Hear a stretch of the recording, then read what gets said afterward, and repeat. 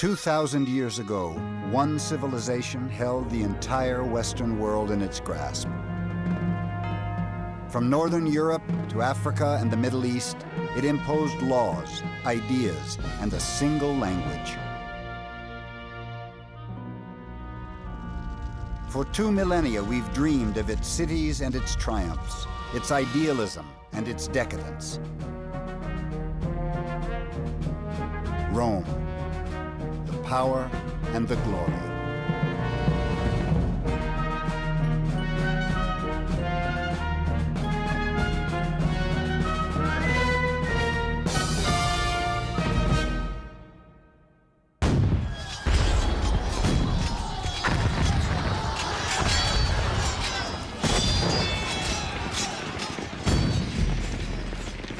Over 1,000 years after Rome's fall, the armies of the French Emperor Napoleon descend on the city.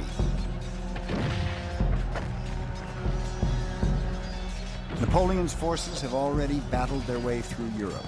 To take Rome seems an afterthought. By this time, it's a backwater.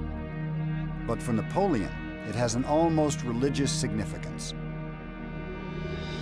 He claims he's the spiritual descendant of the Roman emperors. He has himself painted wearing the Roman crown of laurels, as if Rome still rules the world.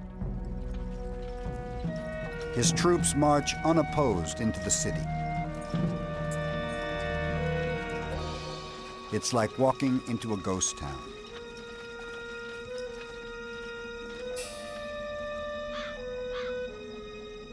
They find the frightened Romans huddling among the ruins of the ancient city.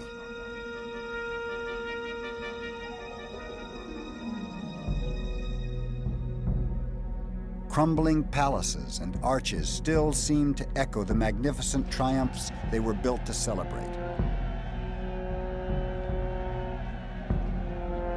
Goats and cattle graze where thousands once thronged the streets. In 70 AD, when the Emperor Vespasian started building the massive Colosseum, Rome was 10 times larger than the city Napoleon found. Vespasian wanted a great theater for the gory spectacles Romans so loved.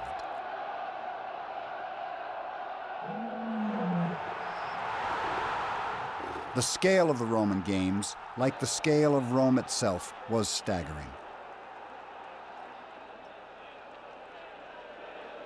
The Colosseum had seating for 45,000 and standing room for 20,000 more.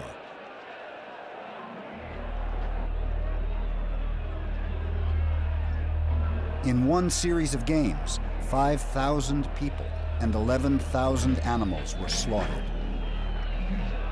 Nothing in Hollywood could compare with this gruesome splatterfest. The blood and brutality were all too real, and the Romans were addicted to it.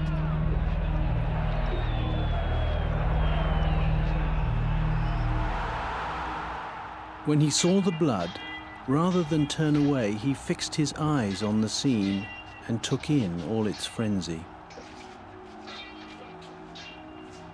He reveled in the wickedness of the fighting and grew intoxicated with the bloodshed. When he left the arena, he took with him a sick mind, which left him no peace until he came back again. St. Augustine. They did get excited watching gladiators kill one another. I'm not denying that. But you know what? So do we. I think, for example, of the brouhaha over Mike Tyson. Right. What Mike Tyson did when he bit, was it Evander Holyfield's ear? That would have been applauded in the Roman arena. That's great. That's what you're supposed to do. In fact, you're supposed to rip the ear off and march around the arena with it in your mouth. That's what you're supposed to do.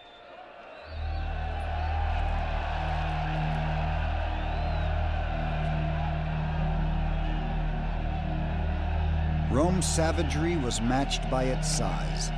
When the Colosseum was built, Rome was a city of 1 million people and growing. Not until London of the 19th century would a city approach this size again.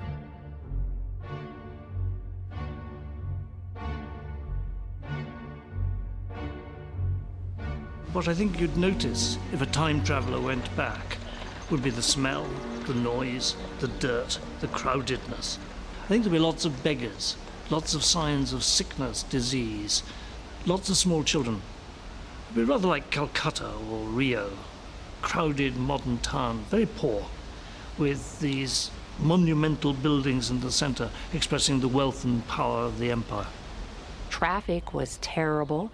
Julius Caesar forbade wheeled traffic during the day so people could move around, which meant that at night all these carts started going on these stone streets, and it was so noisy that you couldn't sleep.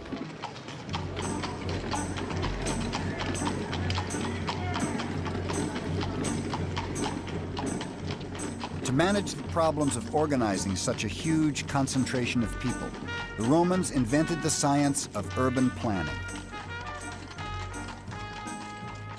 They invented cement, built gigantic public storehouses, and installed citywide sewage systems.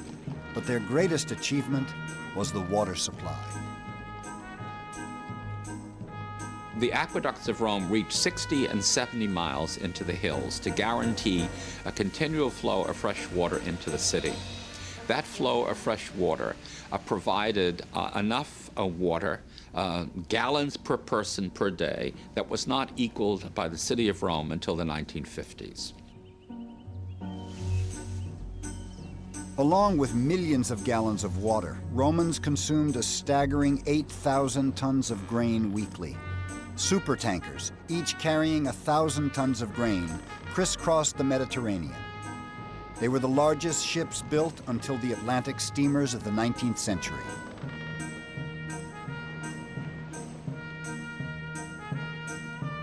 The city of Rome was the heart of an empire that stretched from Scotland to Syria.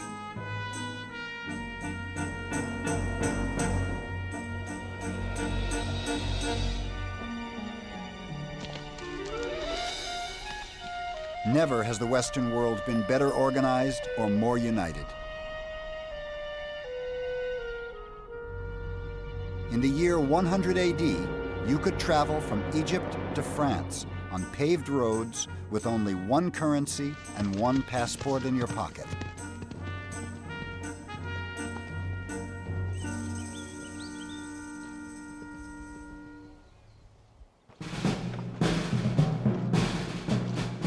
And this vast, well-organized empire would muster the largest army the world had ever seen. Over 500,000 soldiers.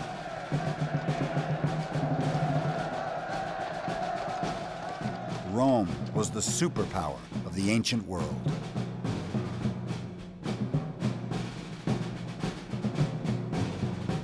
Later superpowers never stopped learning the lessons of its spectacular rise and fall. Napoleon was not alone in his obsession with Rome. 20 years before Napoleon marched into Rome, on the other side of the Atlantic, a group of men were designing a political system for their new country.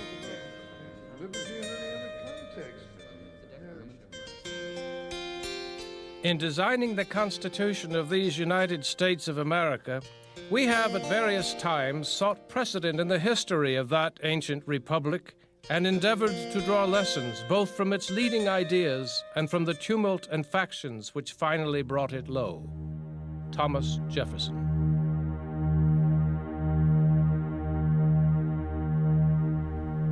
The American founding fathers spent most of their childhood and much of their adulthood reading the Latin classics.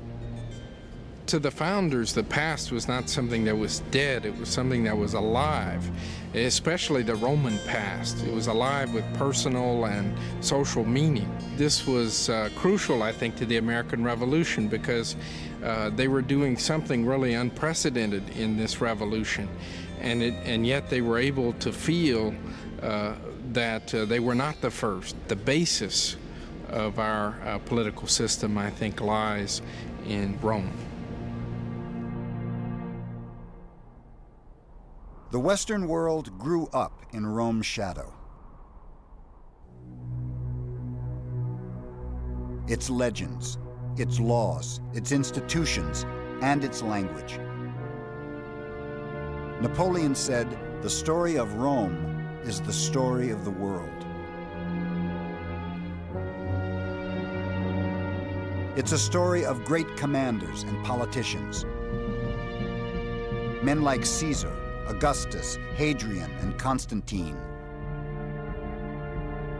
But it's also a story of the poor who bore the brunt of their leaders' ambitions. It's a story of vast idealism and an equally vast greed for power. And finally, it's the story of Rome's spectacular fall and the chaos that followed.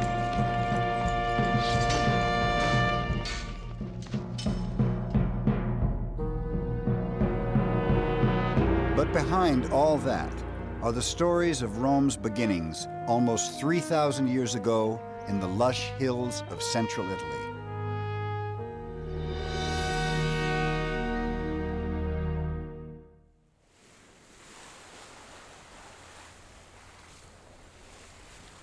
When the Mediterranean sailors of ancient Greece and Egypt looked west toward Italy, they stared into a great unknown. It was 800 years before the birth of Christ, and Rome still didn't exist. But stories were told of mysterious peoples with strange, exotic customs and untold riches. The tales were irresistible.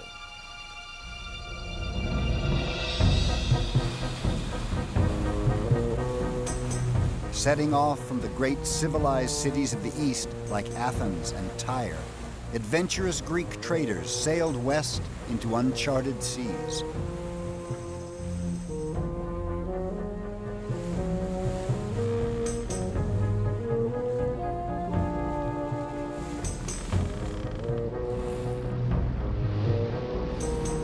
Navigating by the stars, without instruments, they began to explore a remote and little-known peninsula of the Western Mediterranean. They called it Hesperia, the land of the evening sun. Well, in the 8th century BC, time of westward expansion, Phoenicians going west, Greeks going west, founding colonies. Well, when the Greeks sailed into Italy, they found something they didn't expect, an advanced civilization already there. Here in the hills of Tuscany, there were already walled cities. There were kings and high priests. There were skillful craftsmen who created a tender and sensuous art like no other in the Mediterranean. And there were traders ready to barter the finest gold and ironwork the ancient world had ever seen.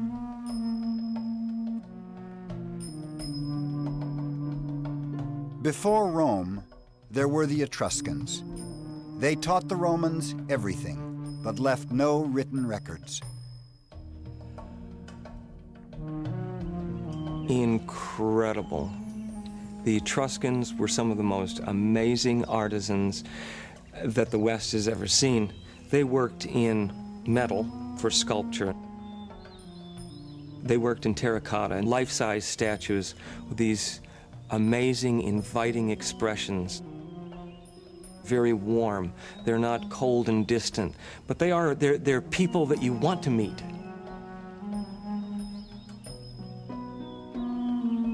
The Etruscans lived in the fertile hills of Tuscany.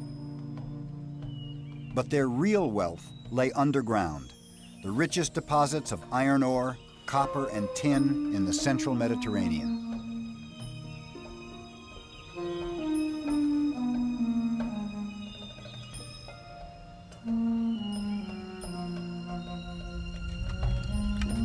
As early as 700 BC, they created shafts, tunnels, subterranean galleries,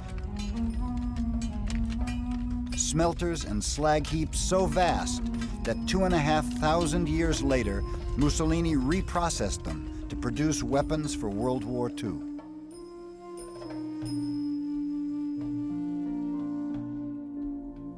Etruscans traded their metalwork as far afield as Syria, Portugal, and even Sweden. But above all, the Etruscans were famous for their open displays of affection between men and women. It shocked the ancient world. The Greeks, who knew the Etruscans from very early on, before Rome was anything, before Rome was, saw that the Etruscan people gave a position to women that the Greeks certainly wouldn't. Not only were women part of the entire house, women reclined at banquets with men, which for a Greek was absolutely unthinkable. It is no shame for the Etruscans to be seen having sexual experiences, for this too is normal there. It seems to be the local custom. Posidonius. And they show no shame in sensuous acts. While the torches are still lit, servants bring in courtesans, sometimes even their own wives, and they all engage in lovemaking, publicly. Theopompus. The Greeks and later the Romans loved to embroider scandalous stories about the decadence of the Etruscans. They were almost certainly untrue. But it is true that the Etruscans created memorable portraits of sensual pleasure. After the Etruscans, the idea of portraying such intimacy between men and women disappeared from Western art for almost 2,000 years.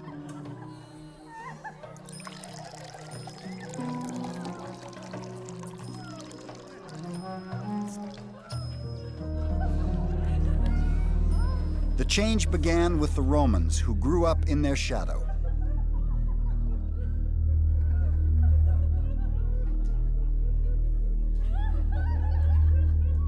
The first Romans were primitive, tough backwoodsmen. They resented the Etruscans, but had everything to learn from them, including the darker sides of civilization. Like all ancient people, the Etruscans were rigidly divided by class. Brutal rituals enforced the power and prestige of the nobility. Etruscans staged games at the funerals of important men. The losers were killed. Their blood celebrated the prestige of the dead man and was an offering to his spirit.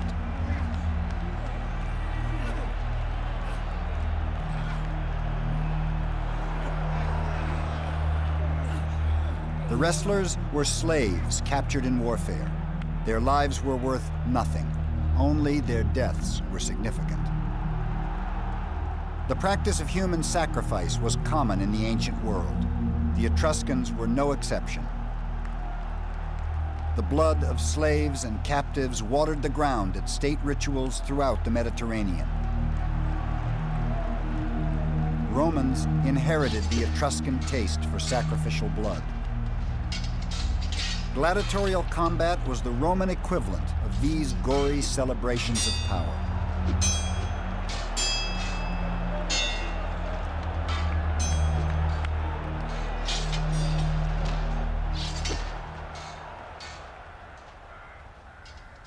Rome took everything from the Etruscans.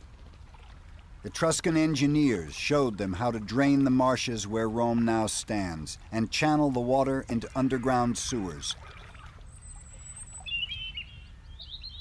Etruscan architects and builders laid out the Roman Forum as a public square in the 7th century BC.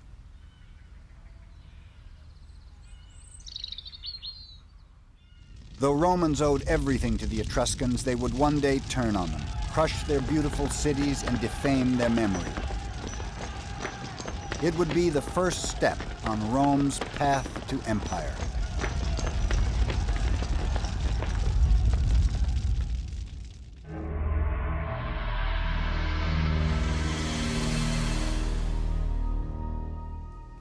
Most of what we know about the birth of Rome comes from the work of one man, one of Rome's greatest historians, Livy. He lived in the reign of the Emperor Augustus, over 700 years after the city was founded. The glory of Rome was at its height, but Romans were already haunted by the specter of decline. The empire was emerging from decades of civil war. Bitterness and political intrigue were rampant.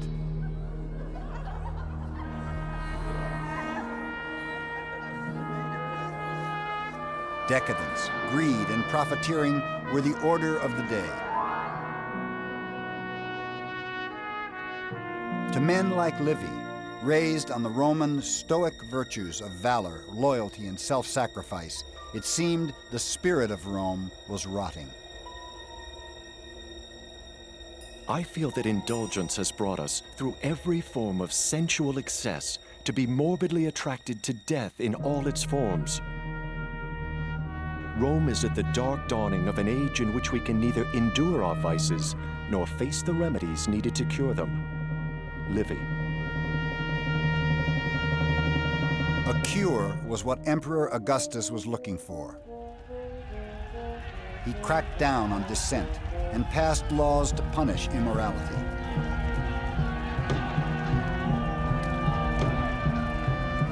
He was determined to reform the empire and force a return to Roman family values. Bawdy poets like Ovid, who wrote The Art of Love, were banished to the Asian steppes. When his own daughter Julia was rumored to have slept with half the Senate, Augustus banished her as well.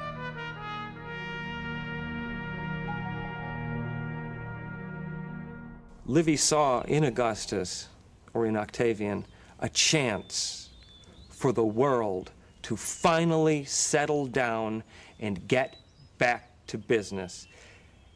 What made Rome great to begin with? You got to go back and look. Who were the heroes of the past that made Rome the city she was? I hope that history may be the best cure for a sick mind. At least it can remind us of what we once were and show us the depths to which we are now sinking. Livy set out to write a brief history of early Rome, celebrating its glories and virtues, propaganda for the reforms of Augustus. What he had to go on were stories handed down over the centuries. They were a mixture of fact and legend. I, for one, am looking forward to absorbing myself in antiquity, because I am so deeply tired of the modern world and all the troubles which torment it. Livy.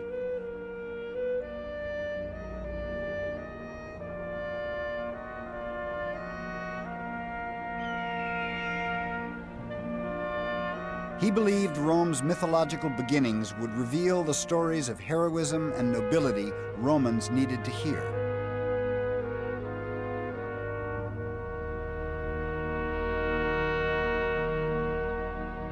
But the stories of Rome's origins were short on Stoic virtues and long on murder, rape, mayhem, and fratricide. To his dismay, Livy discovered they echoed the cruel realities of the Roman world of his own day.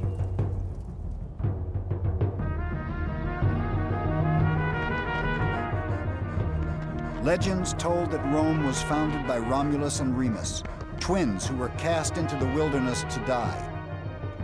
But the boys were said to be saved by a she-wolf who suckled them. They grew up like savages in the woods.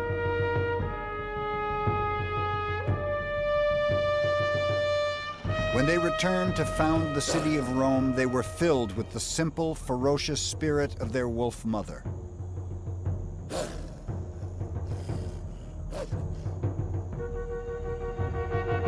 According to legend, Romulus and Remus then led their people to the bend in the river Tiber, where she found them. There Rome was born. The year was 753 BC. But hardly had they founded the city than the two brothers quarreled over who should be king. It was left to the augurs to decide.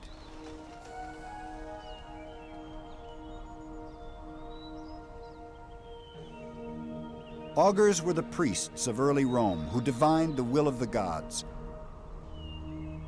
They studied the movements of birds, the weather, the entrails of sheep before making their pronouncements, known as the auguries.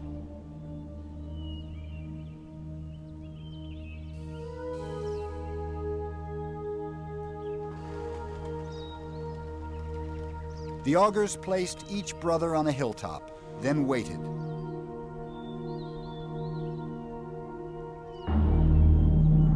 When birds flocked over Romulus, they knew he would be the first king of Rome.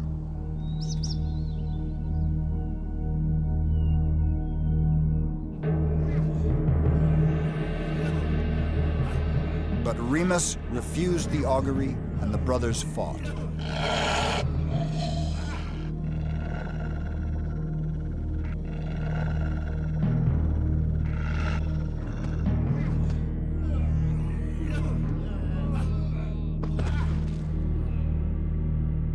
Romulus killed him.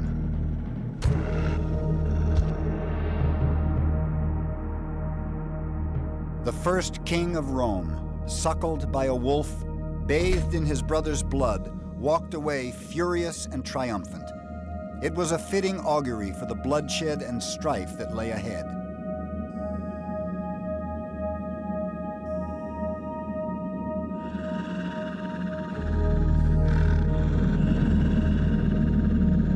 The story about Romulus killing his twin brother at the moment of the founding of the city is a very old story. It's very, very remarkable that in the late Republic, the Romans were fighting civil wars, and of course, it didn't escape their notice that this seemed to be prefigured in the myth with Romulus killing his brother. They actually thought this was a sort of curse on them, that they were fated to destroy each other. Well, the whole Roman psyche was based on violence. If you look at the foundation legends of Romulus and Remus, that's based on fratricide, right? One brother kills another to found a city. And from that point, it just escalates. The violence of the early Romans, in fact and fiction, was born of desperation. In real life, shunned by neighboring tribes, Rome was forced to welcome outcasts, vagrants, and fugitives. And they lured their neighbors, the Sabines, to a ritual of peacemaking. And they're all a pretty desperate lot. And Rome, the earliest community that is organized in that way, of course, is a place where no woman wants to go. So they haven't got any women, that's the first problem. And so the Romans, Romulus in particular, got an idea. New religious festival, let's invite the neighbors. Bring your wife and kids, especially the daughters. The Sabines were wary, but accepted.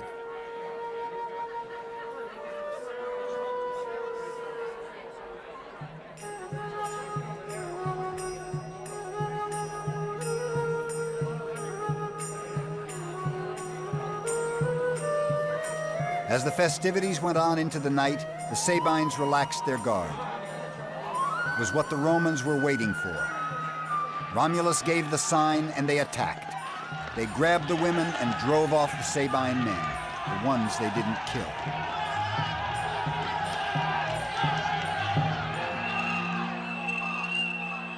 When painters of a later age portrayed the rape of the Sabine women, they imagined a classical city.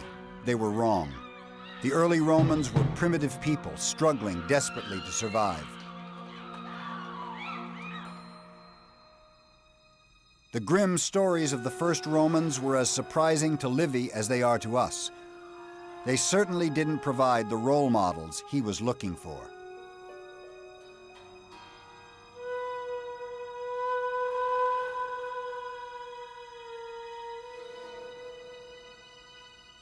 His little book turned into one of the most monumental histories ever written.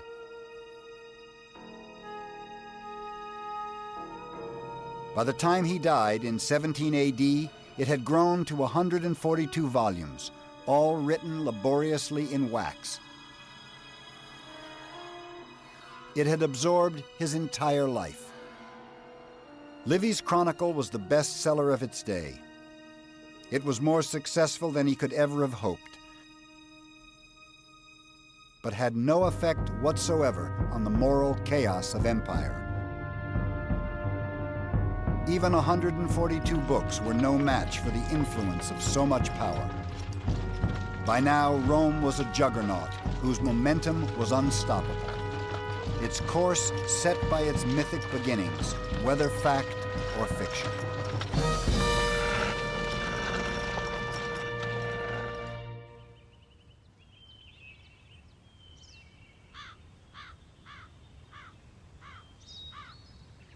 As it approached the 5th century BC, Rome was emerging from its legendary past into the real world of recorded history. It was now a thriving province of the Etruscan world, ruled by Etruscan kings. Primitive mud and thatch huts of Rome's early days had given way to a city of brick. Rome was absorbing people from surrounding lands and growing fast. Etruscan and Greek traders met in its busy streets.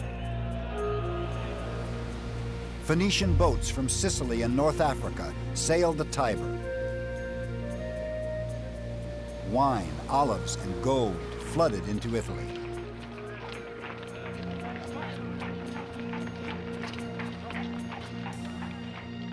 But Rome was still no different from many other prosperous cities of the Mediterranean.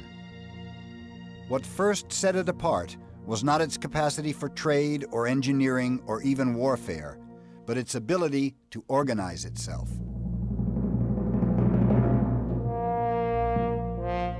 The man who reshaped Roman society was an Etruscan king called Servius Tullius.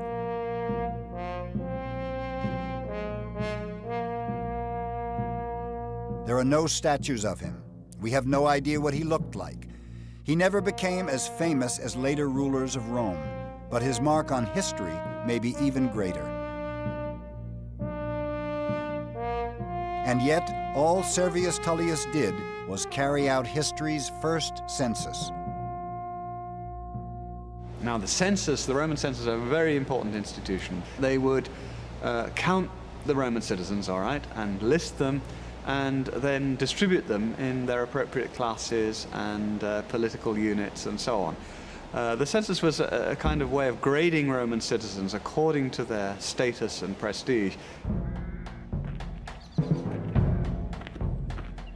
In the 6th century BC, the census detailed every Roman's obligations to the city, to obey its laws, pay taxes, and do military service.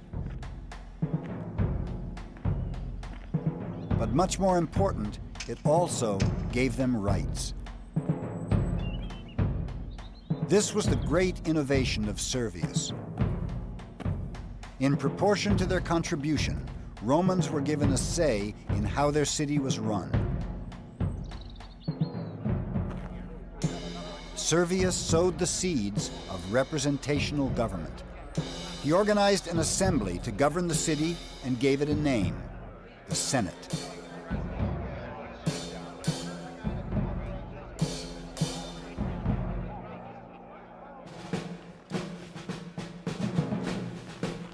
Finally, the census decreed that each of the city's social classes should contribute a group of soldiers for Rome's defense. They were called the legions, the fighting force that was going to put Rome's destiny back in its own hands and one day give it the world.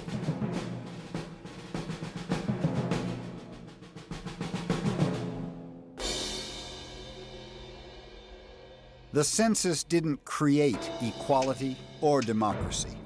Rome remained a society governed by kings and nobles. Women had few rights. But it created a level of organization unheard of in the ancient world. No man did more for Rome than the Etruscan king Servius. His reforms laid the foundations for Rome's greatest achievement, the creation of the Republic. But like so many Roman rulers, he was brought down by treachery and intrigue. The king's own daughter wanted her husband Tarquin on the throne. Her henchmen knew how to get him there. And after they murdered the great king, power and paranoia went hand in hand in Rome.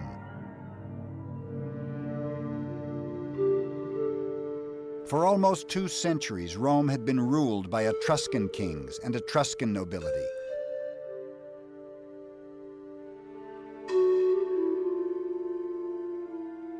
Under Servius, things had gone well. Under Tarquin, his successor, brutality and decadence flourished. While he and his relatives devoted themselves to pleasure, their henchmen carried out campaigns of political murder to remove any and all opposition. Romans were beginning to hate everything the Etruscans stood for. Resentment smoldered.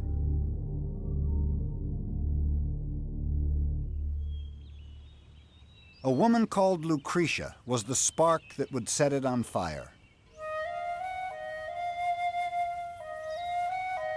She was well loved and highly regarded for her kindness, beauty, and loyalty. She represented everything Romans felt they had and the Etruscans didn't: honor, virtue, bravery.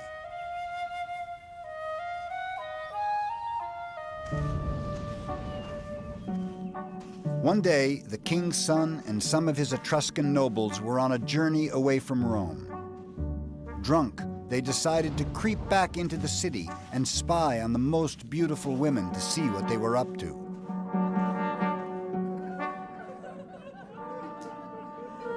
They found their own wives, as expected, partying.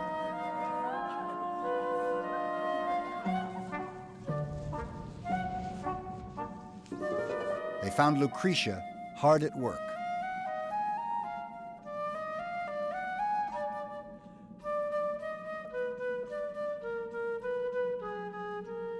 Because this was an indication of good, virtuous, matronly behavior. Right? This is how Roman women should behave. They should not be sleeping with 300 members of the Senate, like Augustus's daughter allegedly did. They're not supposed to be poisoning members of their family, as Livia allegedly did. They're supposed to be producing cloth. The next night, when he knew Lucretia's husband was away, King Tarquin's son crept back to her house alone. With a knife at her throat, he raped her and swore that if she breathed a word of it, he'd kill her.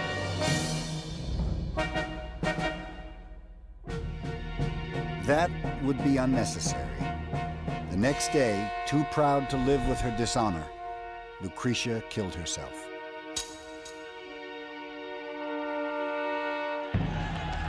Romans went wild. Mobs tore through the streets and attacked Etruscans wherever they found them.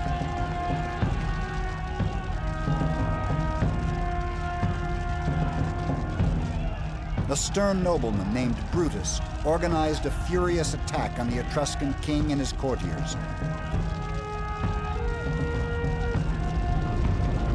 They were overwhelmed and fled for their lives. Romans were finally free of their Etruscan overlords. Lucretia's legacy to Rome was its freedom.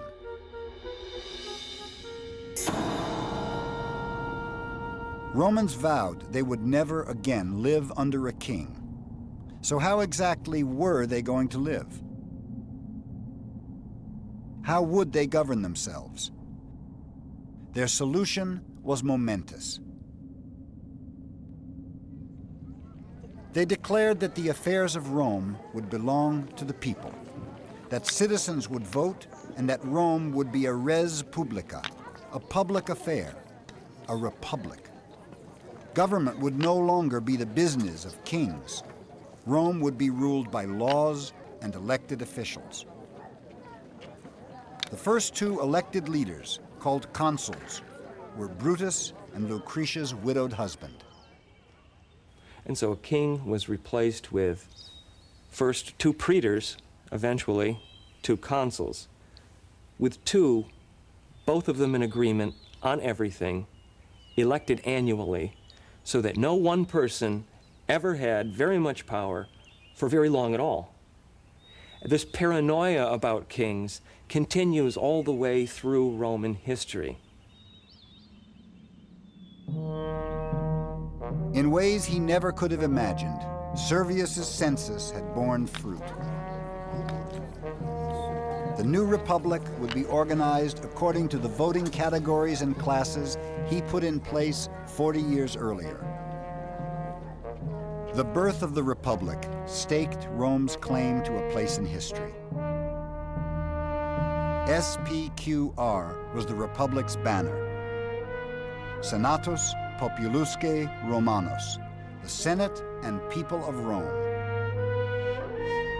It was the ancient world's first representational government. It paved the way for Rome's glories and all democracies to come.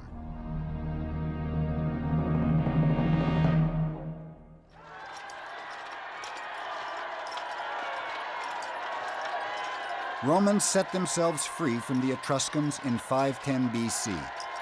Next, they needed to be sure they stayed free. So they set about building the fiercest fighting machine the world had ever seen. And now, it had its old masters to practice against.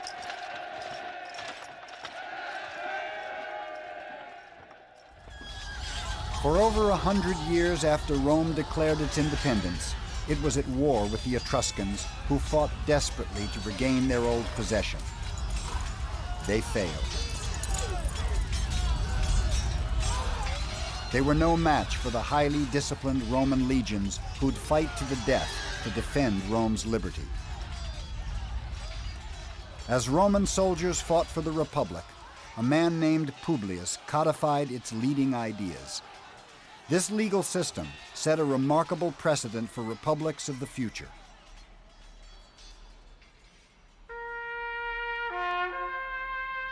"2,000 years later, when the founding fathers of the United States needed to defend their Constitution, they too wrote under the name of Publius.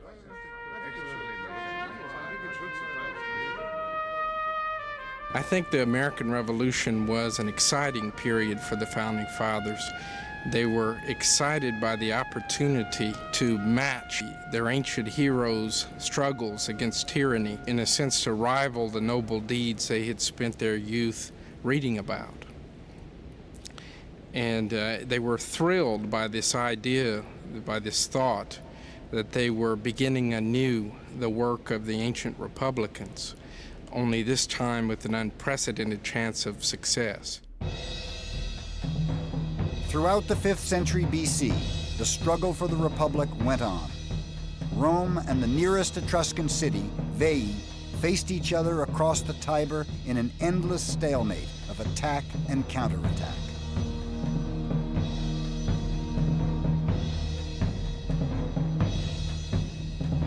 Finally, after decades of bitter skirmishing, a Roman army battled its way toward the Etruscan city.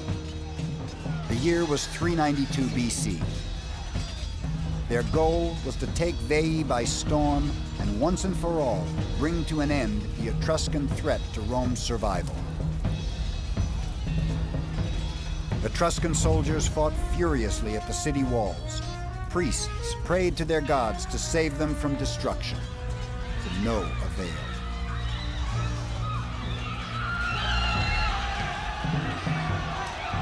The Romans smashed through the Etruscan defenses and laid waste to the city. They slaughtered the men and made slaves of the women.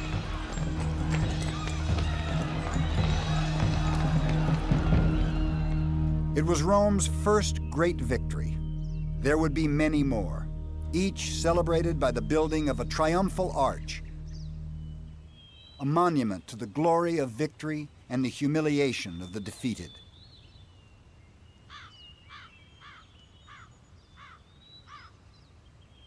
Rome now piled victory upon victory all across Italy, as one by one her neighbors fell to the legions. Rome's rise was gathering momentum, and by now seemed unstoppable. But she suffered one setback, which haunted the empire forever.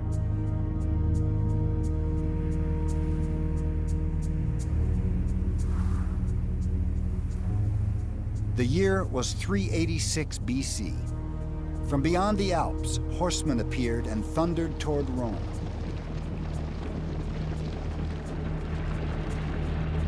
The Romans called them barbarians. They were Celts from Gaul, present-day France. The Gauls were a warlike people, but this time they weren't looking for battle. Wars with their neighbors had pushed them out of their own territory. Now, they needed a new home. Rome dominated central Italy, so the Gauls asked them for territory. Roman envoys refused point blank. Who did these barbarians think they were to presume upon Rome in this way? They'd insulted the Gauls, which was a mistake. The Gauls descended on Rome in a fury. What they weren't given, they would take. Romans were fierce warriors, but had no idea how to fight these people, who charged into battle in a suicidal frenzy. Their savagery, even by Roman standards, was terrifying. Taken by surprise, the Romans barricaded themselves inside their city and hoped these terrifying wild men would go away. They didn't. The Gauls smashed their way into the city and ransacked it. The Romans only escaped being slaughtered by paying the Gauls everything they had to move on and leave them in peace. Rome's humiliation was complete. The words of the Gallic chieftain as he exacted his crushing payment would ring in Roman ears for centuries to come. Woe to the vanquished.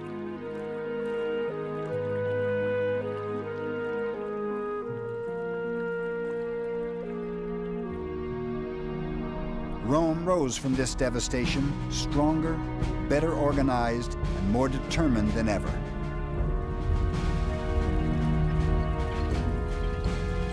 It forged an iron spirit and a civilized code of honor, the stoic virtues of valor, discipline, and self-sacrifice. That code produced soldiers and commanders with an unflinching dedication to duty. One of the most famous was Cincinnatus. Cincinnatus was a Roman who came to embody the classic virtues like no other.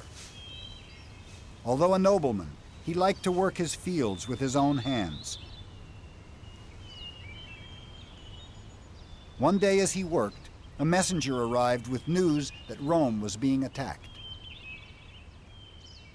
And in such an emergency situation as this, the Roman constitution called for the appointment of a dictator, somebody who would be elected by the people, but then once elected, would have absolute power, life and death power over all citizens, but only for a maximum of 6 months. He dropped his plow, hurried to the city, took up command of the army, and was named dictator. He quickly won a great victory and returned to the city in triumph. Now, he could have stayed on and he could have used his power as he wished.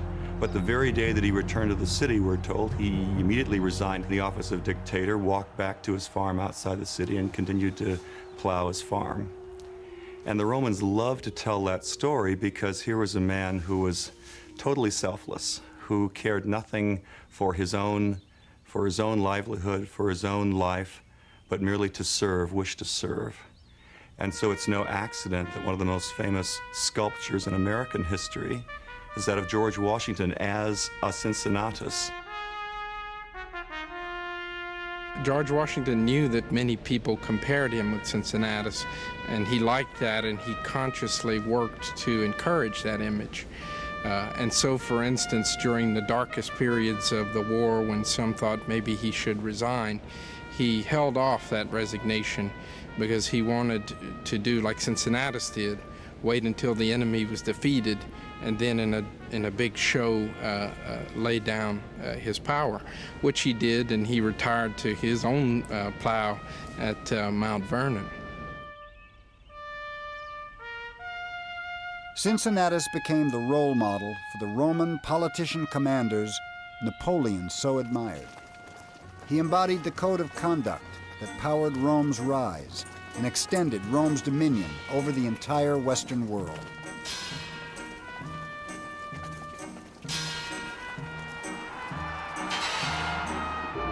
Rome's battles abroad would highlight the conflict within its own soul. The struggle to resist the corrupting influence of so much power. It would haunt the empire for centuries to come. But first, Rome's era of power and glory was about to begin.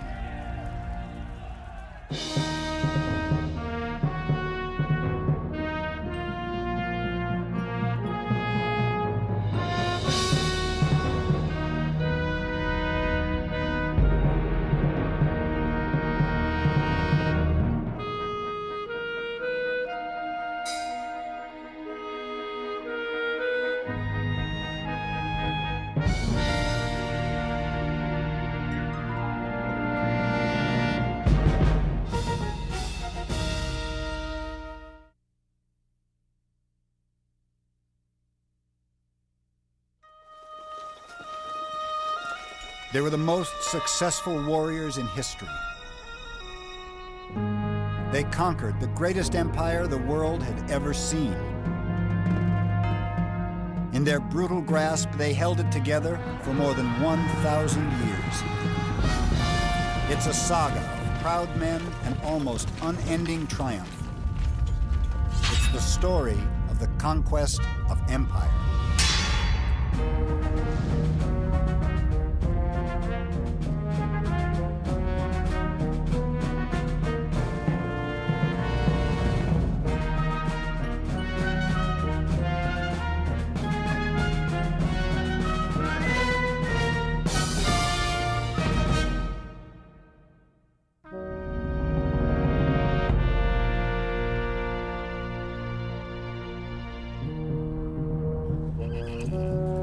One of the greatest rivalries of all time is about to explode into battle.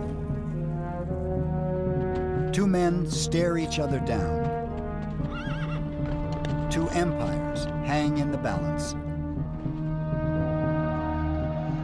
20,000 men will die by the sword. The Roman army is preparing to face the first true threat to its survival, the ancient empire called Carthage. Their leaders are two of the greatest military strategists who ever lived. The fearsome African called Hannibal, and the bold young Roman named Scipio. Whatever its outcome, their contest will change the face of the world for all time.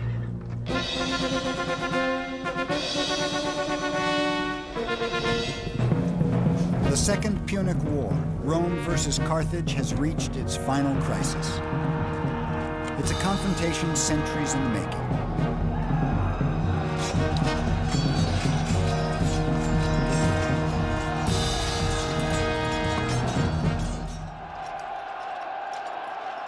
The Roman legions have been a formidable fighting machine since their earliest days. How an amateur army from a minor city grew into a force capable of conquering the world is one of the ultimate success stories of history.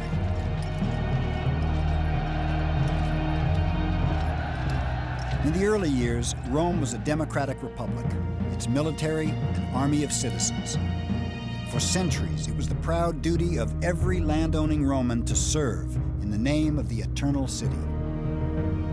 The citizen militia was a true state army. It was an army that It was rationalized along lines of wealth and age. And as best we can tell from our study of ancient history, this was the first army that was literally built into the state as part of the fabric of the state. Even though these citizen soldiers were not professional fighting men, they were the best trained forces the world had ever seen. They seem to have been born with weapons in their hands. Never did they take a break from their training. Their maneuvers are like bloodless battles, and their battles blood-stained maneuvers. Victory comes sure and certain. Josephus. In the early centuries, Romans claimed their warfare was mostly defensive, that they were only protecting themselves against their enemies, real or perceived. It didn't matter that they often won new territories. Romans insisted expansion wasn't their primary goal. Rome has been accused of following a policy of defensive aggression. And by that, it's often meant that the Romans feared an enemy on their borders. Fearing attack, they would preemptively attack this enemy, defeat them, and annex their territory. Once you've done that, of course, on the far side of this newly conquered territory, you would find new enemies on your borders, and you might fear them. And so thus you're compelled to continually advance your borders to, in your own mind, preemptively deter an aggression against your own state. It was an accidental empire, and yet Romans found themselves engaged in almost constant warfare. In battle after battle, Romans came away victorious, and Rome's influence was growing fast. Back in the 5th century BC, Rome was little more than a smudge on the map. Over the next 2 centuries, Rome conquered most of central Italy. Besides constant fighting and training, there were other keys to the success of this young army. The genius of the Roman war machine was rarely the invention of new weapons or tactics. Rather, just as they would in art and technology, Romans stole the military innovations of others, brilliantly. They didn't look for what today we'd call a silver bullet, the one single weapon system that would guarantee them success on the battlefield, or one tactic that would guarantee them success.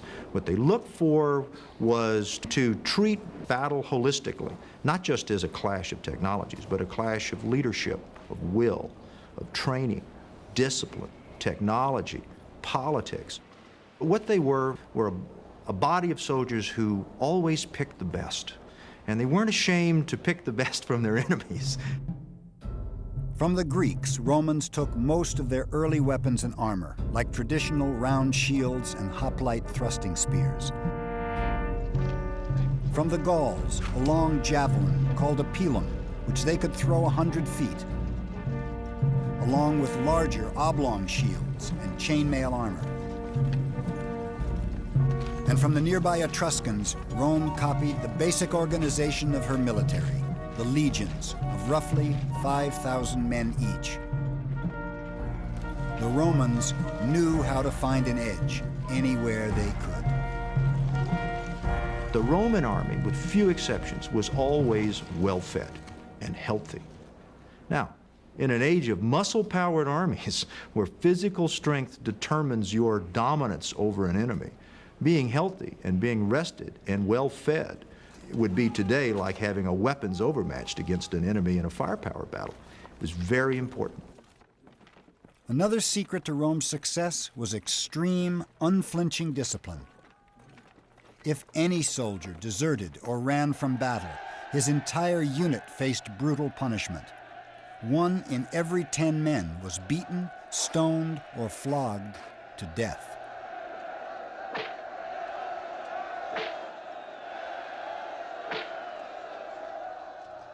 Every Roman soldier knew retreat was never an option. It was a policy that often made the difference between victory and defeat.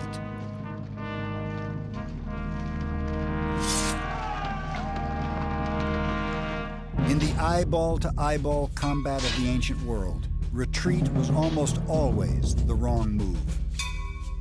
two men armed with swords and shields find it surprisingly difficult to seriously wound or kill each other.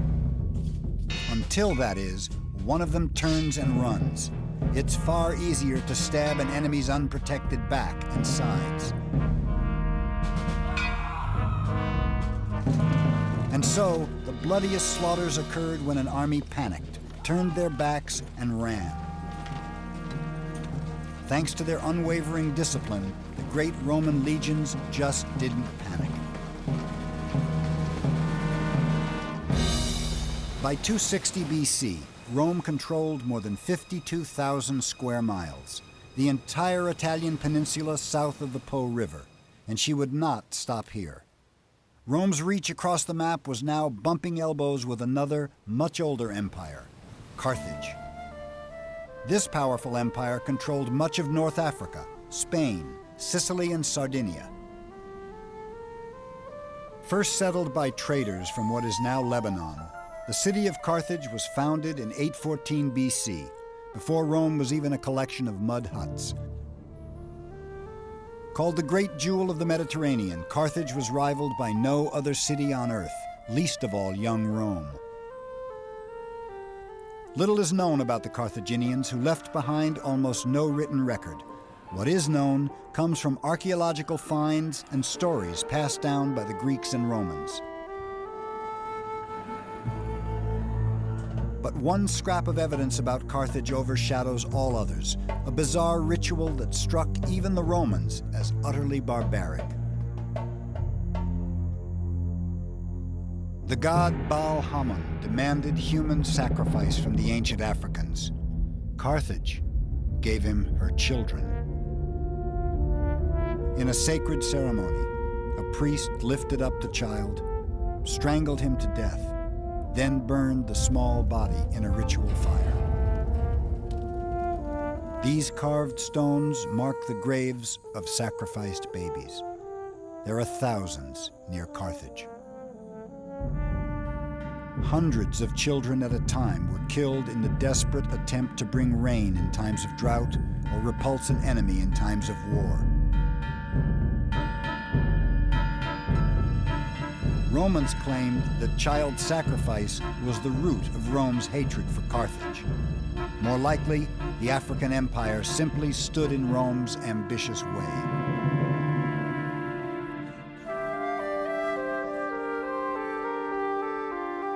Rome continued to claim her wars were defensive, but it's doubtful even Romans believed this once she turned a hungry eye toward Africa. 265 BC. The First Punic War with Carthage seemed horribly one-sided. Carthage was a great sea power, and Romans had never fought a single battle at sea.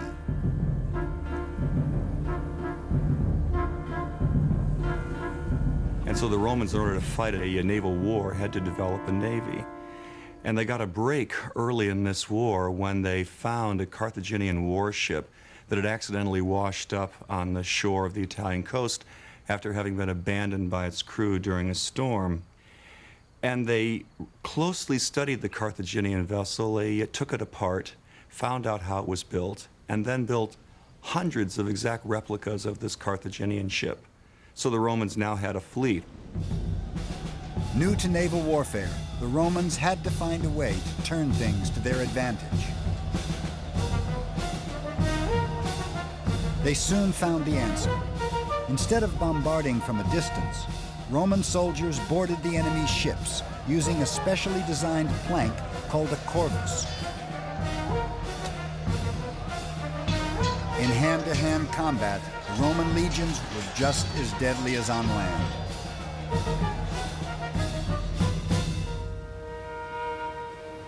It took 23 years of fighting, but the Romans won the First Punic War in 241 BC. Romans seized the rich islands of Sicily and Sardinia and forced the king of Carthage to sign a crushing treaty, giving the empire's entire treasury to Rome. It's said a young boy witnessed his people's humiliation that day. the son of a Carthaginian general looked on, bitterly, vowing revenge. The child's name was Hannibal.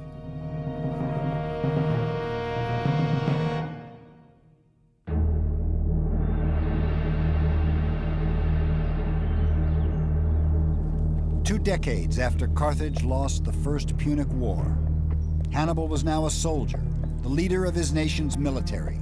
He was 25 years old and already a great warrior. Fresh from the conquest of Spain, he reminded his troops of his promise to punish Rome. Year after year you have fought with me and won. Steel your hearts to march forward, to halt only at the walls of Rome. But attacking Rome wouldn't be easy. No longer in control of the Mediterranean, Hannibal would have to make the journey by land, crossing the Alps with 40,000 men and 37 elephants. Autumn, 218 BC. Man and beast trudge for months over cruel terrain. Their serpentine parade stretches more than 15 miles. Hannibal's troops are professional soldiers, well-equipped and well-trained, and yet the long journey takes a grim toll. When they finally make it through the mountains, 1/3 of Hannibal's men are dead. Most of the horses and all but one of the elephants have perished, and yet the survivors march on. Even before the first battle, Romans see Hannibal as a potent threat. They never had to face a fiercer or more warlike foe. Carthage had long been an enemy of Rome, and they were bringing with them countless Spaniards, already battle-hungry, and would soon be raising Gauls with their insatiable appetite for blood. War was coming, and it would be fought in Italy in defense of the walls of Rome. Livy. The Roman Senate raised 6 new legions, more than 30,000 men. The Second Punic War was begun. This time the deciding factor wouldn't be manpower, but strategy. Most Roman commanders were political appointees with little battlefield experience, no match for a military genius like Hannibal. Hannibal had a spark. I mean, he had many things that made him a great leader. I mean, he knew how to motivate troops, he knew how to innovate on the battlefield, he knew how to make the optimum use of the tools at his command. But in addition to that, he had that spark. He had the ability to read an enemy and find that one maneuver that would cause the enemy to collapse. In battle after battle, Hannibal humiliated the Roman legions. The most devastating defeat was the Battle of Cannae. Here, Hannibal, though badly outnumbered, managed to surround the Romans and slaughtered them. 50,000 Romans, more than half the entire Roman military, killed in the worst defeat Rome ever suffered. At last, Rome saw Hannibal for what he was, the first true threat to her survival.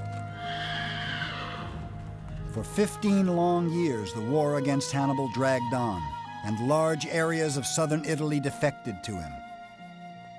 Hannibal never lost a single battle, and many wondered how long it would be before he attacked the city of Rome.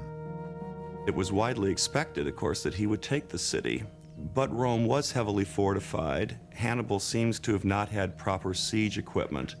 No matter how many armies of the Romans and their allies Hannibal could defeat, the Romans were always able to raise new armies, to put new armies into the field. And ultimately, Hannibal failed to take the city. And yet the tide didn't turn against Hannibal until the Senate called up a military leader in the same league with the legendary Carthaginian. Publius Cornelius Scipio had the cunning and the charisma to match the so-called scourge of Rome. The son of a general and a survivor of the Battle of Cannae, the young Scipio studied Hannibal's tactics closely. Then in 204 BC, rather than confront Hannibal in Italy, Scipio had a brilliant but risky plan, an end run. He sailed to Africa and invaded the empire of Carthage. Carthage was forced to respond, recalling Hannibal from his 17-year torment of Italy. It was the moment of truth. Scipio and Hannibal would fight a single battle to decide the Second Punic War, the Battle of Zama. The two armies gathered forces in the countryside of what is now central Tunisia. Outside the ancient city of Zama, Scipio confronted his arch-rival, Hannibal. It's believed the two men met face to face just before the ultimate battle in an attempt to make peace. Scipio refused Hannibal's terms, saying to his rival, "Prepare for war, since evidently you have found peace intolerable."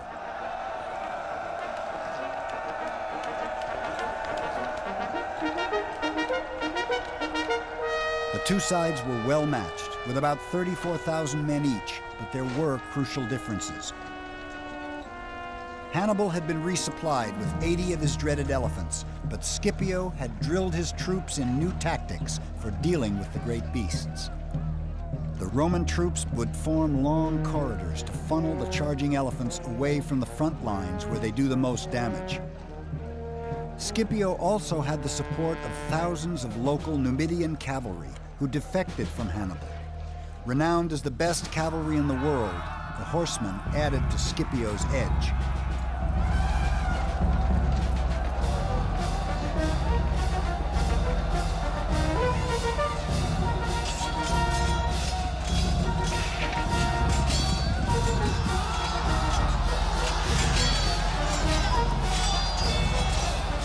Scipio finally and soundly defeated Hannibal at Zama. Carthage was crippled. Carthage was forced to hand over all but 10 of her warships, all her elephants, and a treasure so great it would take 20 years to pay. The once great empire was impoverished and stripped of all power. Hannibal escaped from the Battle of Zama. For a time, he tried to revive his waning Carthage, but eventually fled into exile in Greece. And though the aging warrior no longer posed any threat, Rome still pursued him, determined to capture the famous scourge. Ultimately, Hannibal denied her the pleasure. Let us free the Roman people of their long-standing anxiety, seeing that they find it tedious to wait for an old man's death. It is no magnificent victory to defeat a man unarmed and betrayed. With that, Hannibal put a drink of poison to his lips and drained his cup.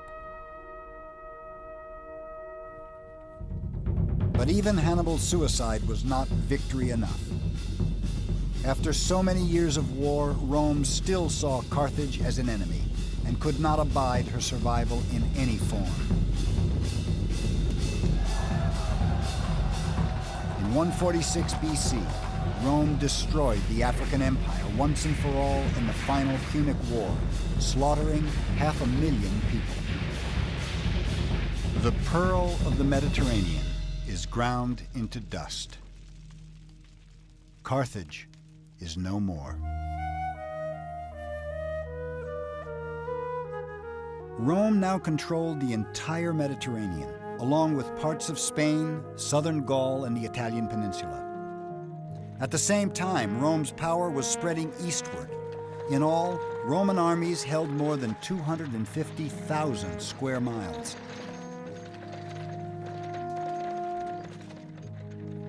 In 3 centuries, a small backwater city had become a dominant world power.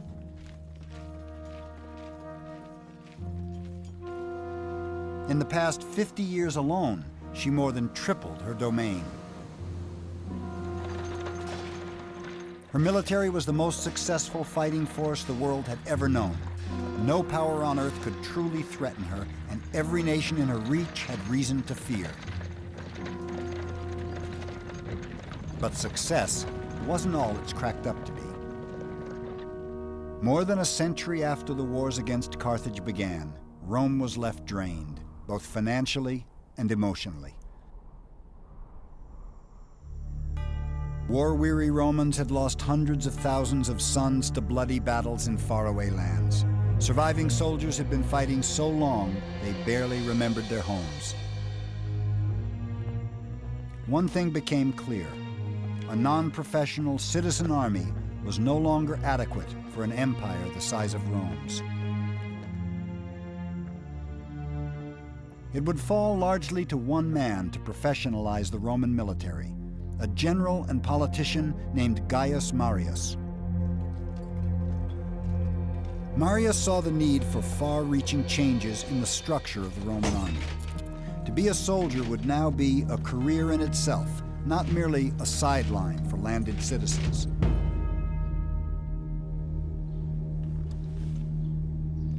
Marius recruited even the poorest Romans into the legions and issued them standardized equipment, making them the best outfitted soldiers in the ancient world. Including weapons, a soldier carried at least 80 pounds on his back, earning troops of this era the nickname Marius's Mules. Rome's first true professional soldiers were even more fit and better disciplined than earlier armies. But the biggest change of all, this new class of warrior had a special relationship with its commander. When they became veterans, Marius would personally see to it that his men received a grant of land, often in recently conquered territories. In the end, this was more than a generous perk for poor soldiers with no farms to return to. In fact, it was revolutionary. Suddenly, a soldier's first loyalty was to the general who recruited him and took care of him in old age, and not to the state. For the first time, the soldier looked to the general, not only for allegiance, but for pay, for retirement benefits, if you will. And then over time, then the army began to dominate the state rather than the state dominating the army. And that's the terrible legacy of Marius.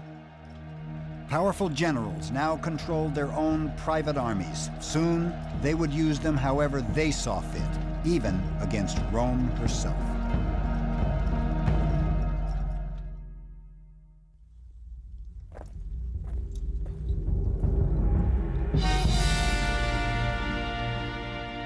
By the 1st century BC, a powerful general called Lucius Cornelius Sulla would be the first to cash in on the loyalty of his men. And Sulla was famous for commanding the affections of soldiers. It was Sulla more than anyone else who set the example. In order to corrupt and win over the soldiers of other generals, he gave his own troops a good time and spent money lavishly on them. He was thus, at the same time, encouraging the evils of both treachery and of debauchery. Plutarch. In 89 BC, when the Senate ordered Sulla to hand over control of his army in southern Italy, he refused, and his troops remained fiercely devoted to him. Armed with 6 renegade legions, more than 30,000 men, Sulla then did an astonishing thing. He marched on the city of Rome. Once in control of the city, Sulla's soldiers went on a bloody rampage. Hundreds of Sulla's political enemies were then rounded up and executed, and he was the first among several generals who was to use his military forces in this way. Sulla planted his own supporters in power and quickly left the city in peace, but nothing in Rome would ever be the same. A Roman general used his troops to enforce his own political power. It was the first time, but it would by no means be the last. Soon, another Roman army would march against Rome, led by a great leader, politician, and general. A man named Julius Caesar.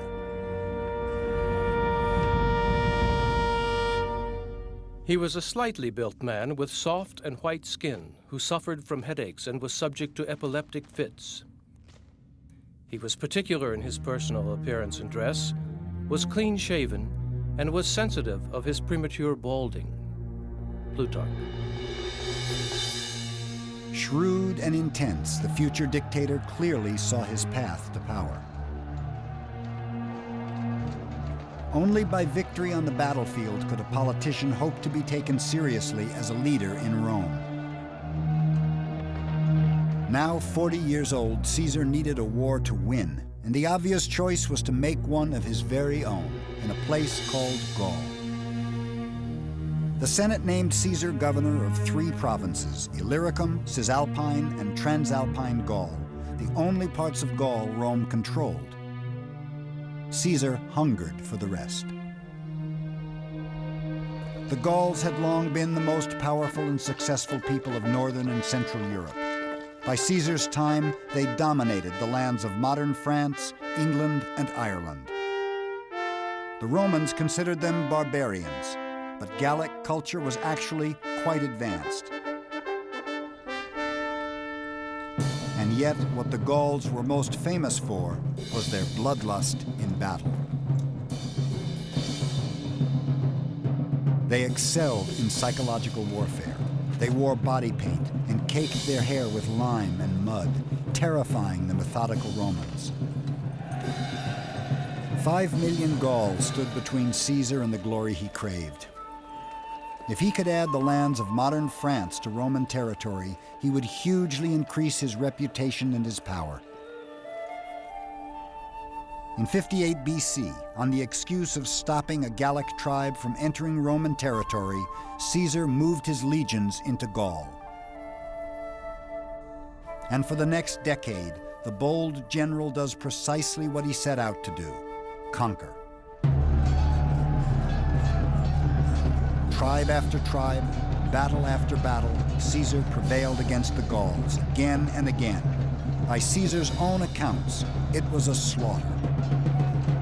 The campaign in Gaul of Julius Caesar is very well known, and very often people see it as somehow epitomizing Roman imperialism. What people forget is that Julius Caesar was proud of the fact that in Gaul he killed 1 million Gauls. That's genocide. Though he's considered one of history's great generals, Caesar was not a tactical genius. Instead, he had incredible fortitude and a genius for inspiring others. Caesar won the devotion of his soldiers by marching alongside them, eating the same food and sleeping on the ground as they did. He forged a military machine during these campaigns, the likes of which had not really been seen prior to this in Roman history. He built an army composed of troops that were fanatically loyal to him, particularly the legionary infantry who fought along with him.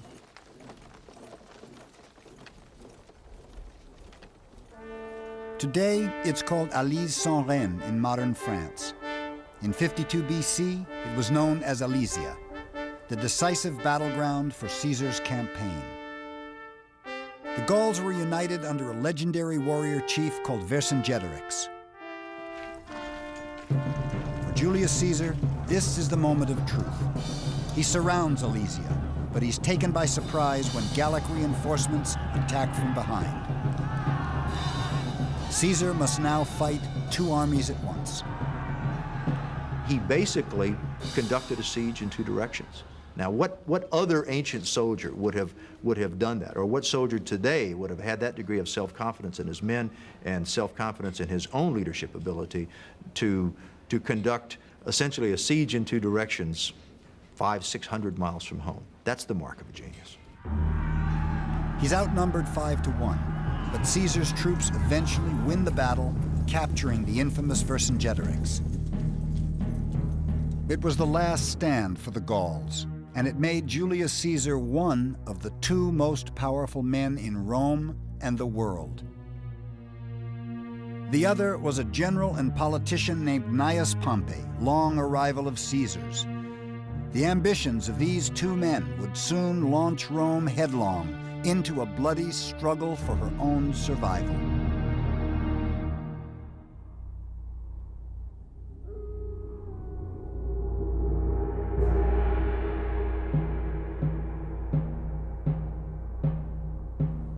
It was never a raging torrent or a great river, but it was destined for a place in history.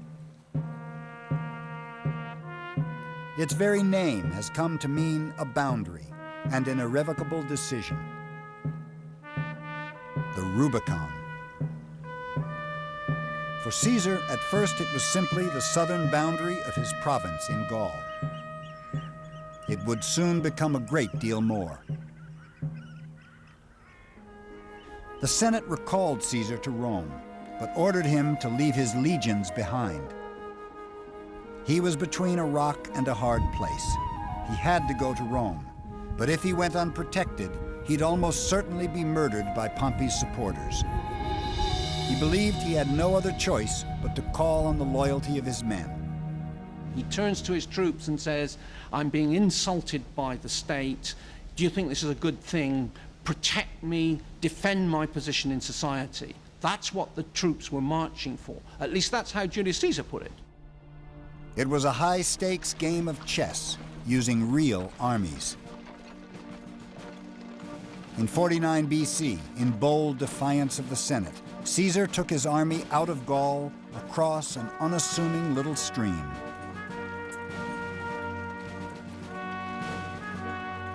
We can still turn back, but once we cross that little bridge, we will have to fight it out.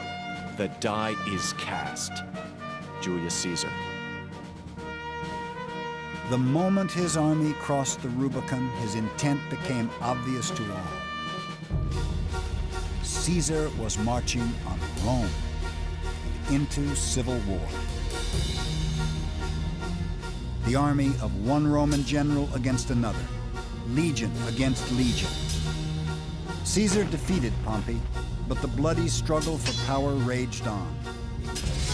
Even after Caesar was stabbed to death by the Senate in 44 BC, civil war and anarchy tore Rome apart. For 2 decades, Romans by the thousands died by Roman swords as one general after another entered the fray. Agrippa, Lepidus, Dolabella, Brutus, Cassius, Mark Antony, and Cleopatra against Octavian, until one man emerged triumphant. He called himself Augustus, Rome's first emperor. The Republic was dead. Rome was now officially an empire, ruled by a sole dictator. The army at last had a single commander, and Rome at last had peace. The imperial army under Augustus, the first emperor, took an oath of allegiance, not to the Senate, not to the people of Rome, but to the emperor personally, a personal oath of allegiance. The emperor provided the pay, the emperor provided the land that veterans could expect to get after service. So the army was tightly bound to the person of the emperor himself. For a time, Augustus solved the crisis of the army's loyalty by making himself the sole commander. Rome's first emperor understood that you had to control the military to control Rome. The growth of the empire had slowed, but defending the vast borders was a gargantuan and expensive task. What Augustus sensed was that simply that the Roman Empire had spread too far, too fast, and that the military was stretched to the limit in trying to defend that huge expanse of territory. So he paused.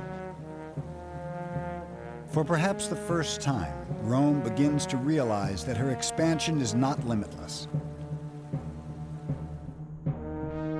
In his will, Augustus himself warns future rulers about the dangers of too large an empire.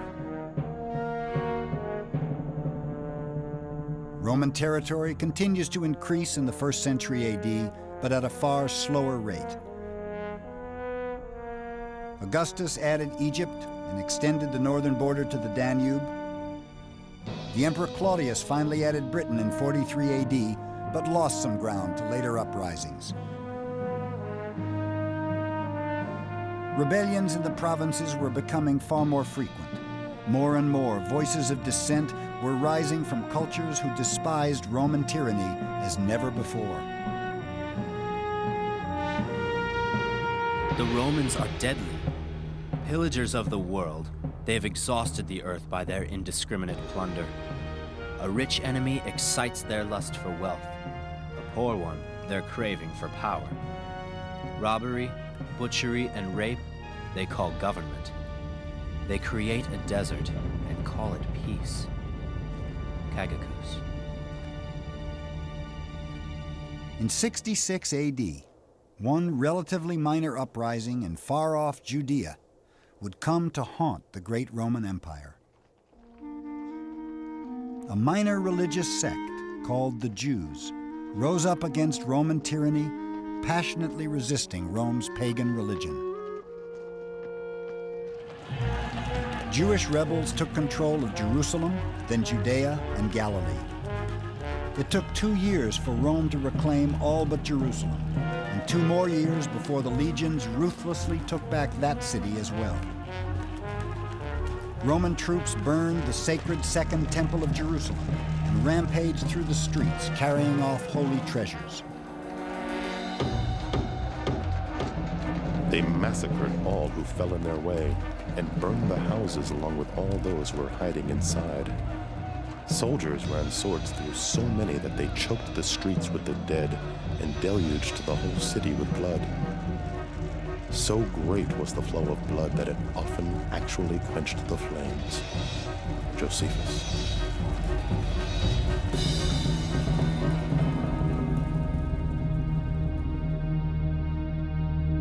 By 74 AD, the Jewish cause seemed lost, and yet one last group of rebels refused to surrender, holding out in a mountaintop fortress, a spectacular stronghold 1,400 feet above the Dead Sea, Masada. Entrenched atop this mountain, 960 determined rebels looked down on an entire legion of 5,000 Roman soldiers. The haunting outlines of their camps can still be seen today. The Roman forces were experts at siege warfare, relying on catapults, stone throwers, and firebrands. But the natural fortress of Masada proved too steep for siege weaponry to do much damage from the ground. Using thousands of Jewish slaves and their own soldiers, the Romans started building an enormous ramp of stone and dirt to the top of the mountain.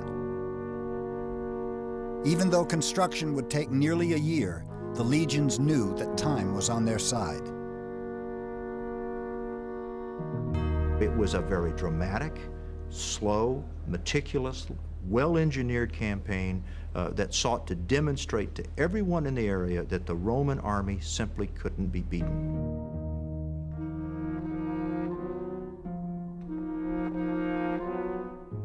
Four years after the fighting began, the ramp was complete. Romans bombarded the fortress and set it ablaze.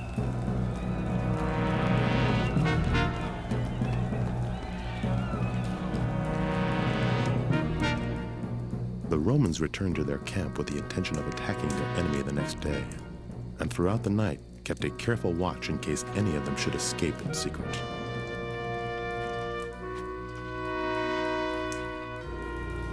But there would be no final battle. In a sense, the Jewish zealots did escape defeat and death by Roman arms. Long ago, we resolved to serve neither the Romans nor anyone other than God himself. We have never submitted to slavery, and we must not now. Let our wives die unabused, our children without any knowledge of slavery. Ben Yair. They drew lots, choosing 10 men from among them who would slay all the rest. Then they offered their necks to the stroke of those who executed that melancholy task. And he who was last of all examined those who lay on the ground, and with a great force of his hand ran the sword into his body up to the hilt.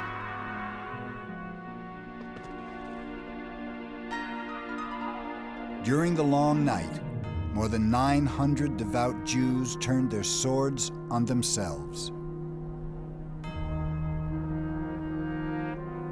When the Romans came upon the rows of dead bodies, they did not exult over them as enemies, but admired their resolve, and the way so many of them had shown an utter contempt of death in taking their own lives without a tremor.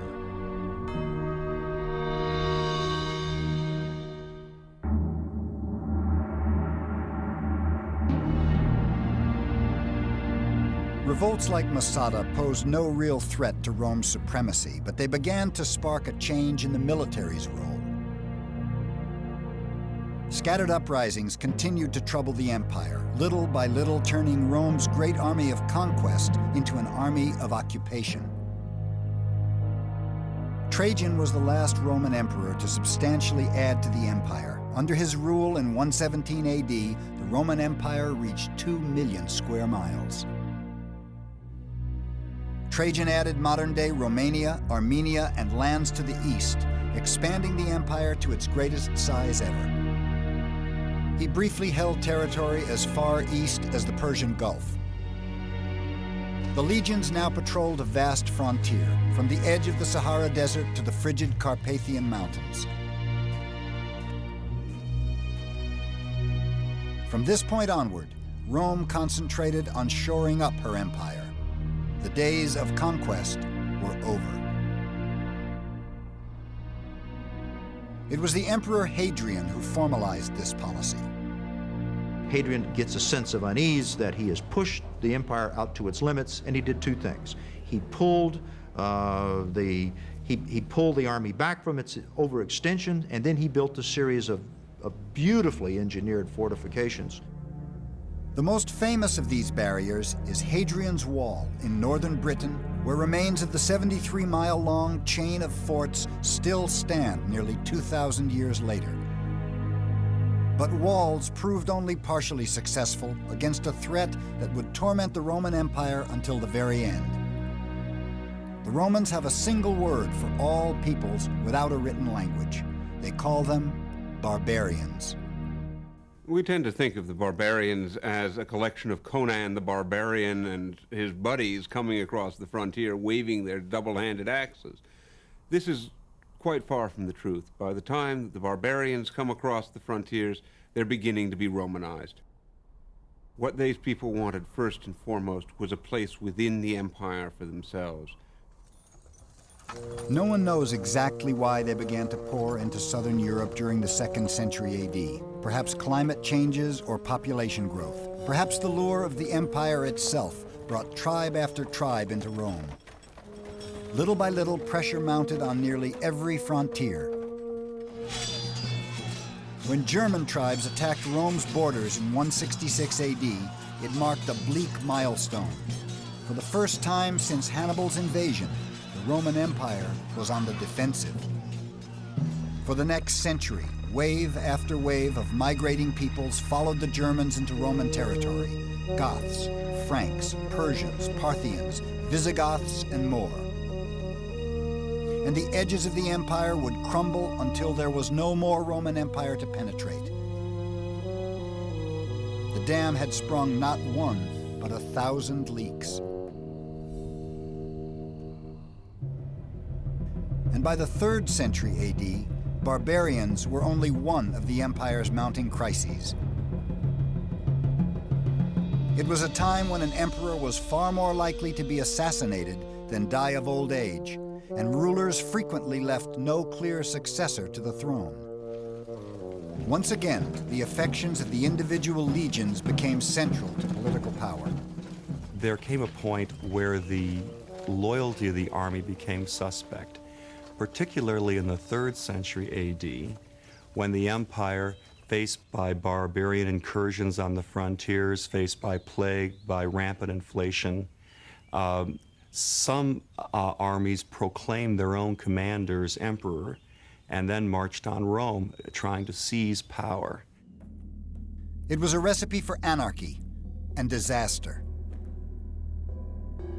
Feuding legions proclaimed 30 different emperors in a period of just 23 years. Civil wars broke out frequently over who the true emperor was.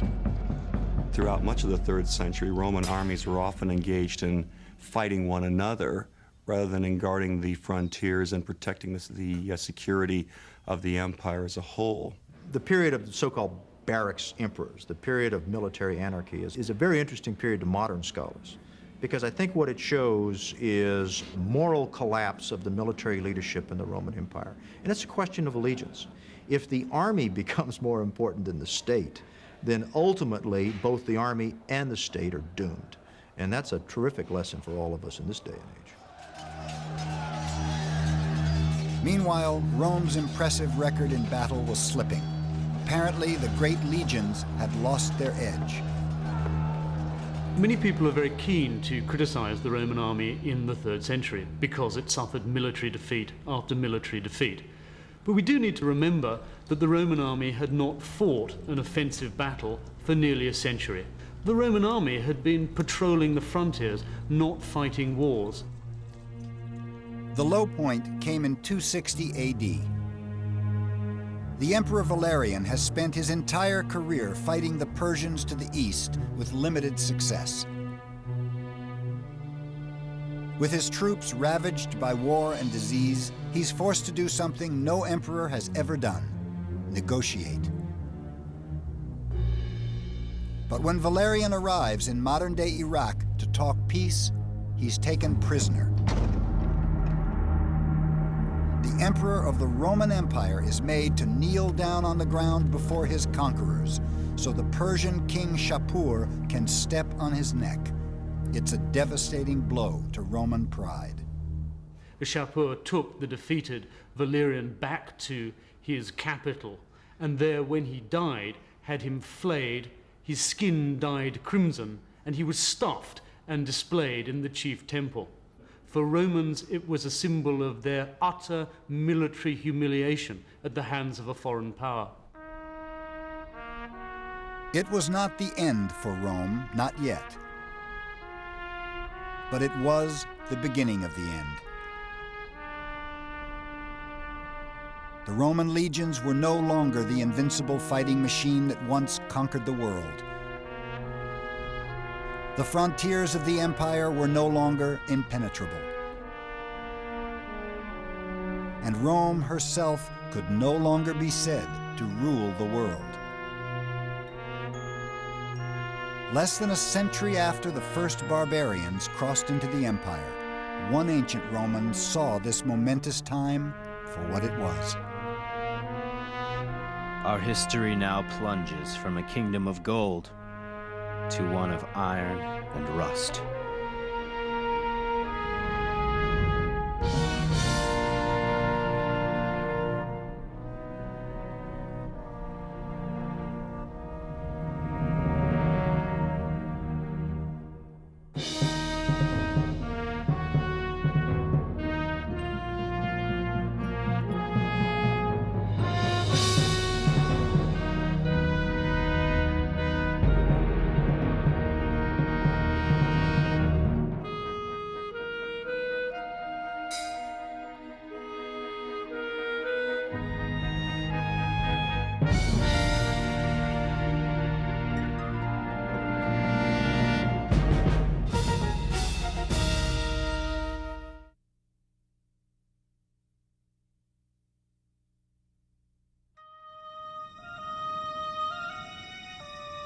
Rome seemed to own the world. Her empire stretched from Scotland to the Sahara. Her army controlled 3 continents. 50 million people lived under her laws. Rome's empire was the greatest political prize the world had ever seen. This is the story of those who would do anything to win it.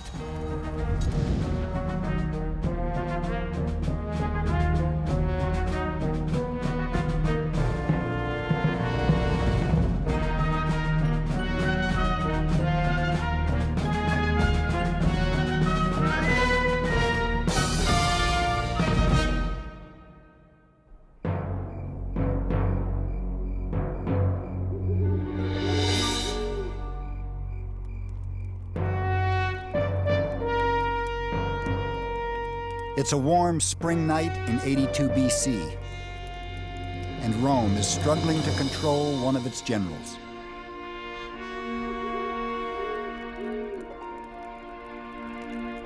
Lucius Cornelius Sulla has camped 50,000 soldiers just outside the city to intimidate his opponents in Rome.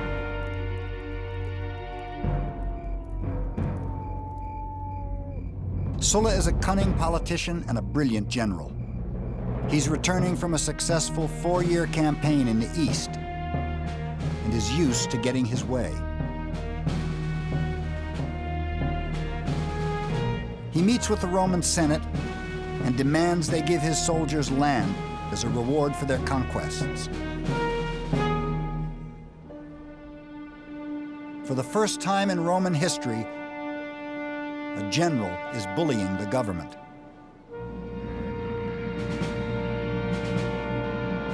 The senators refuse. At issue is the very future of the Roman state. Can Rome's civilian government control the ambition of her generals? Or will brute force triumph over the rule of law?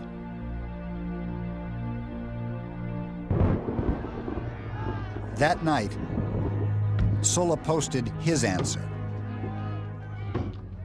Lists of his political enemies with cash rewards next to their names. Sulla had tried to persuade his opponents. Now he promised to kill them. It was a bloodbath. Thousands died. Husbands were slaughtered in the embraces of their wives, sons in the arms of their mothers. And those who were killed in the passion of the moment were as nothing compared with those who were just butchered for the sake of their property. Plutarch.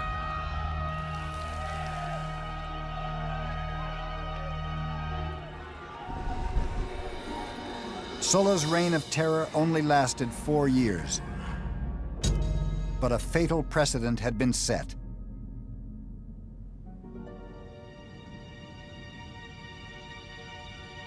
A general had returned from war and persuaded a Roman army to help him seize power in Rome.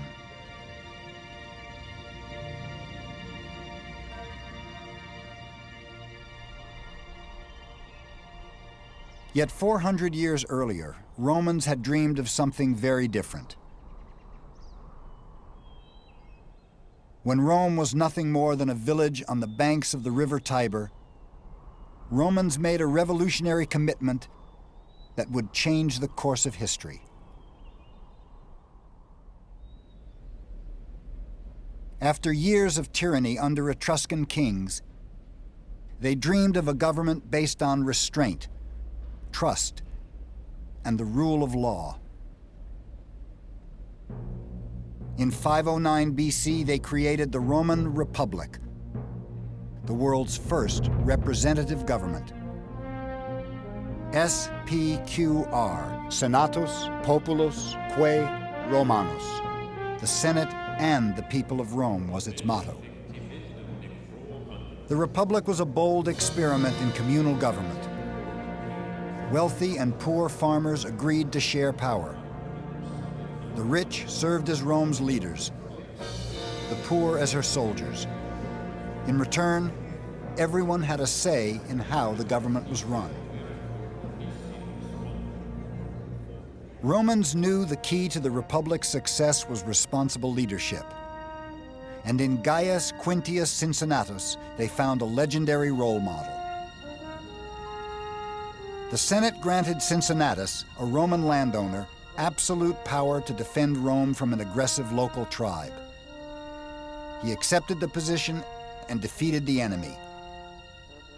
14 days later, he voluntarily resigned and humbly went back to work on his farm. His sense of duty, sacrifice, and loyalty to the state embodied everything the new republic stood for.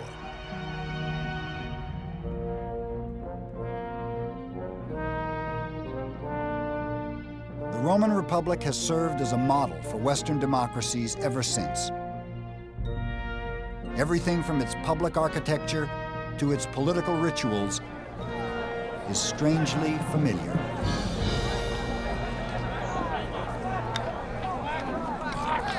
Once a year, the whole city would turn out to vote for its leaders.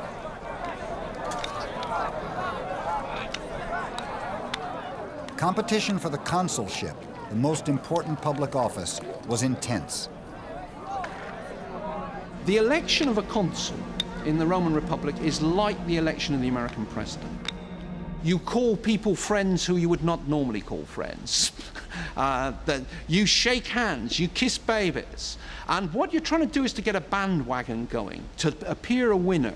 And very gradually, as in American presidential elections, people drop by the wayside. Something goes wrong with their campaign. The remaining candidates then turn to their spin doctors.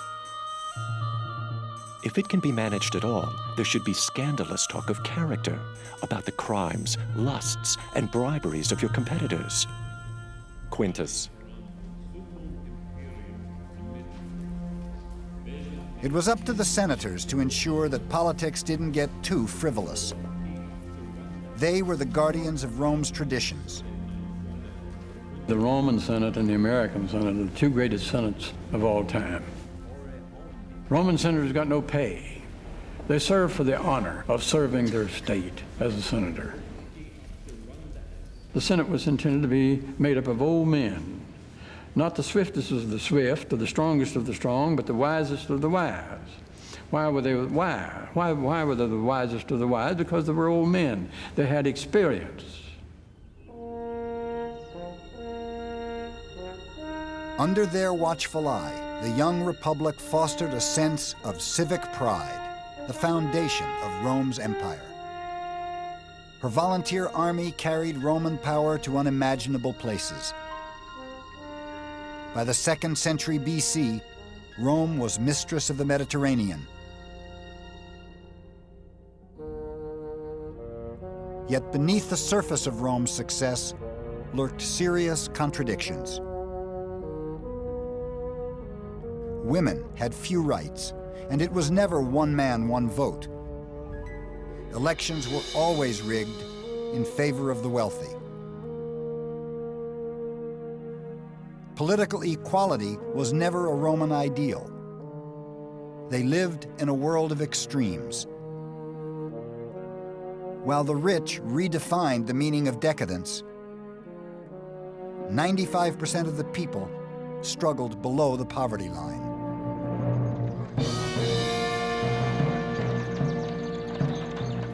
This social imbalance would fuel the most disruptive tradition in Republican Rome: patronage.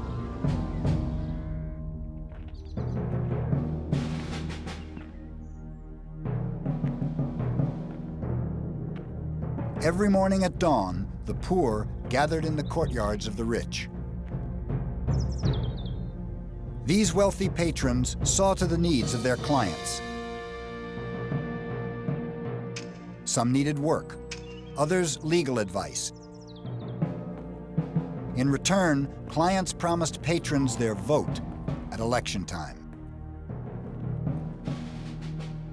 But Rome's great patrons were also Rome's great politicians, and obligations to their clients often clouded their duty to the state. Loyalty was divided, and the ideals of the Republic compromised. The conflict between patronage and politics was set to explode.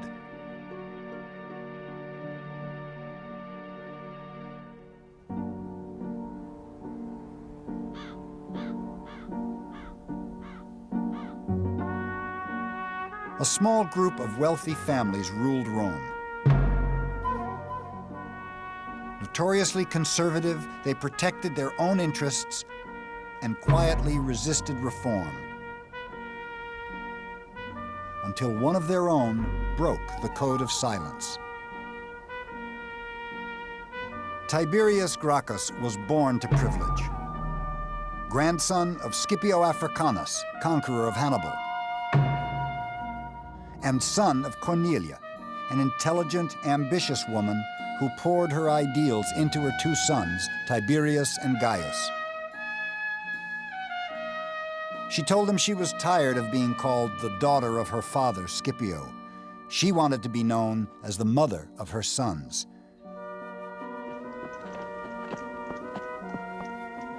In 143 BC, the young Tiberius left Rome to join the army in Spain.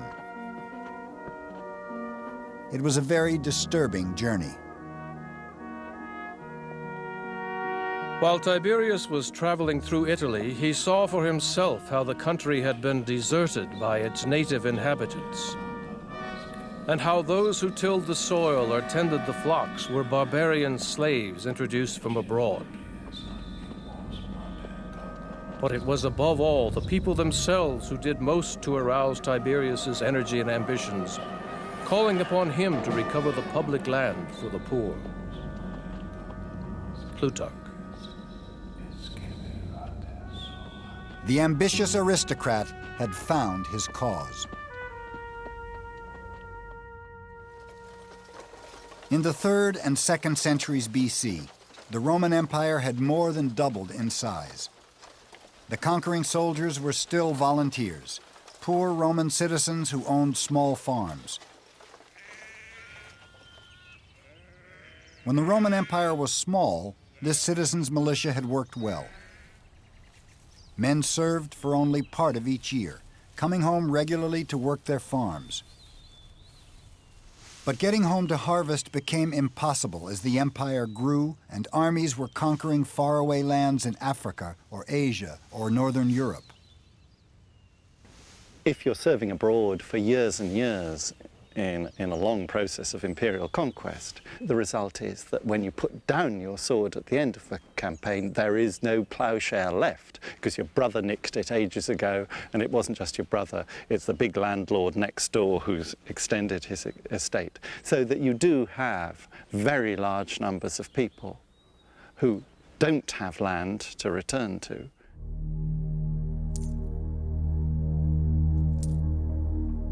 Their new estates netted the Roman aristocracy obscene profits, which they used to buy foreign slaves to work the land.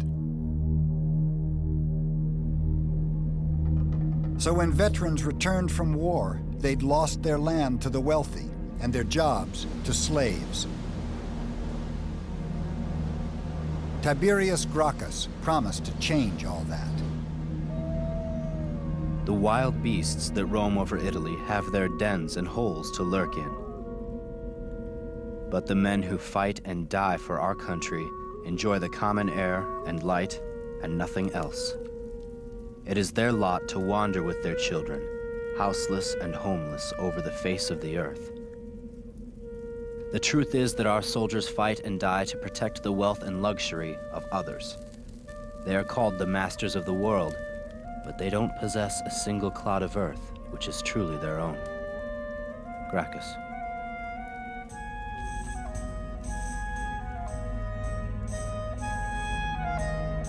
Gracchus proposed something radical.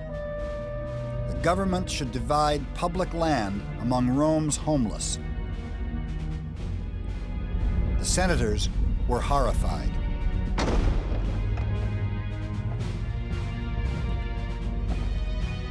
His plan threatened their own huge estates and also their political livelihood. If passed, it would make Tiberius Gracchus the patron of Rome's massive underclass.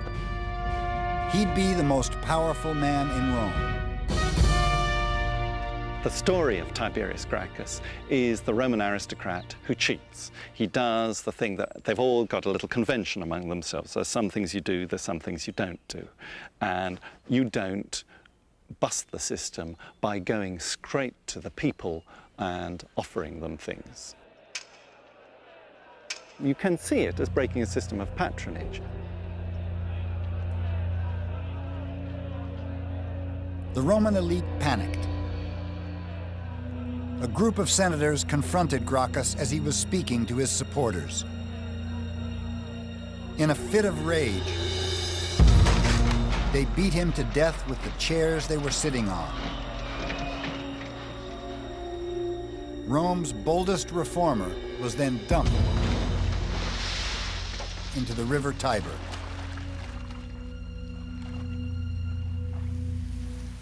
Yet Gracchus had revolutionized Roman politics.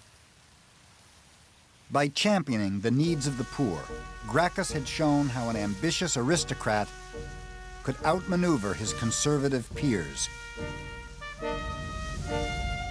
But people power would do more than divide Rome's leaders. Ultimately, it would threaten the Republic.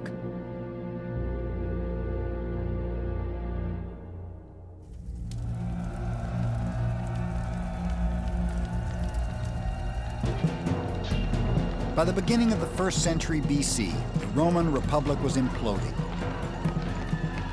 Roman values were under siege. Slave revolts stunned Sicily and Italy. Something had to give.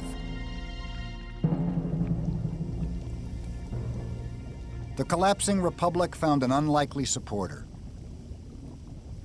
Born in a wool-dyeing shop in central Italy in 106 BC, Marcus Tullius Cicero dedicated his life to opposing the greed and violence that threatened his world.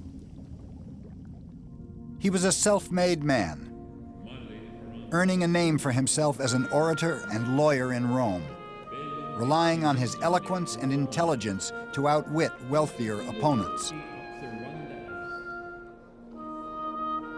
Cicero believed the key to the Republic's future was in her past. There, Cicero saw the image of Cincinnatus and the ideals of restraint and self-sacrifice he embodied.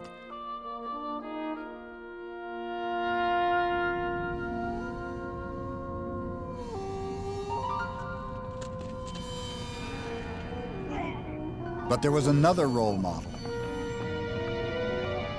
Romulus, Rome's legendary founder, who was reared by a savage wolf and killed his own brother in a struggle for power. In legend, greed and treachery were Rome's founding virtues, and they threatened to be the most enduring.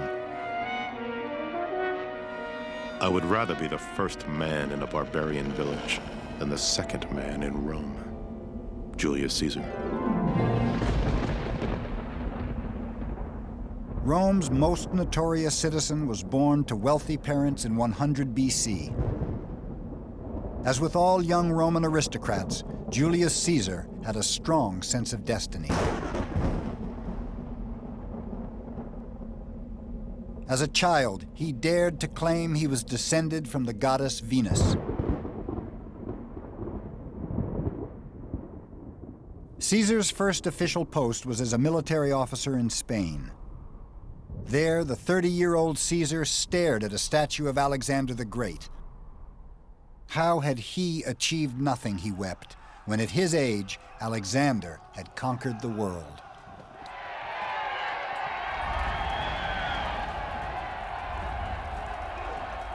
Roman politicians had always staged huge spectacles to impress the voters.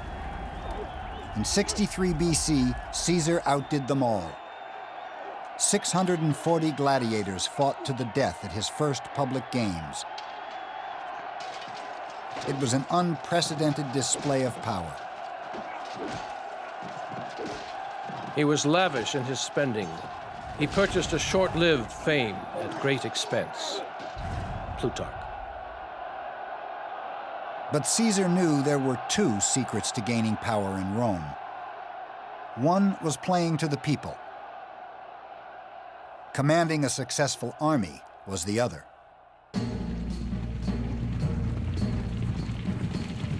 In 59 BC, Caesar became military commander over Gaul, modern-day France. 9 years later, 1 million Gauls were dead or enslaved. It was a flagrant act of genocide.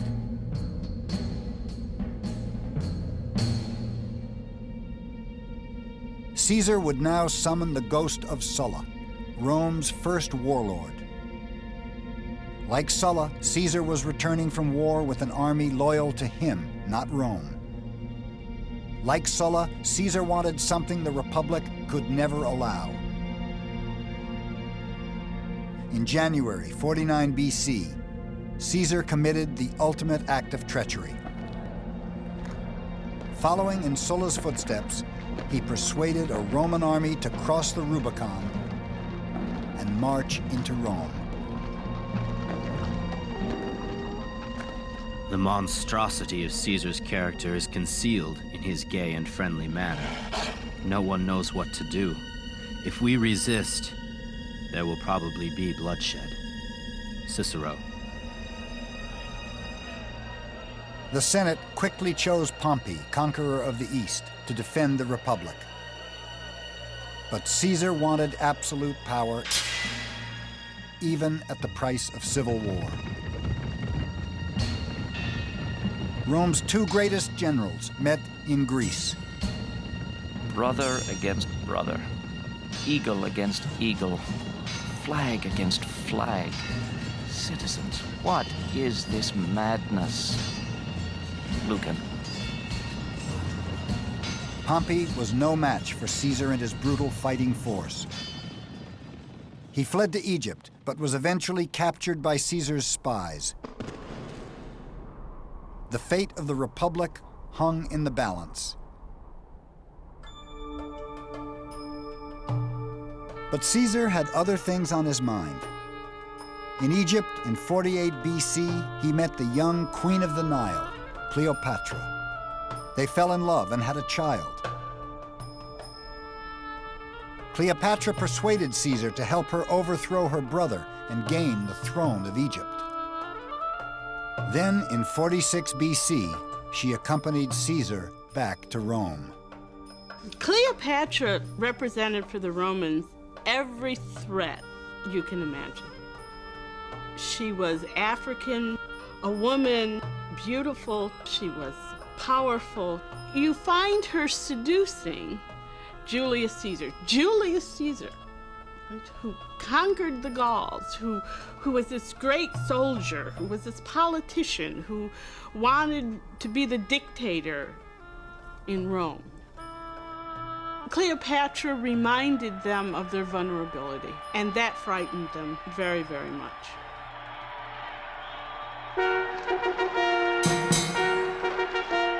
Vulnerability was not something Caesar understood. Veni, vidi, vici. I came, I saw, I conquered, was the motto of his dazzling return to the city.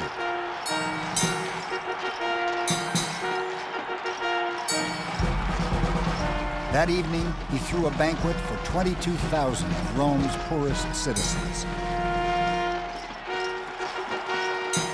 Hypnotized, the people did the unthinkable. They voluntarily voted Caesar the absolute powers of a dictator.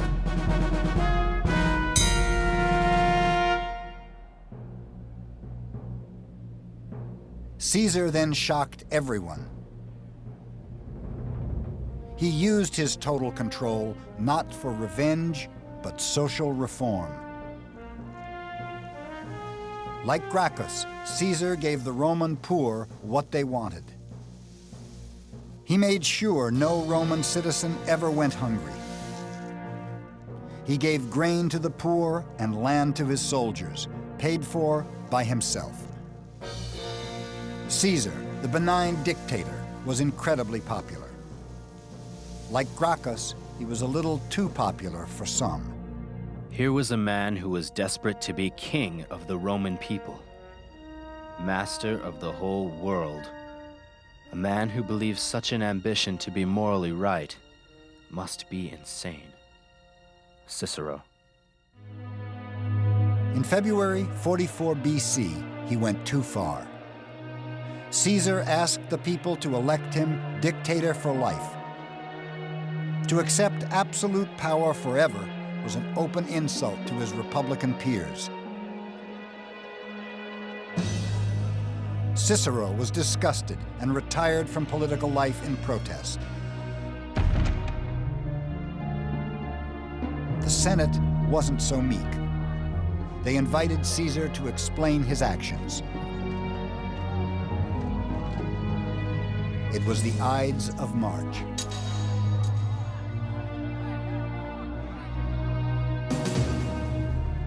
By mid-morning, the crisis was over. At the foot of a statue of Pompey lay Caesar's body, stabbed 35 times. Rome's poor were outraged.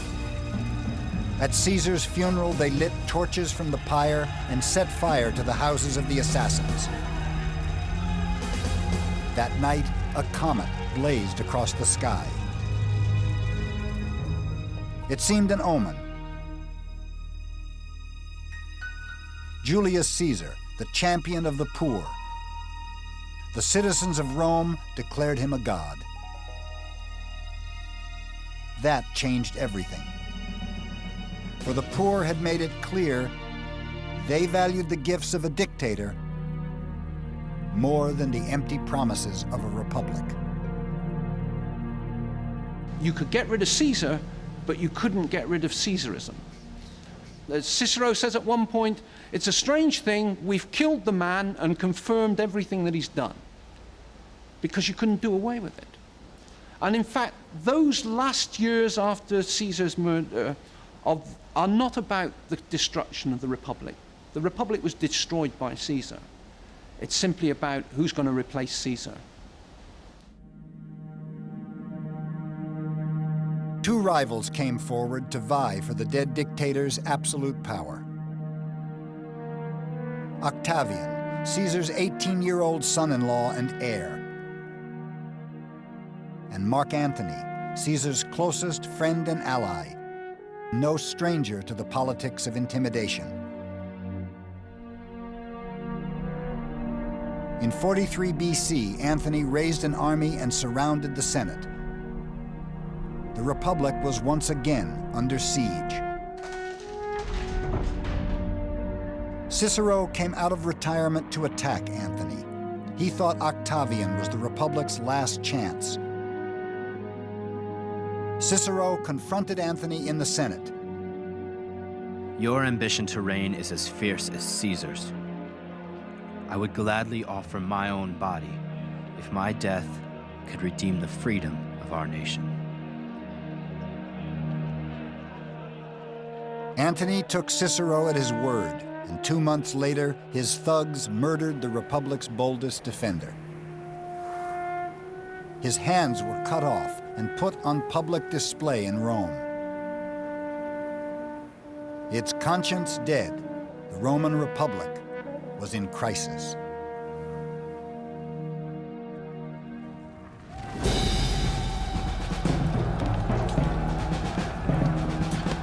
In 33 BC, 10 years after the assassination of Julius Caesar, Mark Antony and Octavian were still fighting for control of the Roman world.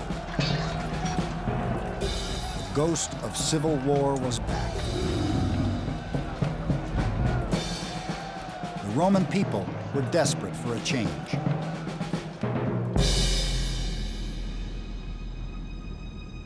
The rule of a single man is the only remedy for a country in turmoil.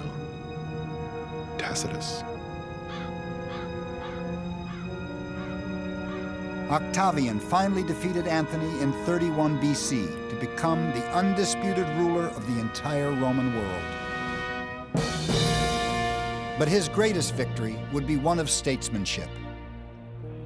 Octavian was poised to redefine the very meaning of power in Rome. He understood patronage was the secret to control in Roman society. With Rome's vast treasury at his disposal, he set about making every Roman his client, obligated to him, the universal patron. Octavian handed out huge cash bonuses to Rome's army. He now had the undivided loyalty of over 400,000 soldiers.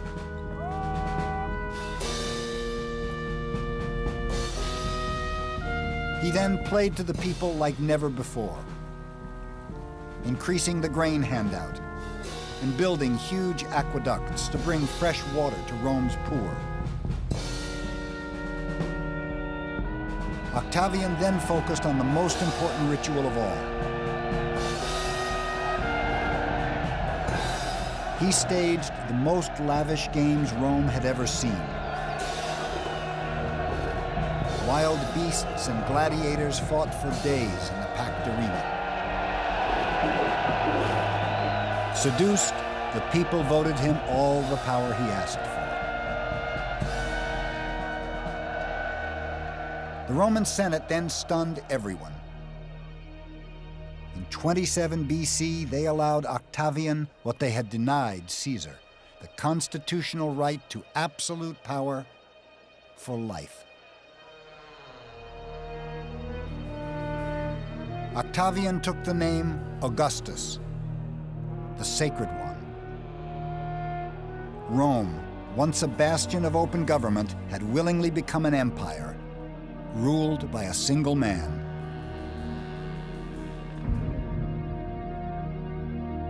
Octavian Augustus had become the Roman Empire's first emperor.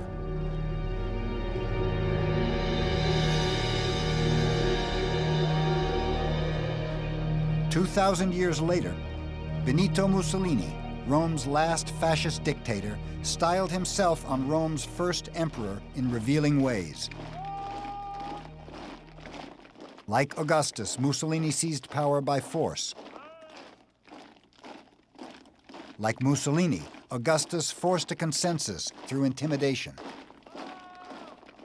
But for the vast majority of people in the Roman Empire, that didn't matter. For them, Augustus was a savior. He offered the peace and stability they had craved for nearly a century. From the Atlantic to the Euphrates, from Spain to Syria, people were free to think about something other than war. It was the Pax Romana, Rome's golden age, the longest period of peace Europe has ever known.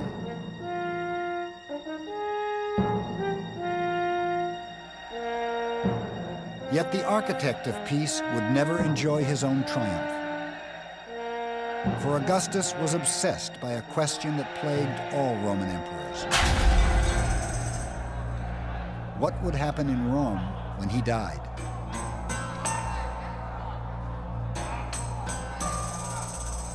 The dilemma of dynastic succession would haunt Augustus for the rest of his life.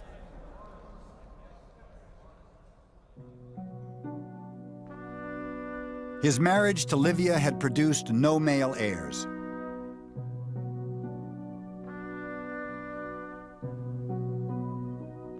The burden of producing one fell on his young daughter, Julia. Augustus carefully selected her partners. Julia was married first to her cousin, Marcellus, but he died tragically at the age of 19.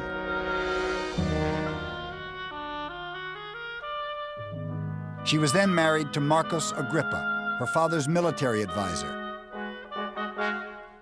He was 30 years older than her. He died too. Finally, Julia was paired with Tiberius, her own stepbrother. The only thing they shared was a mutual dislike for each other's company. Poor Julia was overwhelmed by the arranged marriages. Inevitably, she looked elsewhere for intimacy. Rome's gossip mongers had a field day. His daughter was shameless beyond imagination. She had been accessible to scores of lovers. The very forum in which her father had proposed a law against adultery she had chosen for her debauchery. She daily resorted to the life of a whore, selling her favors to even unknown lovers. Seneca. Augustus was trapped. 10 years earlier, he'd passed draconian laws banning adultery, on punishment of exile or death. The emperor was forced to banish his own daughter to an island off the coast of Italy. Julia was never allowed to return to Rome. The pressures of dynastic succession had claimed its first victim.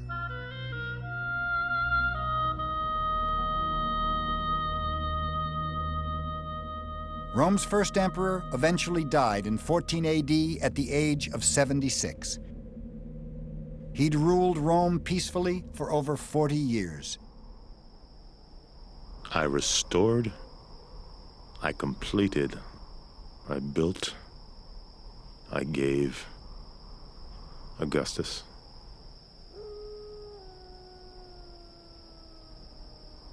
Augustus had given Rome a sense of pride, stability, and prosperity. Yet he'd failed to provide what every dynasty needs most: a sense of security. Imperial power seized by force could always be lost to force.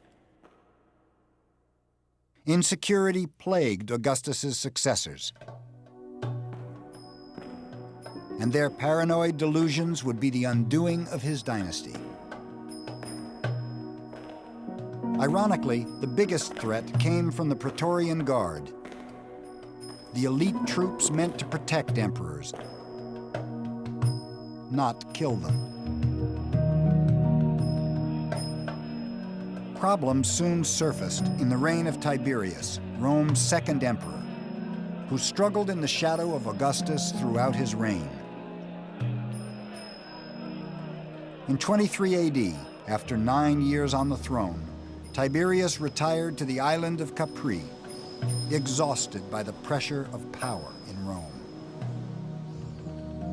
Anyone who holds power is challenged all the time. Tiberius said, holding on to power is like holding on to a wolf by its ears. You know, it's this thing that can come round and bite you at any moment.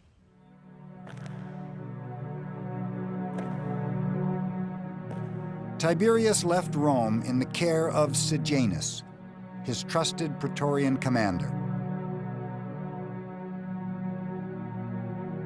But Sejanus did not want to help the emperor.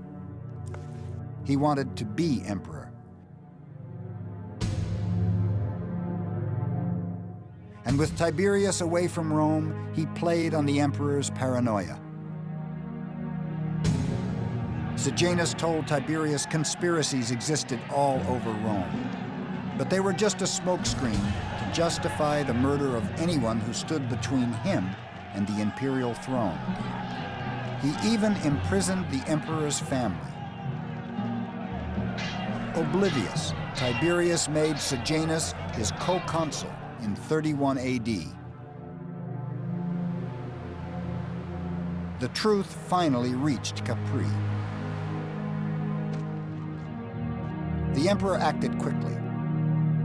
He invited Sejanus to the Senate, promising a promotion. But it wasn't a letter of promotion. It was a warrant for his arrest. Sejanus never made it to trial. His treachery highlighted a fundamental problem in imperial Rome. Everyone knew that the Praetorian Guard watched over the emperor. But who watched over the Praetorian Guard? Tiberius responded just in time.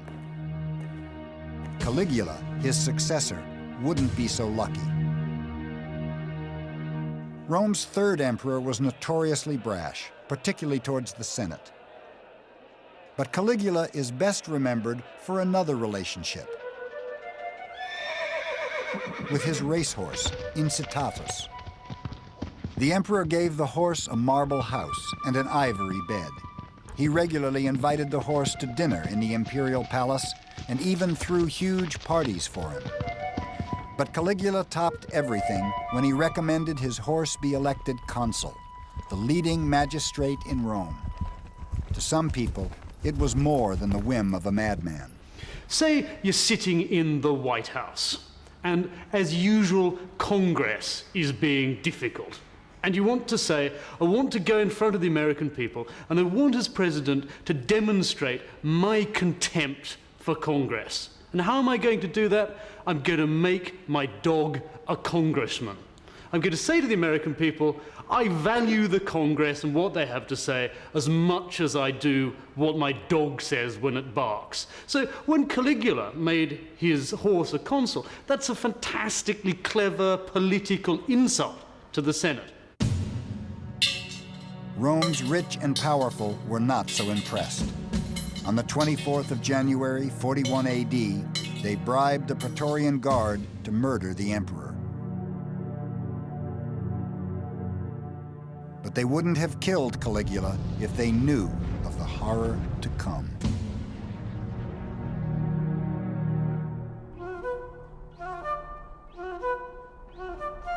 By the middle of the 1st century AD, Romans thought the worst had passed. Yet Nero, Rome's 6th emperor, would change all that. In the beginning, they were just rumors. Nero practiced every kind of obscenity, and after defiling almost every part of his body, he finally invented a novel game.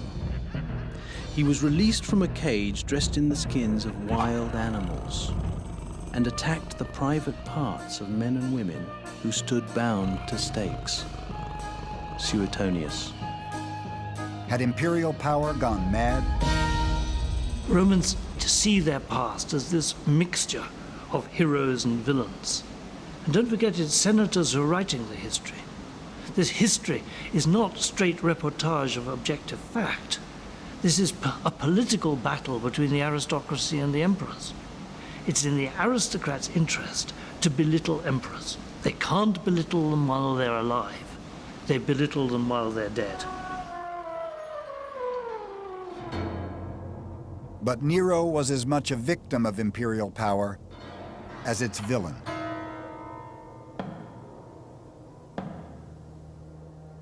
His father died when he was only 3. He was brought up by his overbearing mother, Agrippina, who had one ambition: to make her son emperor. The young Nero never shared her passion for the throne. As a child, he showed more interest in art than politics, but his mother deliberately ridiculed his musical talents. In 54 AD, at the tender age of 16, Nero became an unwilling emperor. He began by doing what emperors were supposed to do. He provided for the poor, building massive public baths and handing out cash to every Roman citizen. Rome, it seemed, was in capable hands, but whose hands were they? Agrippina still exercised a humiliating influence over her son. She minted coins that showed her next to the emperor. Nero was furious. He turned to the one thing he loved and thought he was good at: the theater. Yet Rome's performing artists were normally slaves, courtesans, or foreigners, never emperors. How could one endure to hear, let alone see, a Roman, a senator, a Caesar, an emperor named on the program as a contestant? In putting on the mask of an actor, he has thrown off the dignity of his sovereignty. Cassius Dio. When Agrippina joined the public outcry, Nero snapped. He immediately banished his mother from Rome. But distance did not solve the problem. Agrippina's repeated criticism incensed Nero. In a fit of anger, he asked the Praetorian Guard to silence his mother once and for all.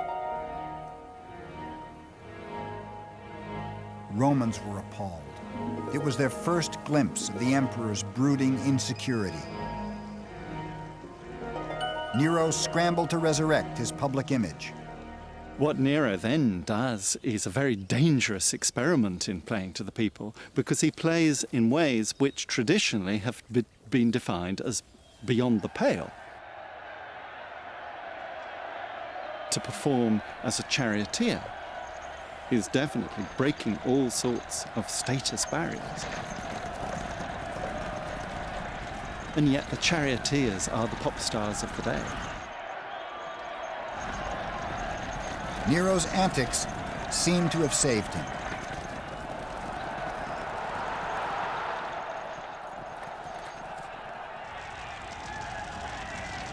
In 64 AD, a huge fire swept through Rome, destroying a third of the city.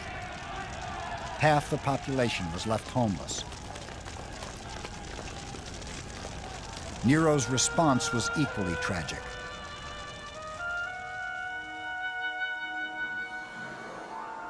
In the ashes of the devastated city, he built a massive 50-acre palace. His golden house had lavish gardens and huge lakes, even a private zoo. The emperor finally had what he'd always wanted, a peaceful retreat from political life.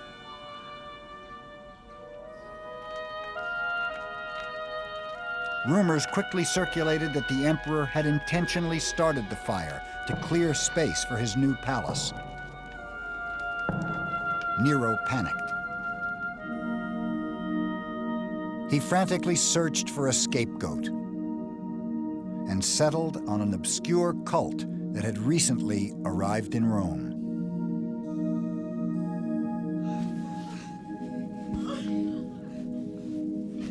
Nero substituted as culprits and punished with the utmost refinements of cruelty a class loathed for their vices, who the crowd called Christians. Vast numbers were convicted, and derision accompanied their end. They were covered with wild beast skins and torn to death by dogs, or were fastened to crosses and burned to serve as lamps by night. Tacitus.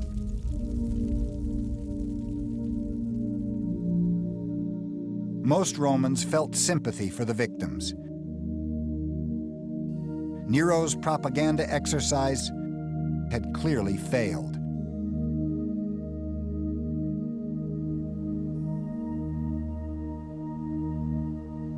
Once again, he took refuge in his own artistic fantasies and set off on a singing tour of Greece. The Greeks alone are worthy of my efforts. They really listen to music. Nero. Not surprisingly, the most powerful man in the world won every competition he entered. The emperor bribed judges and forced audiences to sit through every performance. No one was allowed to leave the theatre during recitals, however pressing the reason. We read of women in the audience giving birth, and of men being so bored with listening and applauding that they shammed death and were carried away to burial. Suetonius. Romans were outraged by Nero's indulgence and incompetence. On June 9th, 68 AD, the Senate declared Nero a public enemy and sentenced him to death. But Nero chose a far more theatrical end. He took his own life. His final words, "What an artist the world is losing." It was the end of Rome's first imperial dynasty.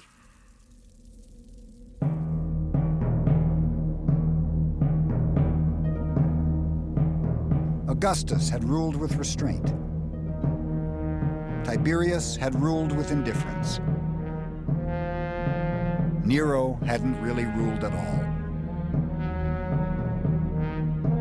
The tragic demise of Rome's first imperial dynasty would echo for centuries to come. There would be emperors in Rome for another 400 years, but their dynasties would all rule with the same rhythm of power. Like Augustus, they'd start off promising the best of times. Their generosity would give Rome its grandeur. Their armies would guarantee the empire its peace. But like Nero, their reigns would end in catastrophe. Excess would undermine Rome's greatness. Delusions would condemn millions to die. Power and glory, the curse of imperial Rome.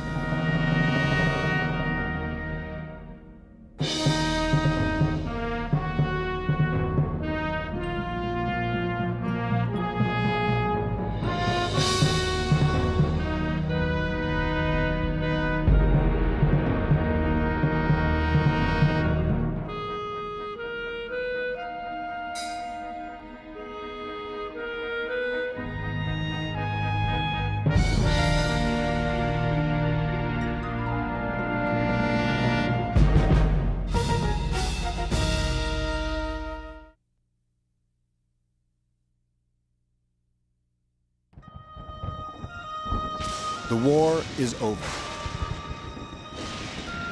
The treaties are signed. The bodies are buried.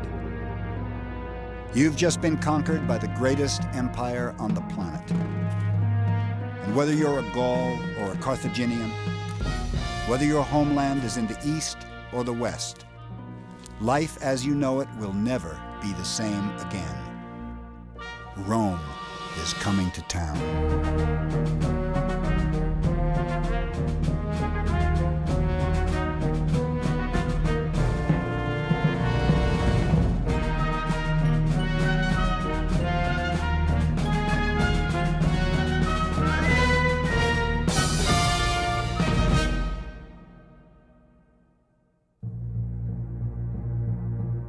Rome conquered with the brute force of her military machine, sweeping entire peoples into her empire. At its height, the empire ruled 50 million people. Greeks, Etruscans, Gauls, Egyptians, and countless others came together as a single civilization. But no one became Roman overnight.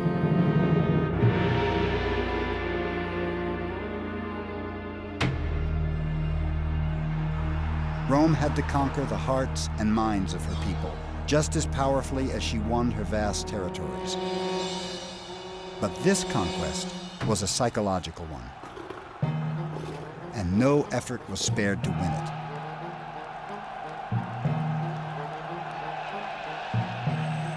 In a single year, 80 AD, the Emperor Titus staged the slaughter of 9,000 wild animals. Countless lions, tigers, elephants, and giraffes traveled fantastic distances to die before frenzied audiences. In a single celebration, the Emperor Trajan presented 10,000 gladiators, slaves and criminals doomed to savage combat for the amusement of Romans. The games were a kind of violent propaganda, cruel displays full of drama and excitement. The games were considered successful the more brutal they were. So a man losing his eyes, or a man losing his tongue, or a woman losing her eyes or her tongue or her fingers or her toes or whatever, that brought the people in the stands to their feet. The public became addicted to the games, and some ancient thinkers worried about the influence of so much violence on the viewer. There is nothing more harmful to one's character. When I return from the arena, I am greedier, more aggressive, and more addicted to pleasurable sensations. I am more cruel and inhumane.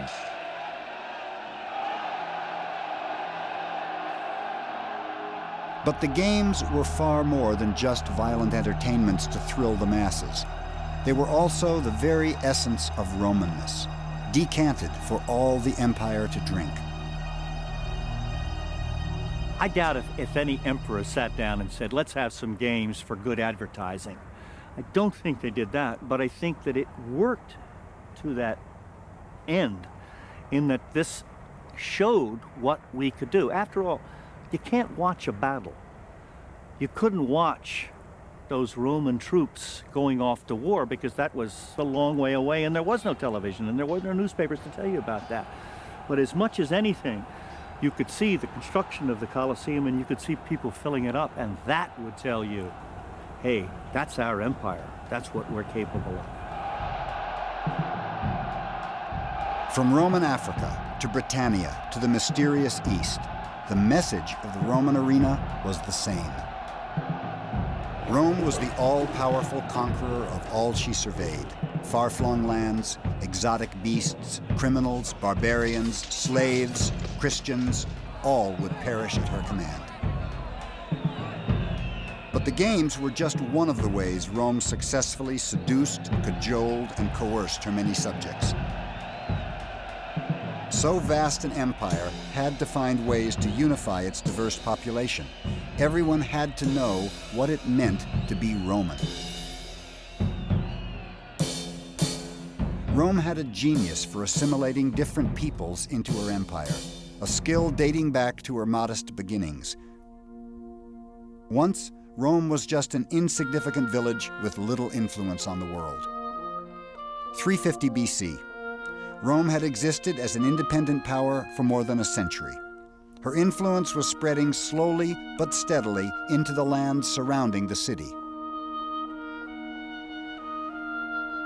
Rome's immediate neighbors, the Etruscans, Samnites, Latins, and others, were the first peoples absorbed into the young empire.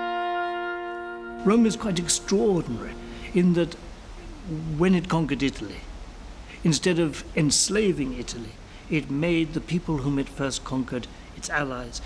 It gave them citizenship. So Rome was the only case in the ancient world in which its citizen body expanded and brought more and more of its subjects. What's extraordinary about the people that come into the empire is the extent and the rapidity with which they adopt Roman customs, Roman law codes, Latin as a language. And indeed that becomes the basis of Western civilization for the next 1,000 years.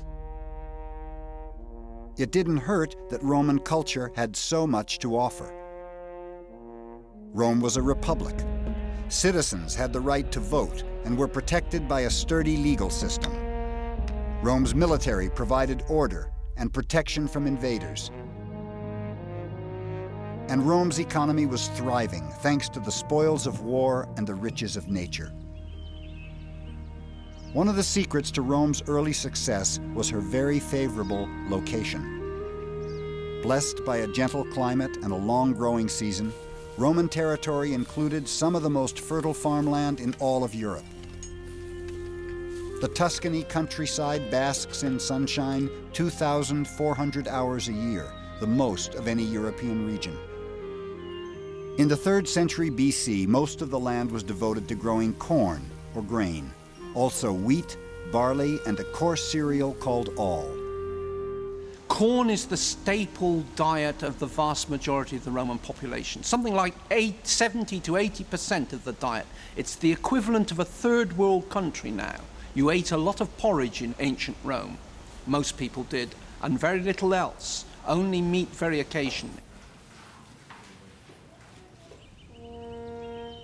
A family might have grown a few vegetables, rosemary and other herbs for flavoring and medicine. If they were lucky, maybe some apples or grapes. My farm is almost 10 acres, just 15 miles southeast of Rome. I have 1 mule and just a few sheep. This land came from my wife's family, and we work it with my brother and his sons. We grow mostly wheat and some vegetables for ourselves. Several springs past, I planted this small vineyard. This year, for the first time, we hope to make enough wine to sell. If we're successful, we'll plant more next year. If it fails, I won't be able to pay our debts. At first, Rome was simply a collection of small family farms. But before long, the empire expanded well beyond the limits of a modest city-state. and entered the world stage.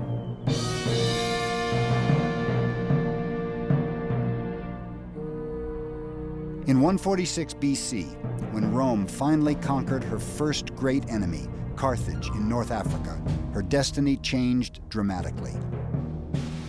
Suddenly a world power, Rome commanded not only Italy, but most of the Mediterranean world.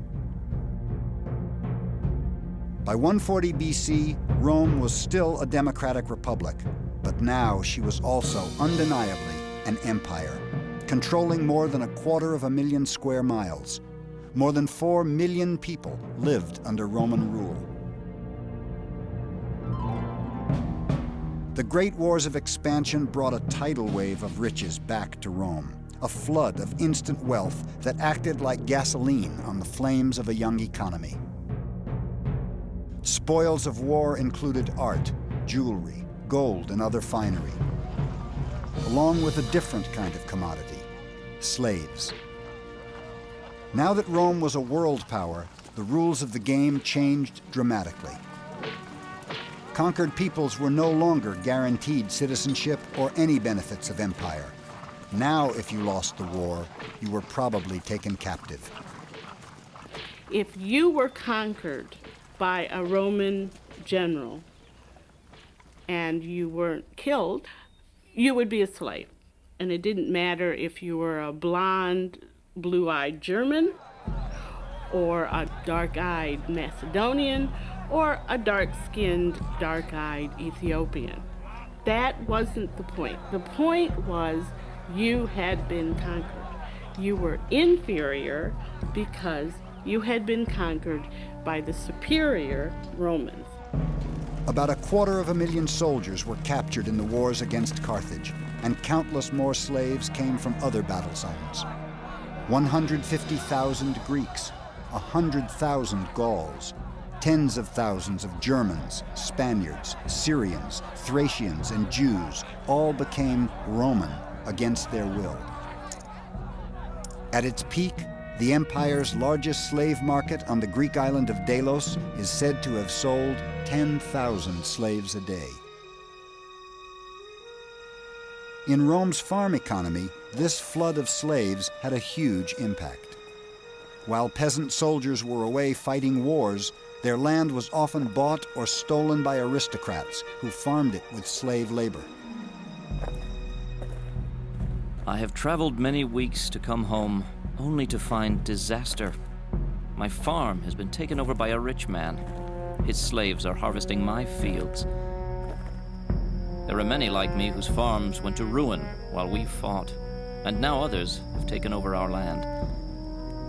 We have no place to go but the city, as beggars.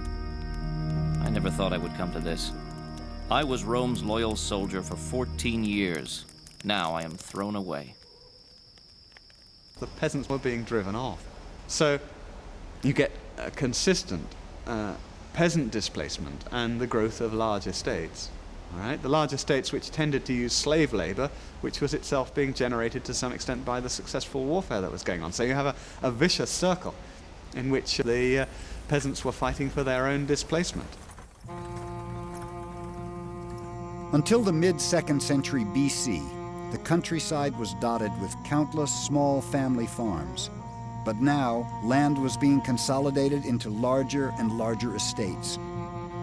Owned by wealthy absentee landlords, these huge farms boasted hundreds, even thousands of slaves each. Family farms simply couldn't compete, and refugees by the thousand poured into cities in the desperate hope they'd find some way to make a living. I'm lucky to have found some work. Many in Rome must beg for their meals. Still, wool processing is brutally hard and hot. We leave a stone basin out on the street to collect urine. We mix it with fuller's clay and boil it to size and clean the wool.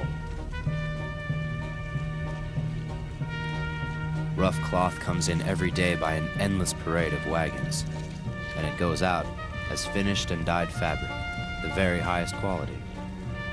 This wool will be made into the togas of senators.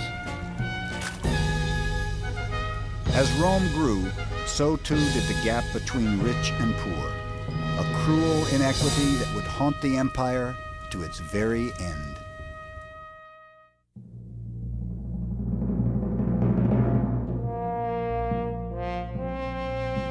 By the late 2nd century BC, so many of Rome's poor had been displaced from rural areas that cities and towns were overrun. Incredibly, the city of Rome ballooned to nearly 1 million souls. A city this size was unheard of in ancient times. Europe wouldn't again see a city as large as ancient Rome until the Industrial Revolution. What I think you'd notice, when you approached the city, you'd go through streets crowded on both sides with tombs. You'd smell bodies burning. It'd be like an American roast on a Saturday evening, except it'd be humans burning. Contrast between rich and poor would be quite striking. Rome appears like every city in the Roman Empire, except it's bigger, grander, more luxurious. Everyone from all over the Mediterranean came pouring in, slaves from the east, Greeks wanting to make a fortune. It was a place where you could make money. It was like New York is to America or to Europeans. It's a dream place. People weren't the only thing that poured into Rome. The center of the known world was also the greatest importer of everything on the planet. Everything is shipped to you, from every land and from every sea. You can see so many cargoes from India or from Arabia that you might think the trees in those countries had been left permanently bare. Egypt, Sicily, and Libya are your farms. The arrival and departure of ships never cease, and consequently, it is quite amazing that there is enough room in the sea, much less in the harbor, for the ships. Aelius Aristides. If you were rich enough to enjoy it, Rome was indeed Rome, the grand and glorious marketplace of the world.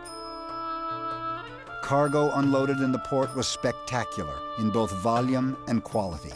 Marble, papyrus, jewels, gold, spices, silk, ivory, fur, and linen arrived by the shipload. Romans were voracious consumers of wine, oil, and wheat, and wealthy connoisseurs of the finest luxury goods their empire had to offer.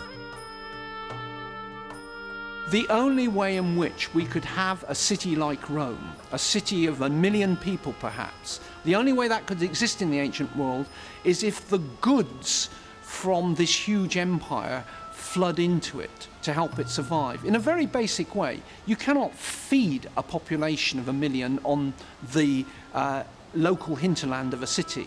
That's one of the first ways in which provinces are exploited. Fantastic amounts of grain now came from North Africa, Sicily, and Sardinia. The city of Rome alone devoured 400,000 tons each year, almost a quarter of which was now given away to the poor. The army needed another 150,000 tons to stay on its feet.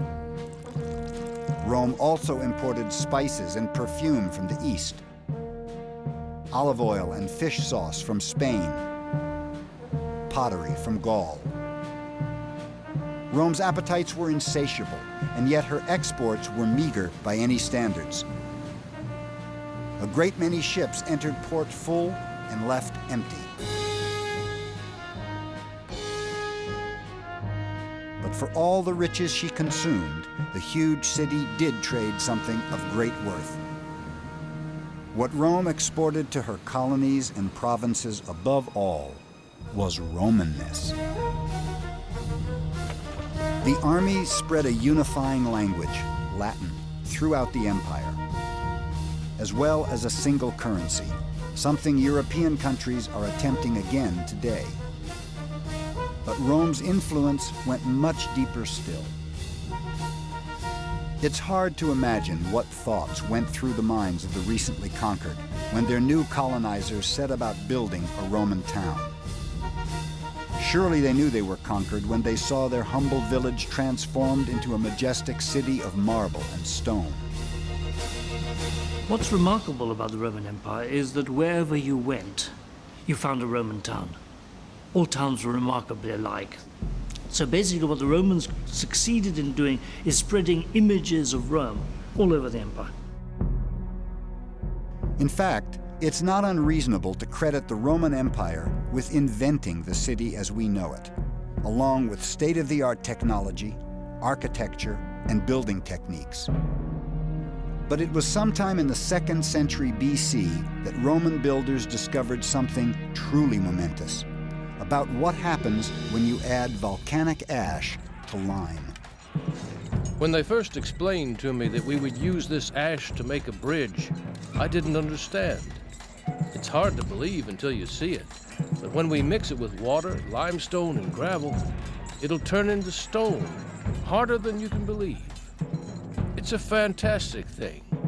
You can make a wall as hard as any stone.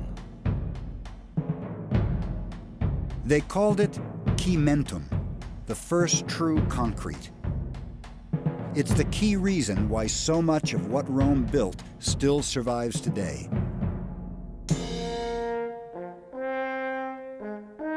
Romans built cities in a very particular, very orderly fashion, usually laying out the streets in a grid.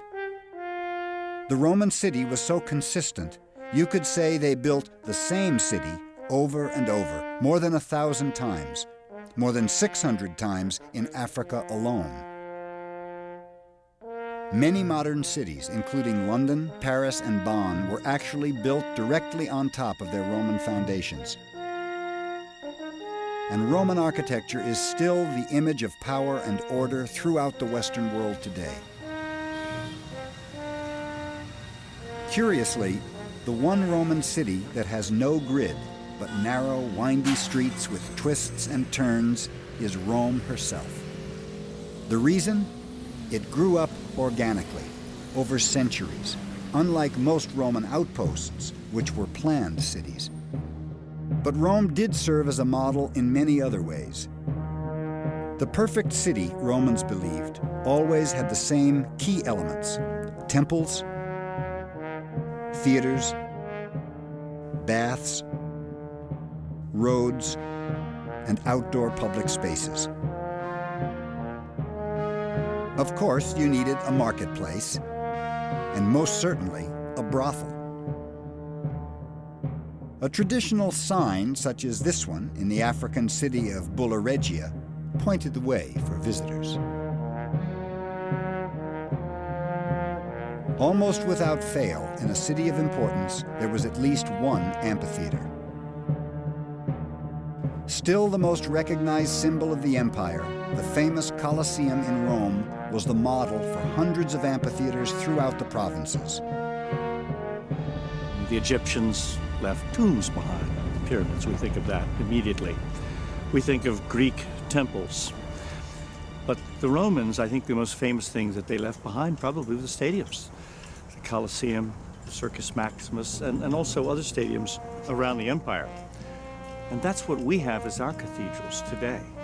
And any city that wants to really call itself a city now doesn't build a skyscraper and doesn't build a place of worship, builds a stadium. In that sense, we're more connected with the Romans than I think in any other. There was a good reason arenas were so monumentally important, for here was the true heart and soul of empire. It's a very good way to look at the games as a reflection of the ideals of empire. The gladiators are there to display their courage, their bravery in front of the crowds. Beast hunts. What kind of person is able to bring a hippopotamus from Africa and put it on display in Rome? What kind of person is able to take lions from one part of the empire and put them on in another?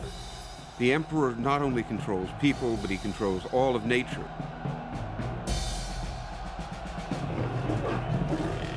A typical day at the arena began with a beast hunt in the morning.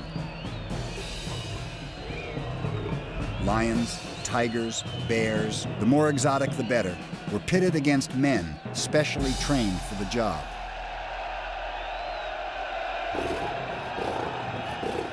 Hundreds of animals at a time would die before roaring crowds, despite a few faint voices of dissent. What pleasure can a civilized mind find when a magnificent animal is stabbed again and again with a hunting spear? Cicero. At midday, criminals were put to death. Crucifixion and burning at the stake were common punishments, but crowds seemed to prefer the sentence of damnatio ad bestias, condemned to the beasts. Terrified animals attacked prisoners chained to posts or bound up with fresh meat.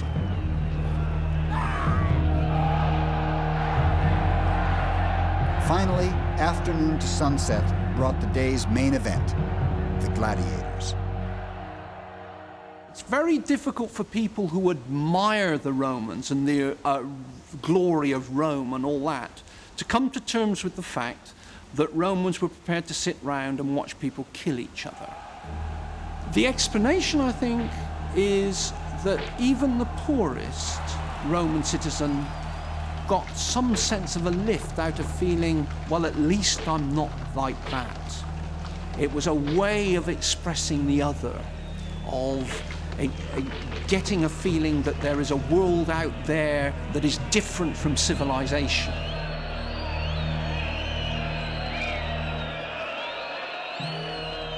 Most gladiators were criminals, slaves, or prisoners of war, specially trained to fight in the arena. If they fought bravely and kept winning, they even stood a small chance of gaining their freedom.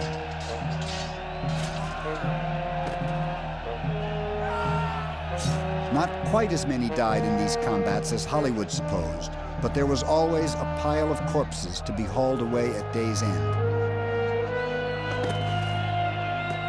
The stench of death was so overpowering in the arenas that specially installed sprinkler systems sprayed perfume into the audience.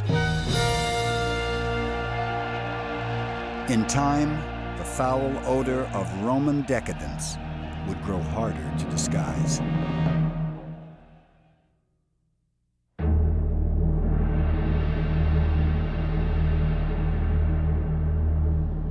Lands that were once Roman are today divided among more than 40 nations, from the Atlantic to the Euphrates, from the Sahara to Scotland, more than 2 million square miles. Romans built a stunning network, 53,000 miles of paved roads connecting the empire. Roman roads put end to end would have circled the earth twice. And they were so well built, many survive to this day with the original paving stones.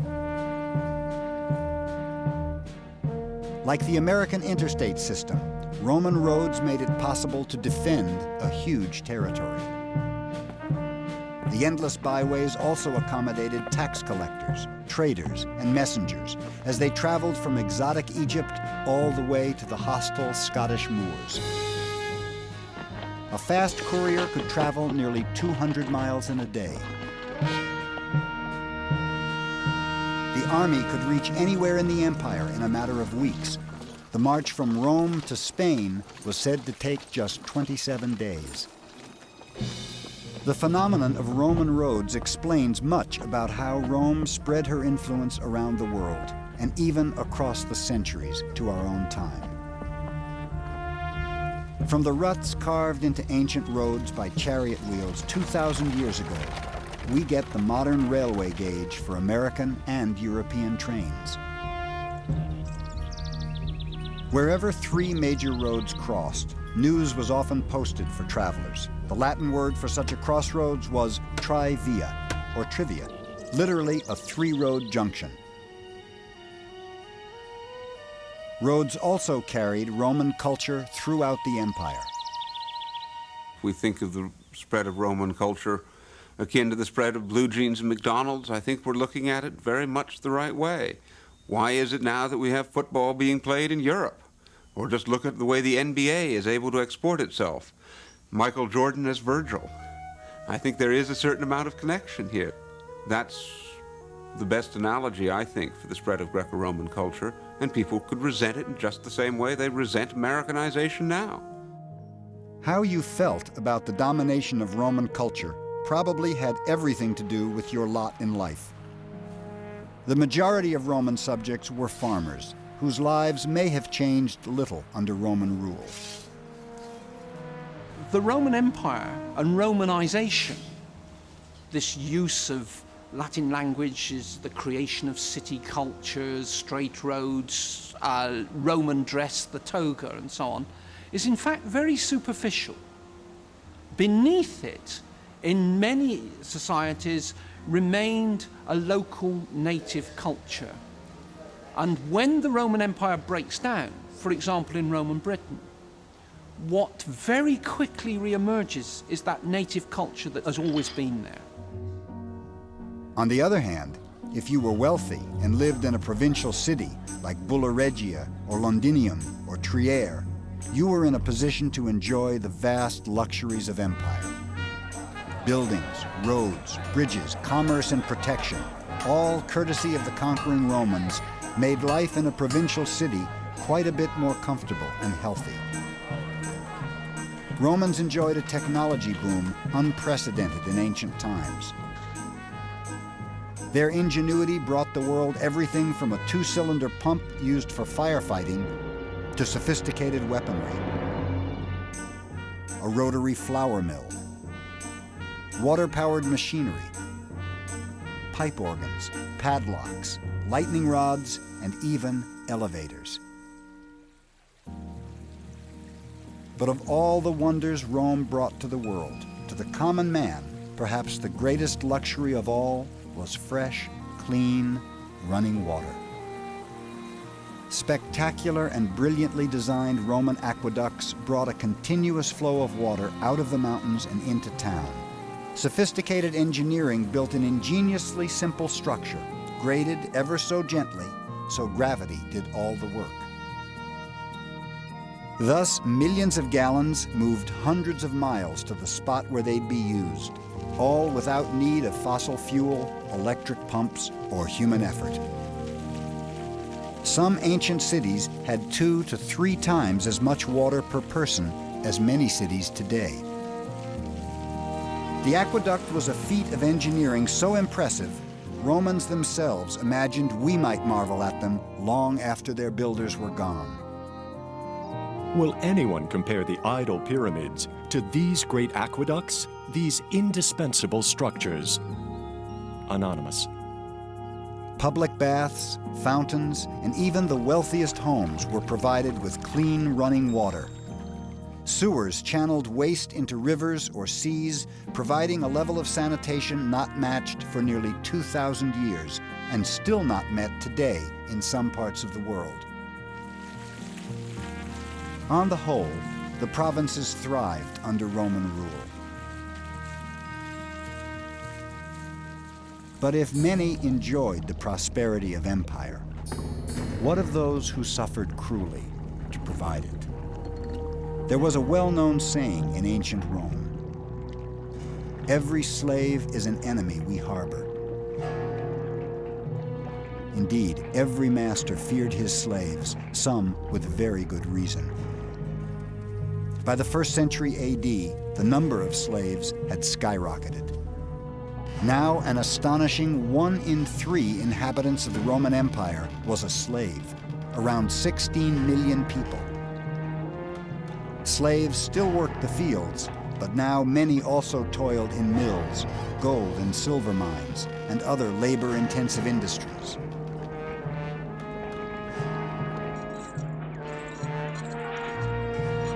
The slaves in the mines thronged, all in chains, all kept at their work continuously day and night. No one could look upon the squalor of these wretches without feeling compassion for their plight. They may be sick or maimed or aged, but there is no indulgence. All alike are kept at their labor by the lash until they die in their torments, and death is welcomed as a thing more desirable than life. Diodorus Siculus. In the cities, the lot of a slave was often better. Some were well-educated tradesmen or doctors. A select few even had positions of power and influence. But the vast majority of slaves were laborers, bred and treated like farm animals. There are those who will say, well, it wasn't so bad to be a slave. Look at slaves, educated slaves, who were treated very well by their owners. Cicero treats certain slaves as friends. Wet nurses were often very much favored by the children that they nursed, and so on. But that, I think, is a pernicious way of looking at slavery and excusing it. The reality for the vast majority of the slaves in the Roman world was that life was nasty and short and brutish. Though some escaped and a few managed to buy their freedom, most slaves had no real hope of liberty. For them, there was only one option left: organized rebellion.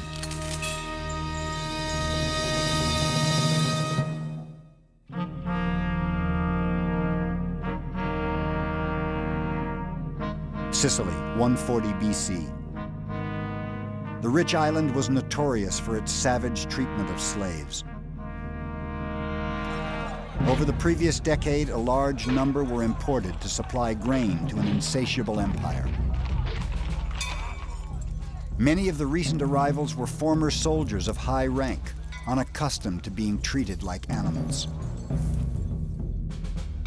The Sicilians, having grown very rich and elegant in their manner, bought up large numbers of slaves and immediately branded them. They treated them harshly, worked them too hard, and cared nothing about their food or clothing. Beaten and mistreated almost beyond reason, the slaves could no longer patiently endure. Diodorus Siculus. There were large concentrations of slaves on these farms, and they were very often of the same nationality. One of the pieces of advice that was given by later people to slave owners was to make sure that you mixed the nationalities, that you didn't have this sense of unity. Among the newcomers was a Syrian named Eunice. He was a well-liked man who many believed had magical powers. One day, some slaves came to ask his advice. Was it wrong to kill a master whose cruelty and torture were beyond all endurance? Eunice considered the question carefully. His answer was action. He rallied and armed 400 fellow slaves. Eunice led his rebel army on a rampage of pillage and murder, killing every master they could find. The slaves proclaimed Eunice king, and their revolt caught fire. Armed with axes, meat hooks, hatchets, clubs, whatever they could find, including kitchen utensils, the slave army soon exploded into a force 70,000 strong. As word spread, uprisings broke out all over the empire, even in Rome. Smaller revolts were put down quickly, but in Sicily, Eunice's troops often outnumbered the Roman soldiers they fought. For 7 bloody years, the war raged on. When Rome finally sent enough forces to quell the rebellion, the legions massacred 20,000 slaves. They were crucified, hung in chains, or hurled from the city walls. To the very end, Eunice fought on. But Roman legions captured the beloved slave king. His gruesome fate was to die in prison, his body eaten away slowly by lice. It was the first true slave revolt against Rome, but it wouldn't be the last. The gap between rich and poor had become a gaping chasm.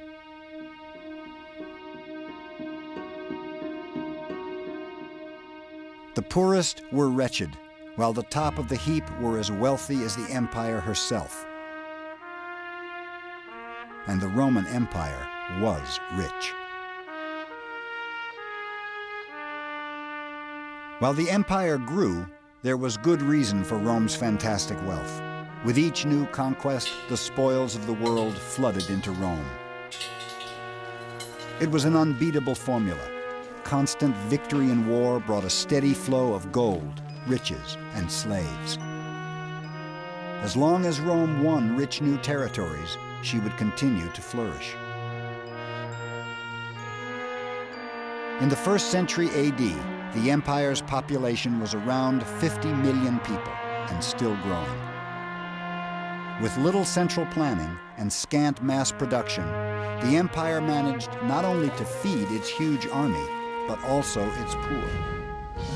About half of all people living in cities depended on the government's grain dole, something the poor had come to think of as a right, along with games in the arena. You hear the expression bread and circuses, and really it's bread and games, food and games. It was the government giving people what they wanted to keep them happy.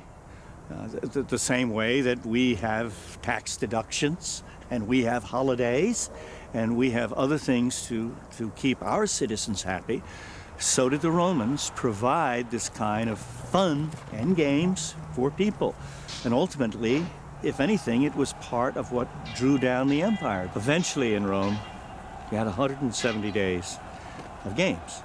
That's really 170 holidays. That's half the year, figure it out.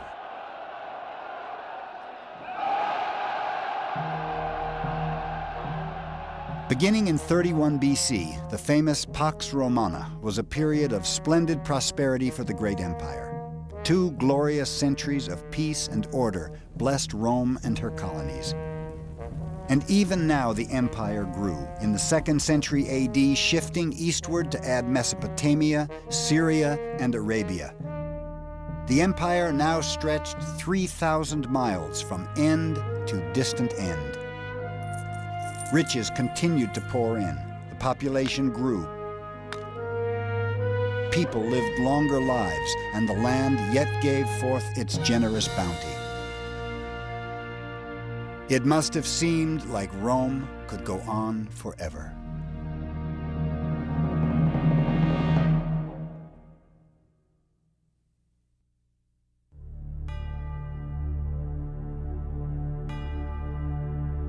Prosperity is a quality difficult to measure. And even harder to pinpoint is the moment prosperity begins to fade. Did anyone, farmer, soldier, slave, or craftsman, mark the day the Roman Empire ceased to rise? Though far bigger than any other ancient city, Rome never grew much larger than 1 million people. After 106 AD, the empire too ceased to expand. On one front, growth was halted by the Atlantic Ocean. In Africa, it was the Sahara Desert, a place Romans said had not a drop of water anywhere in ground or sky. To the north, climate set the boundary. Expansion went well into present-day Germany, but Romans never ventured far from land where they could grow olives and grapes. They went beyond the world of the olive and the vine into northern Europe, beyond the Black Sea, and they thought this was a very strange world indeed, because they crossed these sort of vegetable boundaries, if you like, into a world that was full of beer drinkers, in which people cooked with butter rather than olive oil. Vita vinum est. Life is wine. And that was true for most Romans. Life was wine. So the final push took them eastward. The last great conquest was Dacia, a rich empire in modern-day Romania. The Emperor Trajan's great victory there in 106 AD brought spectacular spoils back to Rome. Tens of thousands of slaves, 182 tons of gold, 165,000 tons of silver. Treasure enough to transform the city of Rome. Grand new monuments, including the spectacular Trajan's Column, depicting every phase of the Dacian Wars. treasure enough to stage the last great victory celebration, 35 days of non-stop games and partying. This great haul of spoils was spectacular and awe-inspiring, but it was also the last.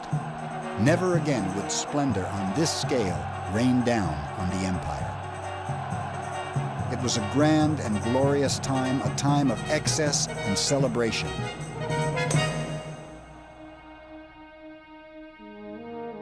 But did anyone notice a few small but significant changes?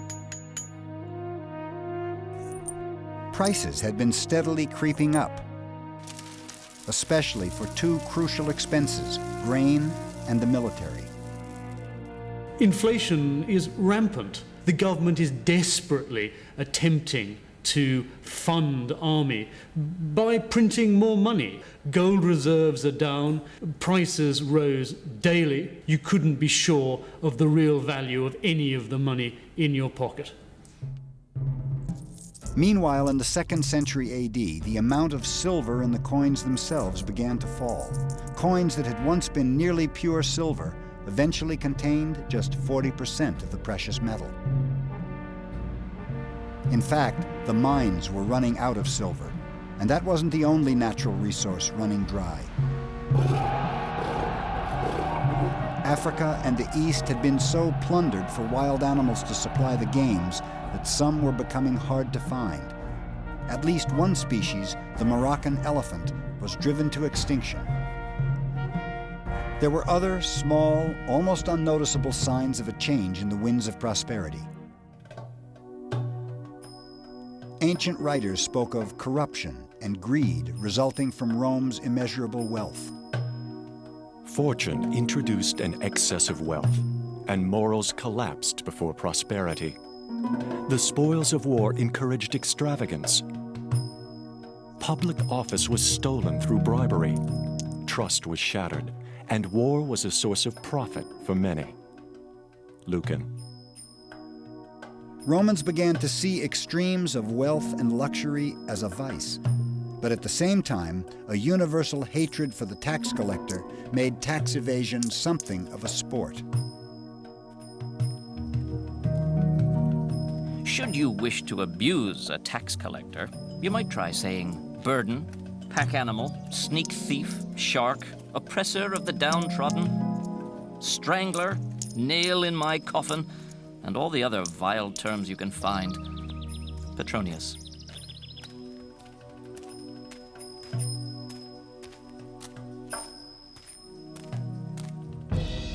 Still, hatred for the taxman didn't keep taxes from rising. Maintaining the empire was expensive, and now that it was no longer expanding, there were no more spoils of war.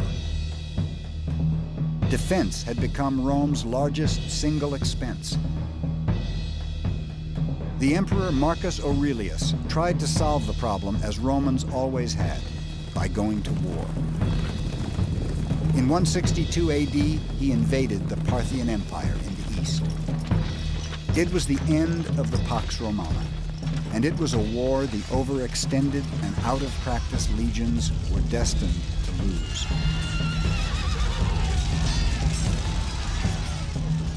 When the soldiers returned to Roman soil, they carried a few treasures and something else.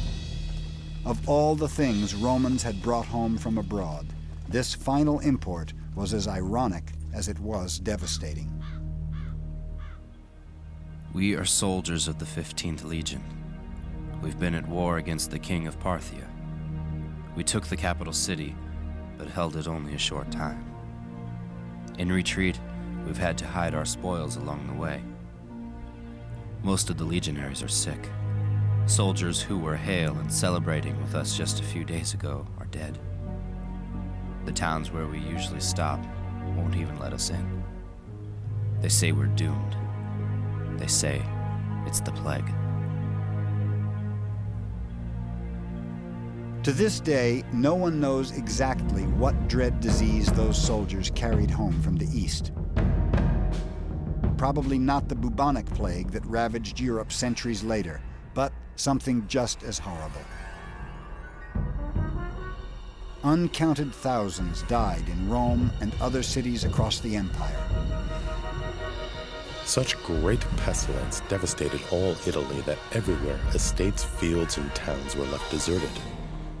Without farmers or inhabitants, they reverted to ruins and woodland.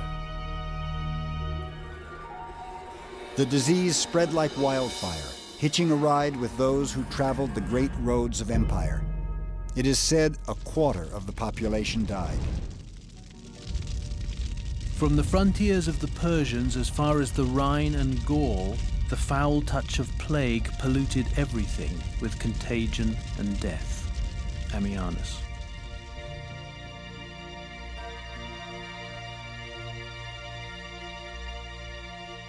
At the same time, far to the north, Rome faced a different threat. Barbarians had been massing along the borders for some time.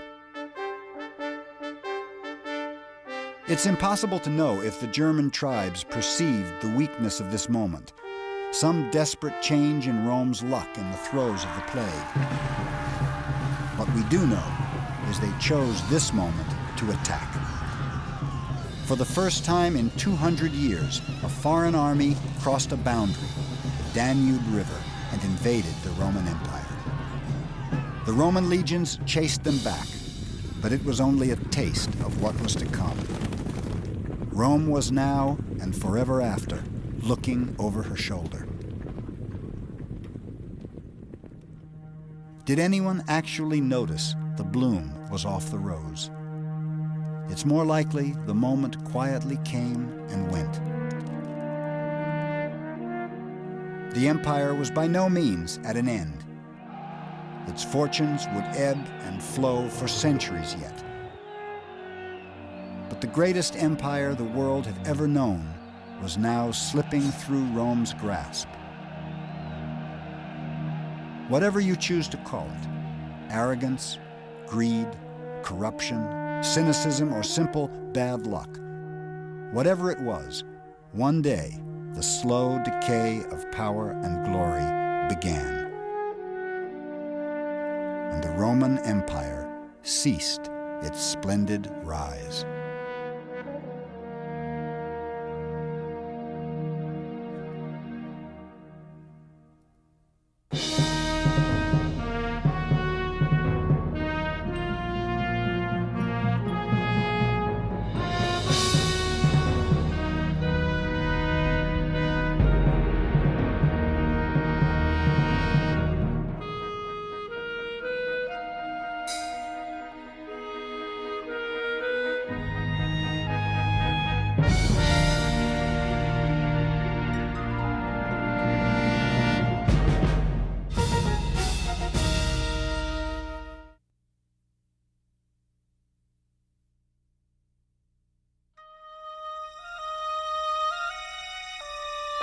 Romans thought they'd united the world. But after centuries of conquest and glory, resentment festered within. Repression and chaos replaced tolerance and order. And cults of dissent emerged that threatened to divide the empire forever.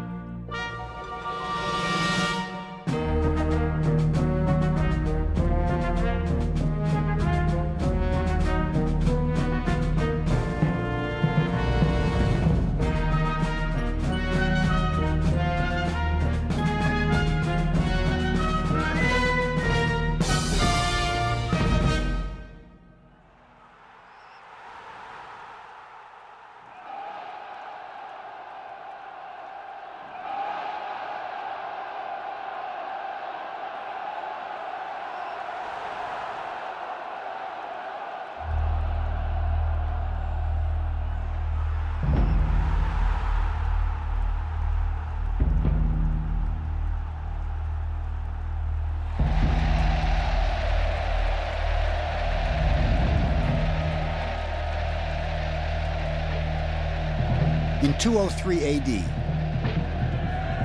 in a Roman arena in Carthage, North Africa, members of an Eastern cult were rounded up and publicly tortured for the amusement of the crowd.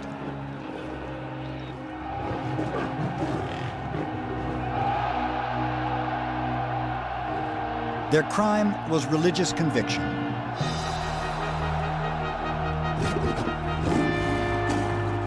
Their name, Christians. It was a theater of terror that would haunt Rome forever.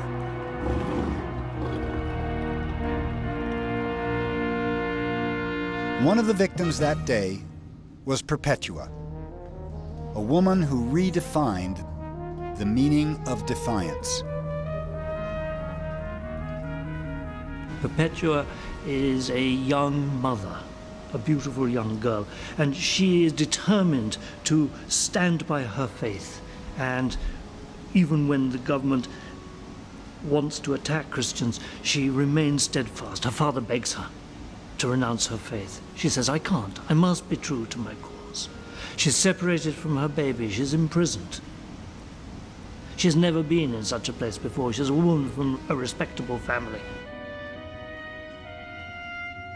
In prison, she kept a diary, a tragic testament to the power of faith. One night, she dreamed her time in the arena had come. I saw a beautiful bronze ladder extending all the way to heaven. People were climbing the ladder, but under it was a demonic serpent. The serpent was attacking the climbers, hoping to frighten them from making the ascent. And I said, in the name of Jesus Christ, the serpent will not harm me.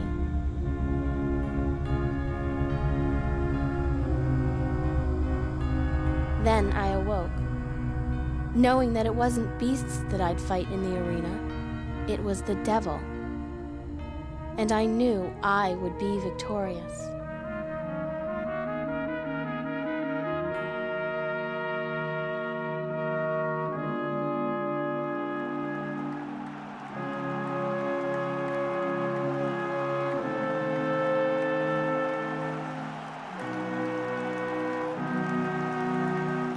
The next day, Perpetua was sent into the arena.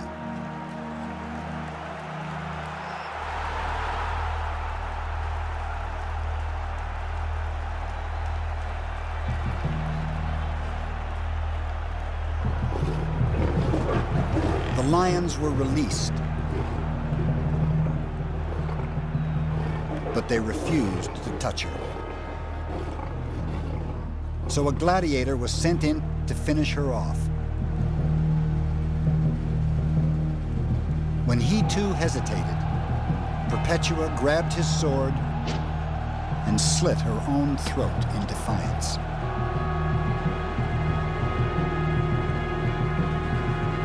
Perpetua's martyrdom stunned the crowd. She chose death over allegiance to Rome. Why? Rome's century of doubt had begun.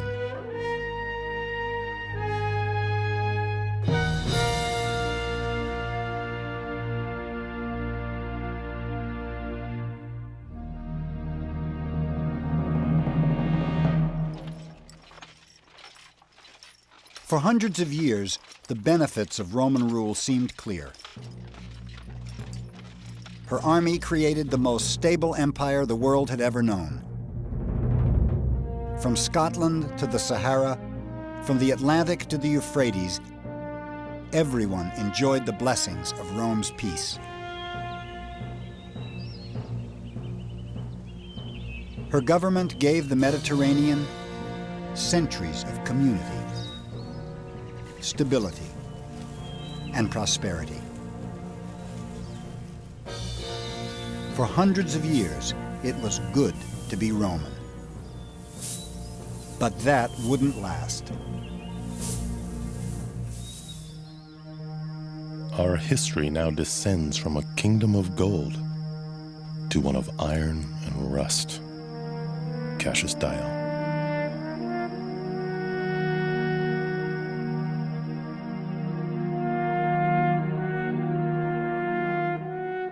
Emperor Marcus Aurelius presided over the first signs of decline in the Roman world.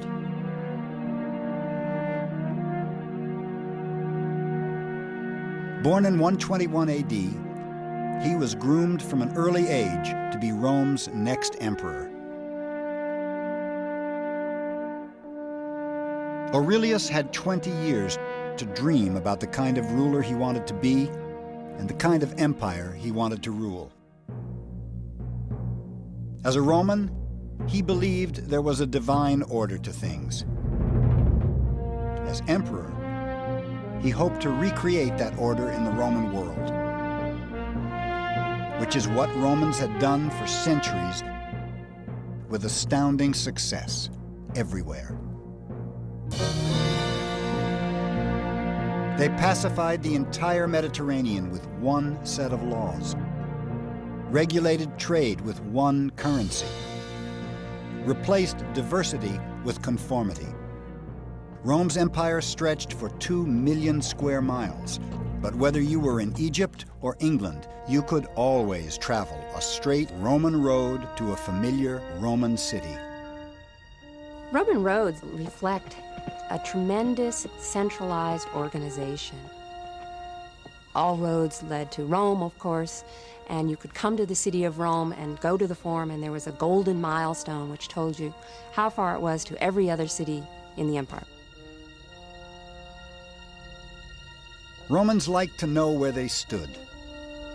They planned their cities like they planned their lives, in a methodical, orderly fashion.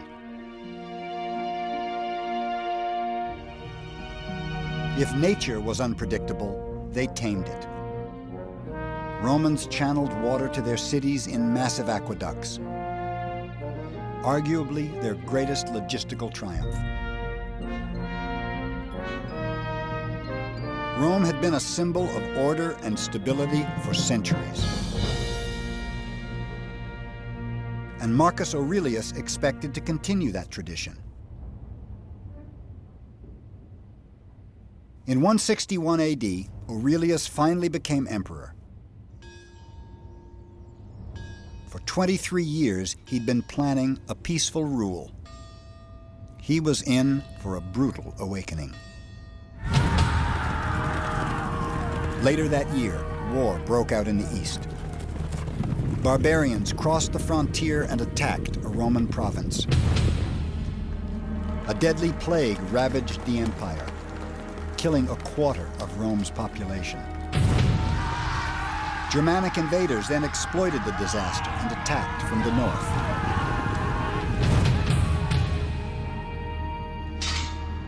Rome was suddenly confronted with military threats on 2 fronts. Marcus Aurelius spent 8 years on the frontiers fighting for Rome's survival.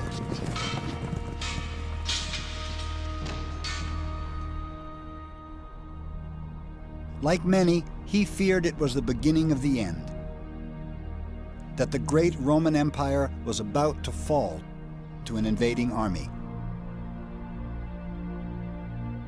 But his fears were misplaced. For Rome's greatest problems lay within, as did the emperor's. Marcus Aurelius had cancer. He took daily doses of a drug he hoped would alleviate his suffering. It didn't. And in 180 AD, the disease finally won. Aurelius's painful death foreshadowed the fate of the empire he left behind. Rome, too, was suffering from a fatal disease: cultural decay. It was an erosion of traditional Roman values that would force many to turn to foreign cults for their salvation. And, like Perpetua, question their allegiance to Rome.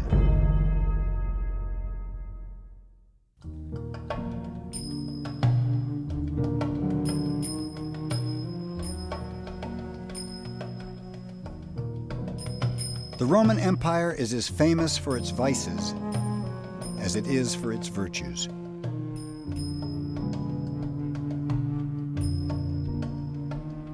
Corrupted by wealth and power, Rome's legacy was tainted by images of indulgence and imperial excess.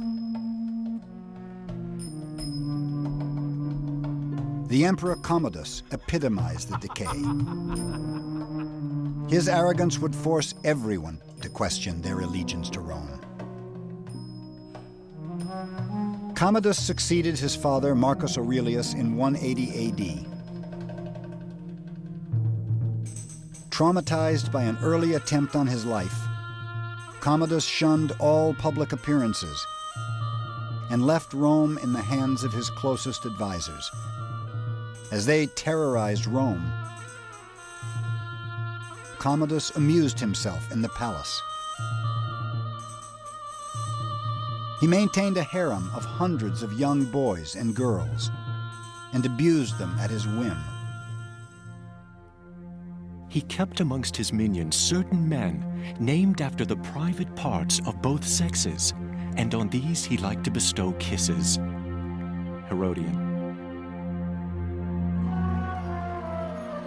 It was a lifestyle funded by corruption and extortion. Resentment festered throughout the empire.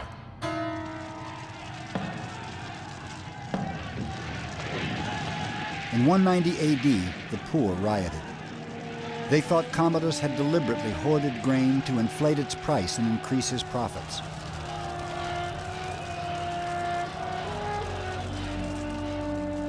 After 9 years as a recluse, the emperor was forced to play a more public role. The results were disastrous. He demanded he be made a living god.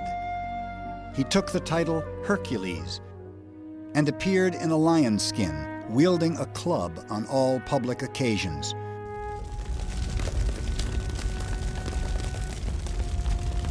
When a huge fire consumed Rome in 191 AD, Commodus outdid himself. He proposed the rest of the city be destroyed and an entirely new one rebuilt in his honor.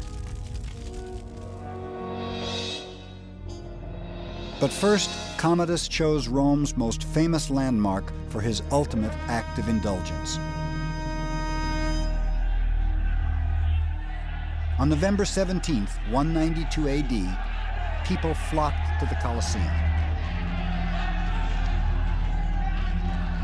Something truly shocking was on the program.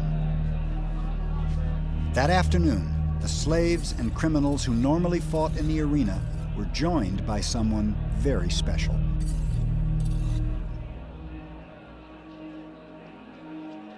For the first time in Roman history, an emperor was appearing in public as a gladiator.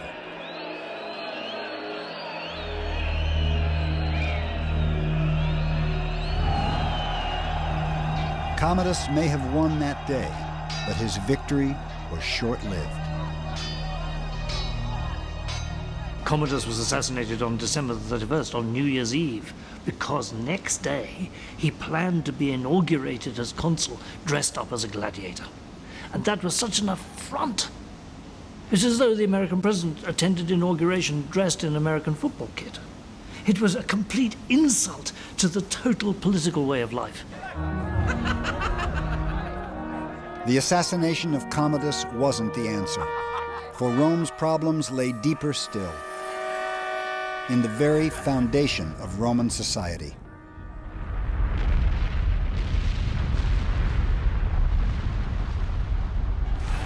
On August 24th, 79 AD, a volcano in southern Italy erupted.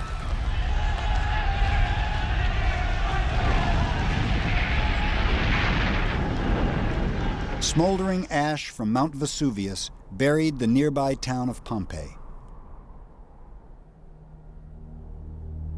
and froze a haunting and revealing portrait of Roman society for all time.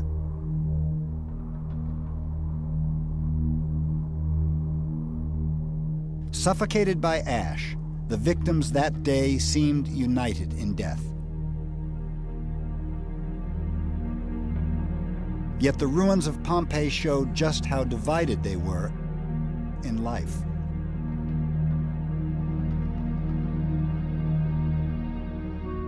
The rich lived lives of gaudy luxury. Their houses were spacious and ornate, their gardens lush, their lifestyles lavish. But the most notorious element of their decadence is a fiction. Paintings of imagined Roman orgies were commissioned by 19th century politicians to promote their own message of sexual intolerance. The most famous of these showed a group of disapproving philosophers frowning at a debauched banquet. There was a serious proposal to put that painting in every classroom in the United States of America because it was seen as an image of morality, of what the Romans were really about were those philosophical types. And if you get involved in the orgy, in decadence, then your civilization will fall as surely as the Romans. For most Romans, a lifestyle of luxury and decadence was a very distant dream. The gap between wealthy and poor was 10 times worse than today. 95% of the population struggled beneath the poverty line. They lived in dark, fire-trapped tenements, entire families packed into a single room. The child mortality rate was 50%. Typhoid and diphtheria were constant threats.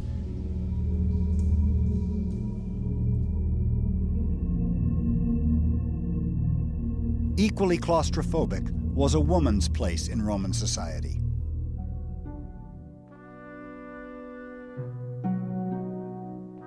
Women were considered biologically and morally inferior to men. They couldn't vote, buy property, or choose who they married. Their fathers and husbands had legal and financial control over them most of their lives.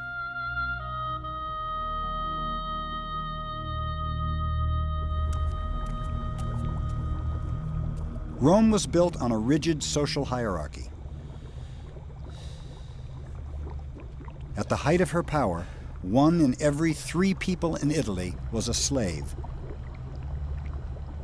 And it was their sweat and their labor that gave Roman cities their fabled wealth and splendor.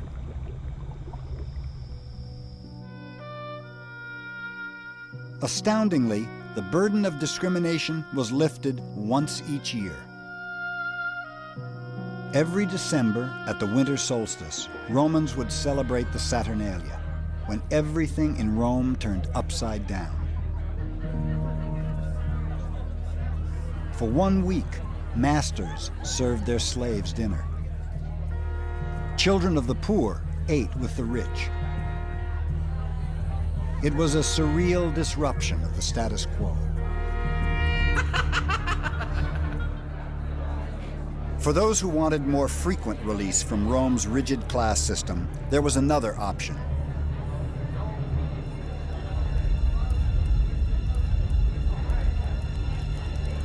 The cult of Dionysus was Greek in origin. Its controversial rituals, or bacchanalia, arrived in Italy in the 2nd century BC. With wine and dance, devotees entered a kind of collective trance, a communal ecstasy that offered escape from the oppressive divisions of Roman society. People are getting together, they're making cells, they're making little clubs, and they're assembling in an uncontrollable way at night time in groups that are mixed, men and women, and they're not quite sure what sort of conspiracy together.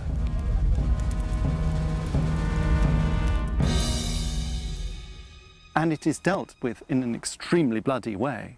I mean, not only is the cult of Dionysus completely banned, but the consuls go up and down the country. There are many executions.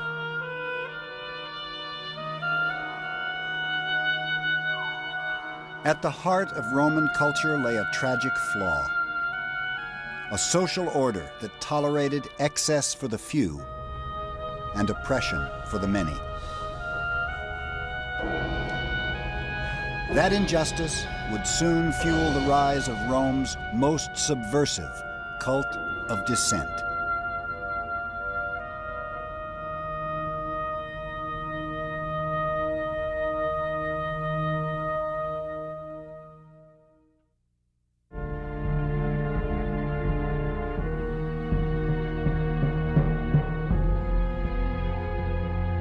There was one ideal that made everyone proud to be Roman.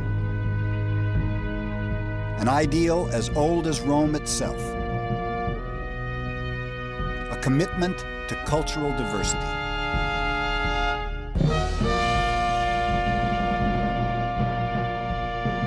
Roman society was always enormously open. There's a wonderful story about Romulus, who, when he goes to found Rome, calls upon people to come and live in the city.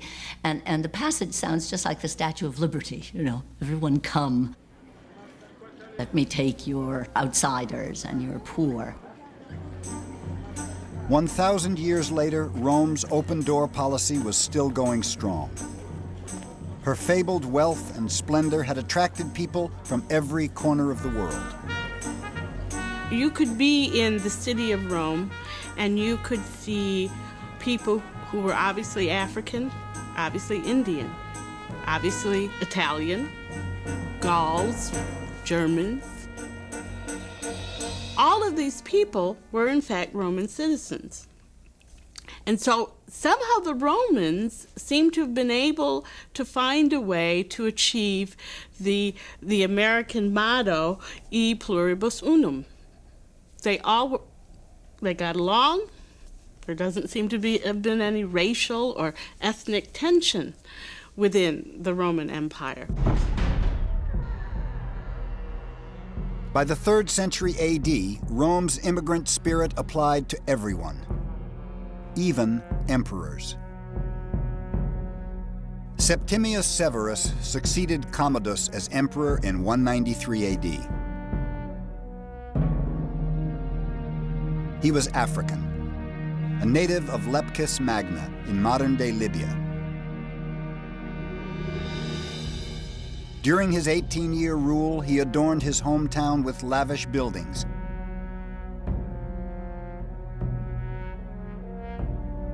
And brought some of its magic back to Rome.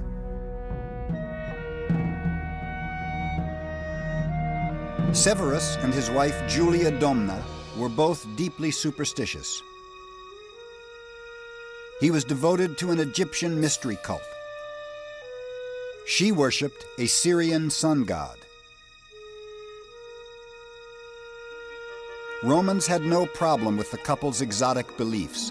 The vast Roman Empire had a long history of religious tolerance. They lived in a pagan world that welcomed virtually everyone's gods. There's something in the pluralism of Roman religion that makes it possible to acquire new gods. In their very earliest stories about themselves, conquest of little towns around Rome involve, one of their myths is that of evocation, when you go and you pronounce a series of prayers to beg the god of the local town to come to Rome with you, and it becomes your god, and you add to the strength of the team at Rome. All that was asked of foreign religions was that they respect the cult of Rome by making annual sacrifices to the emperor.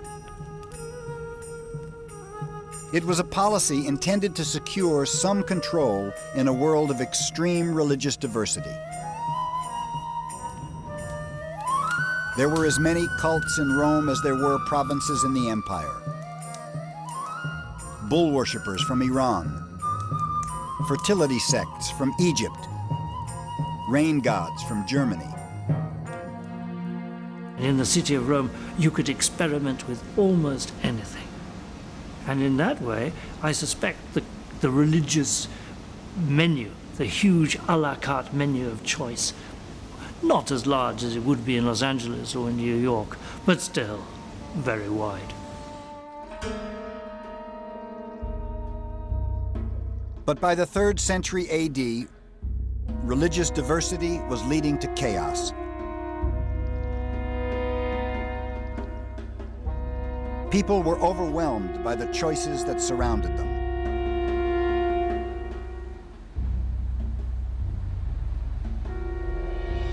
Severus's solution was sun worship.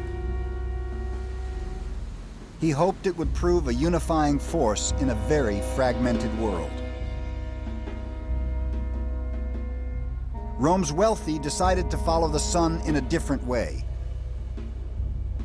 They traveled east, to Greece, Egypt, even as far as India, in search of themselves. But if Romans were confused, their leaders were completely out of control. In 211 AD, Severus was succeeded on the imperial throne by his son, Caracalla, whose most memorable act as emperor was to murder his own brother, Geta. He was sick in body and mind. He often thought he was being pursued by his father and his brother, armed with swords.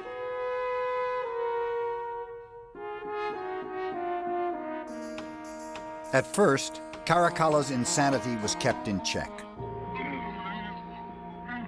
In 212 AD, he awarded Roman citizenship to every free man in the empire. A dramatic reaffirmation of Rome's commitment to tolerance and diversity.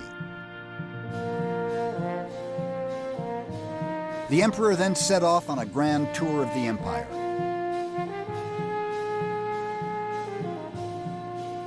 In December 215 AD, he reached Egypt.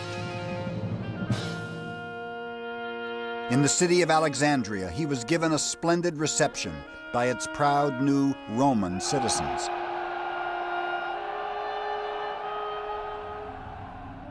The affection didn't last long.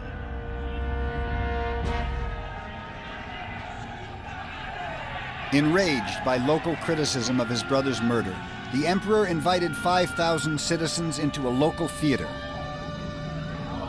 and butchered them in cold blood.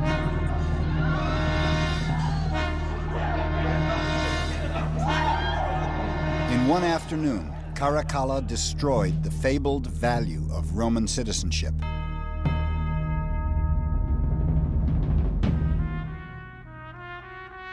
Never had Romans felt so confused or so conflicted about their place in the world.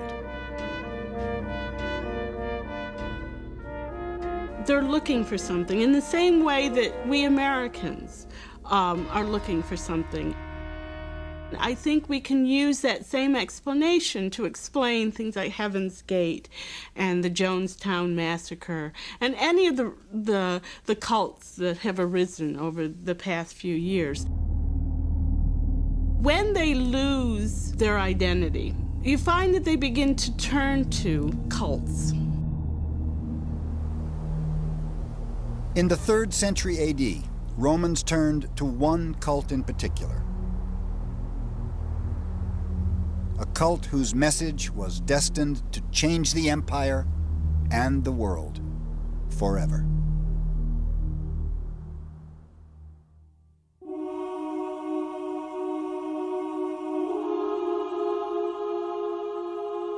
Christianity's dramatic rise to power in the Roman world would change everything.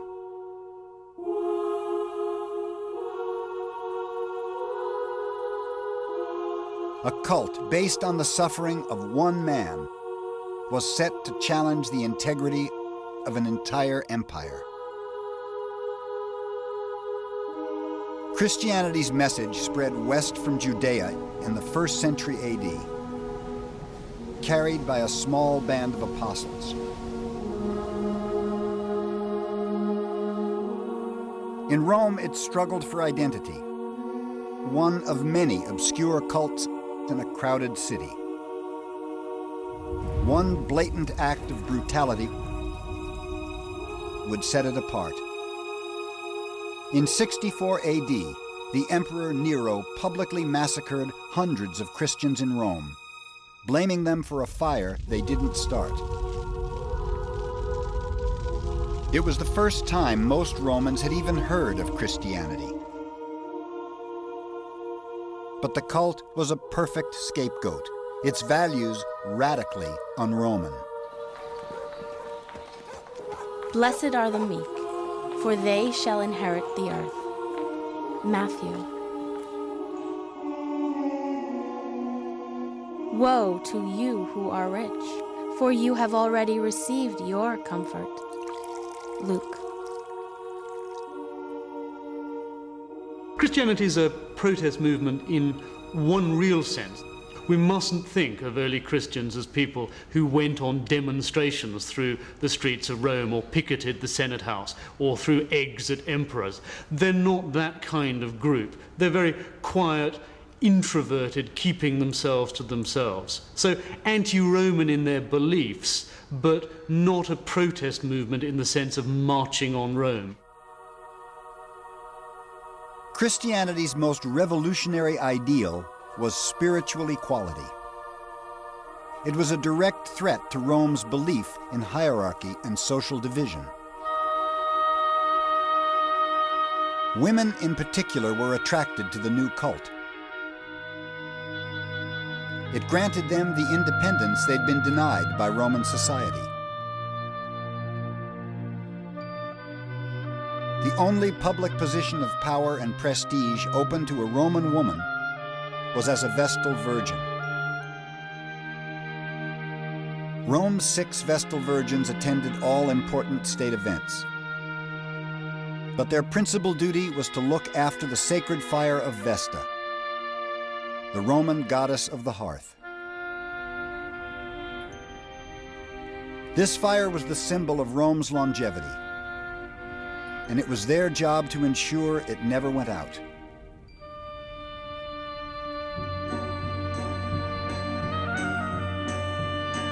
Vestal virgins were highly respected and lived well, yet their public honors had a price. Vestal virgins took a vow of chastity when they entered the order at an early age. If one of them broke that vow, the punishment was fierce and final. She was locked in an underground room. The windows were covered, and she was slowly buried alive.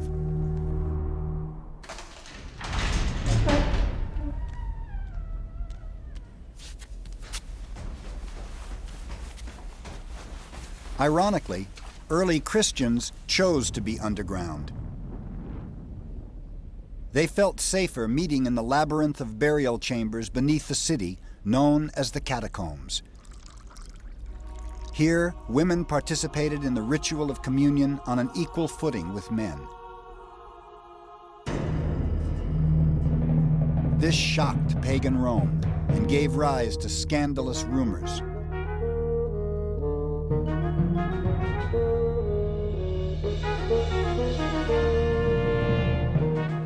They recognize each other by secret signs, and they have sex even before they've become friends. They call each other brother and sister, and thus their common fornication becomes a kind of incest. They worship the private parts of their priest.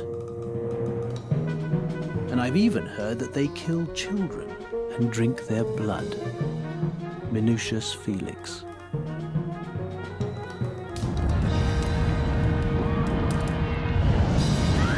Precisely the same accusations would be used by Christians to condemn witches in later centuries.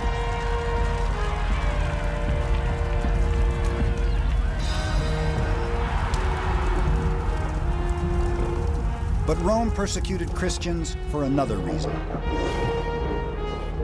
They refused to respect anyone else's gods.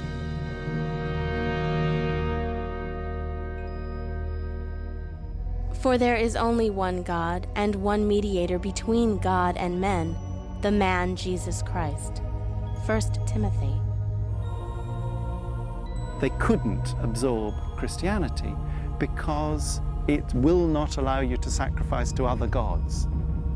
In particular, Christianity involves the rejection of the cult of the emperor.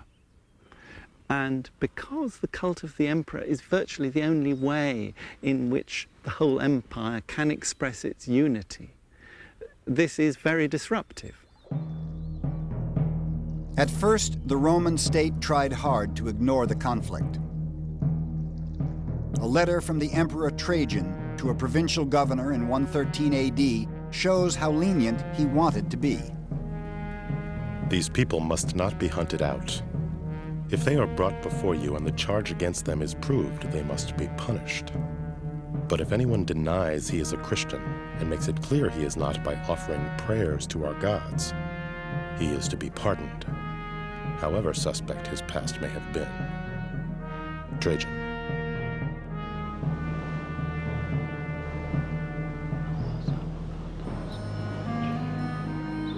Trajan was wise in his restraint.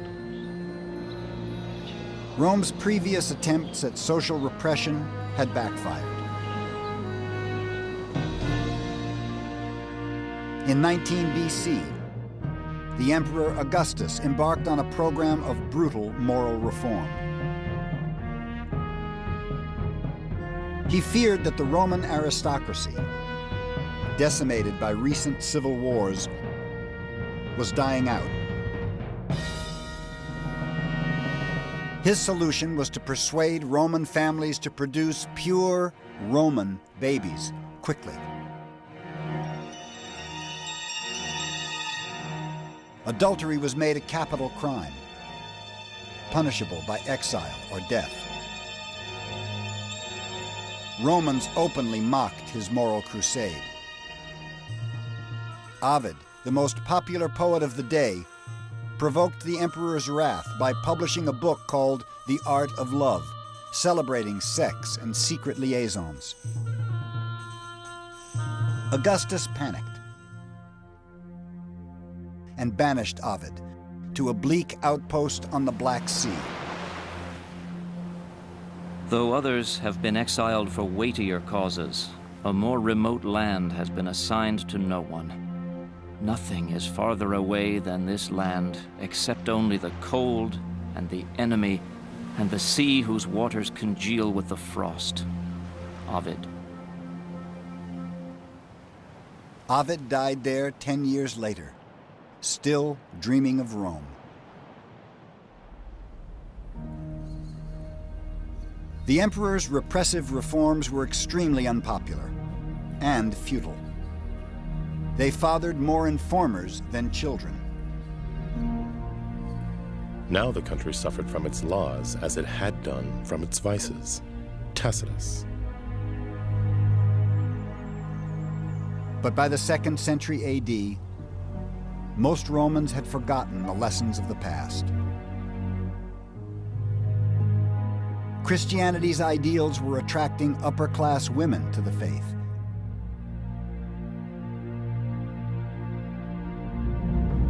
Their refusal to perform public sacrifices to the emperor threatened the male elite. Their response was highly controversial. Its severity still debated today.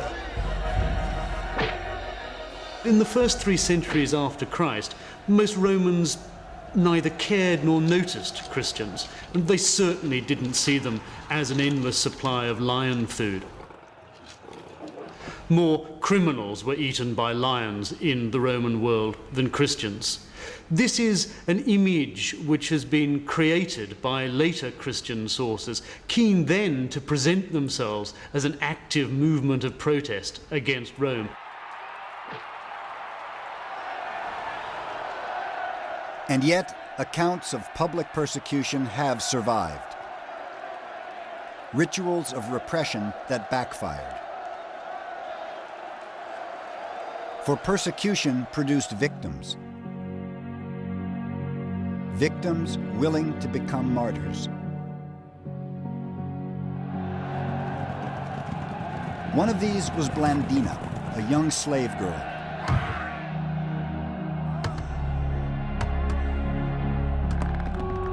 The crowd subjected her to every horror and punishment.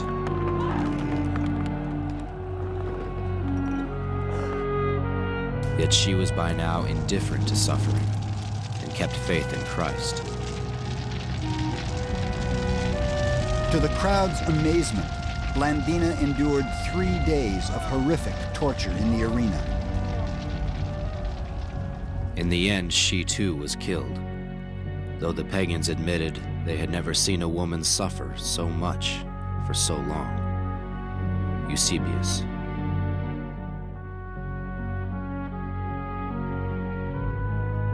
The more that you persecute, the more you raise the stakes. It's a terrible gamble, because in throwing people to the lions, you do it in an enormously public fashion. And if the martyrs play the game well, if they not survive their martyrdom, but maintain their dignity, keep the crowd on their side through the martyrdom, then it's a wonderful recruiting ground. And the effect of great persecution is that everyone knows you've got to go this way or that. The big choice is Christian or not. A protest movement was quickly gaining momentum. Its very popularity posed a fundamental threat to the Roman way of life.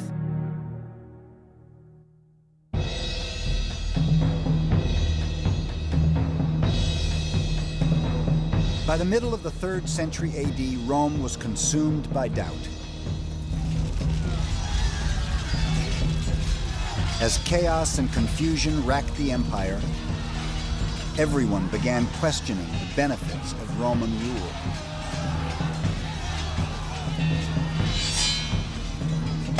Between 235 and 270 AD, more than 30 Roman generals proclaimed themselves emperor.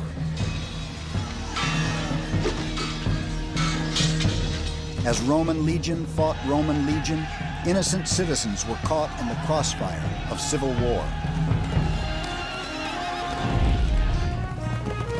Barbarians seized the opportunity and streamed across the frontiers. Germans in the west and Parthians in the east disrupted the provinces. Inflation soared and livelihoods were destroyed.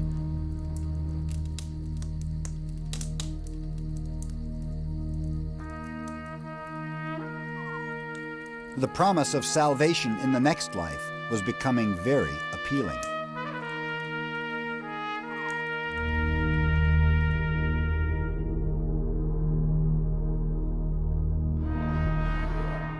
Christianity's tradition of charity attracted many converts in Rome's century of chaos and doubt. The size of the catacombs in Rome, the cult's secret meeting place, shows just how popular Christianity had become. By the middle of the 3rd century, there were an estimated 5 million Christians in the empire. It's an indication of the strength of the church at the end of the 1st century, and particularly of the level of church organization. We've got a church now that's got a growing membership and that has got a hierarchy of clergy and bishops throughout the Mediterranean. In 284 AD, Diocletian was crowned emperor. He had risen through the ranks of the army to seize power in Rome. As befitted a military man, his vision for the future was brutal and bold. Diocletian felt the key to unity lay in division.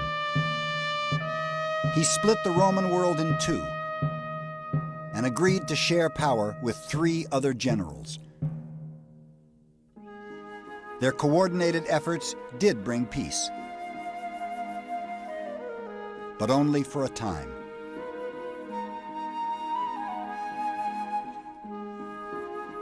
Diocletian ruled for over 20 years, but spent only 2 months in Rome. He was forced to spend most of his time in cities like Trier, Germany, to be closer to the wars on the frontiers.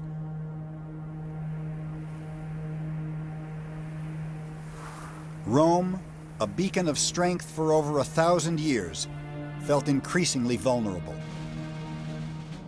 as did the emperor. In a desperate bid for respect, Diocletian proclaimed himself the son of Jupiter and insisted that everyone kneel in his presence and kiss the hem of his robe. To many, it was empty spectacle, and they began looking elsewhere for reassurance.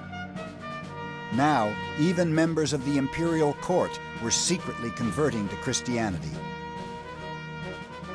Diocletian has said that the unity of the empire is not just a military matter, but it's a religious matter. And if we can stamp out Christianity, then we will all be worshipping the same gods, so we will all be the same empire. And when that gamble fails to come off, you fail to stamp out Christianity, the martyrs produce more Christians.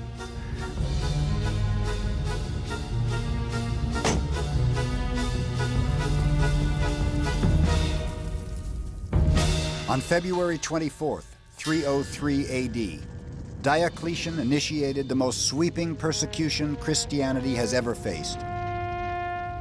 Churches were burned, scriptures destroyed,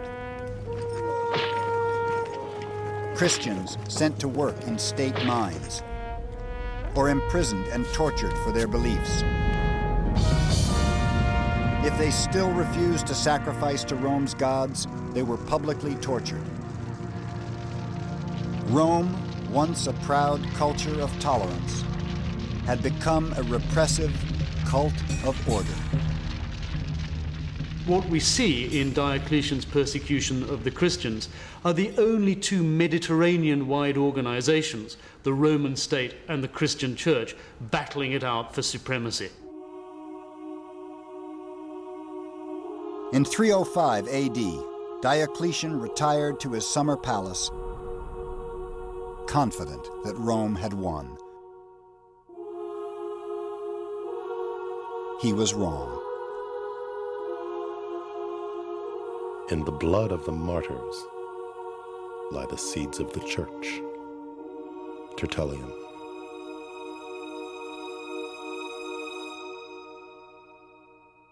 There's an irony about Roman history in that one of the great accomplishments of Rome were the roads. And I think it's fascinating that those roads are what did Rome in. Because over those roads came the cults, came ideas that would undo the Roman identity and Roman sense of self.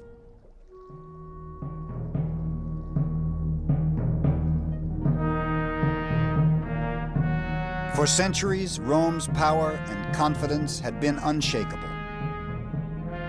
She had basked in the achievements of her empire, convinced of the glory of her rule. But a cult from Judea confronted Rome's arrogance, challenged her inequality, and exposed her brutality. Rome, once a symbol of order and control, was crumbling into chaos and confusion.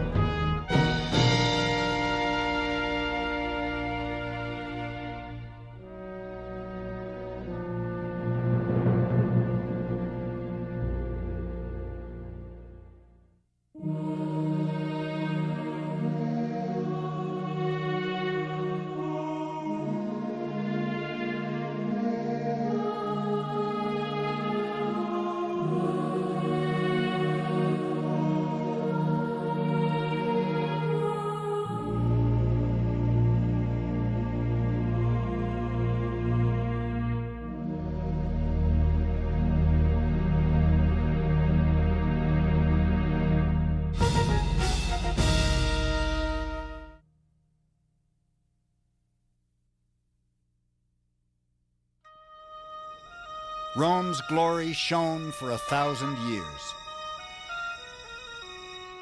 But nothing lasts forever. In the 3rd century AD, civil war engulfed the empire. Chaos and corruption undermined it from within. And from every direction, its enemies gathered for the kill. Panic spread as terrified Romans sensed the apocalypse at hand.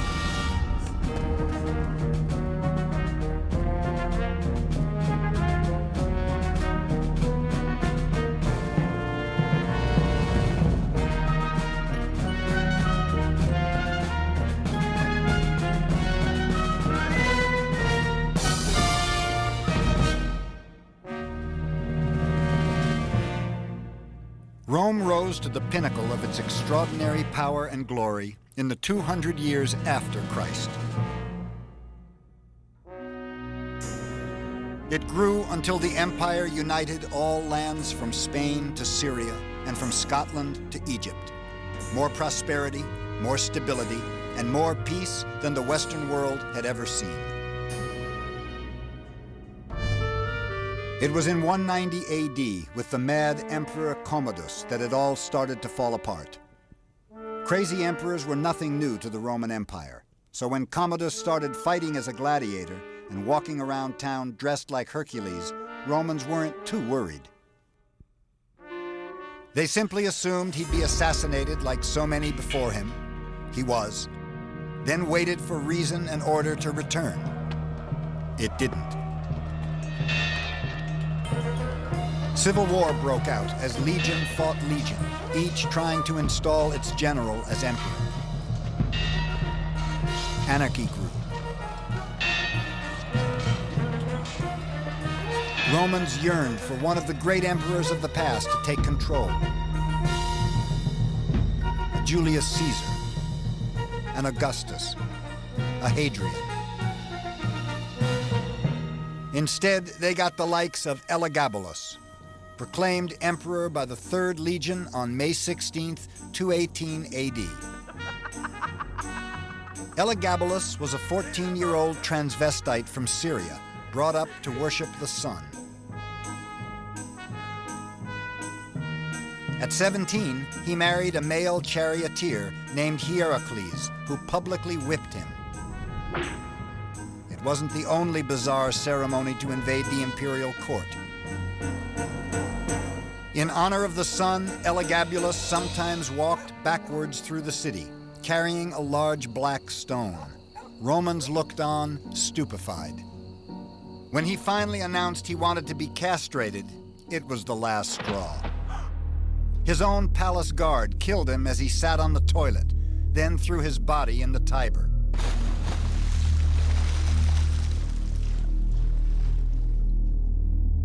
Romans wondered how their great empire could have fallen to such a shameful state of affairs. Some believed it was the long-awaited fulfillment of the Sibylline oracles, a series of apocalyptic prophecies that had haunted Rome for centuries.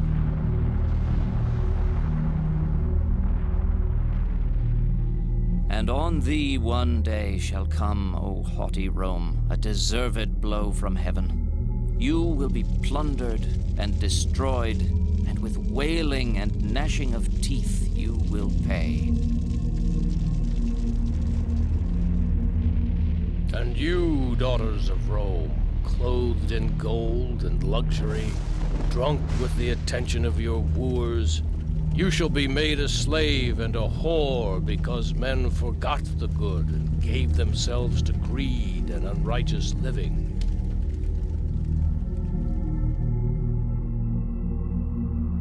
But there was nothing mystical about the chaos of the 3rd century. Quite simply, the empire had become unmanageable. Emperors could no longer cope with the monster Rome had become. We tend to get a picture of Rome, particularly through the movies, as being dominated by a bunch of kooks. Yes, Nero was disturbed. Yes, Caligula was an extremely unpleasant person to be around, and Commodus liked being a gladiator and a beast hunter. Elagabalus liked dressing up in funny clothes and dancing around his pet rock. The average Roman emperor is a bureaucrat. is a man who's able to balance the different demands of the major political constituencies within his empire, the army, the guard, the population of the city of Rome, the Senate, and the palace, keeping those interests working in concert with each other so he can stay alive. After Elagabalus, the best efforts of a succession of hard-working emperors were all in vain. Political power was concentrated in too few hands. The wealthy were forgetting the old democratic ideals, balancing the power of rulers with the needs of ordinary citizens.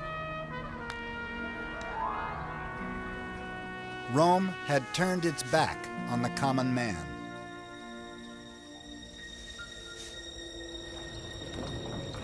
The ancestors of Roman peasants like Gaius led humble but dignified lives as small farmers. But slave-owning aristocrats had commandeered their land and evicted them. Destitute families flooded into the city, swelling the ranks of sweatshop workers and the urban poor. Gaius grew up in Rome doing menial jobs and a lot of drinking. Like millions of poor Romans, he lived on welfare handouts of grain and mindless distraction, lots of it.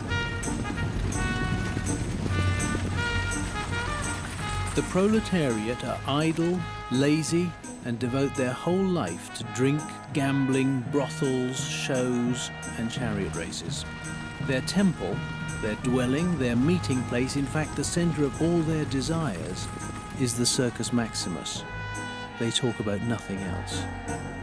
Ammianus.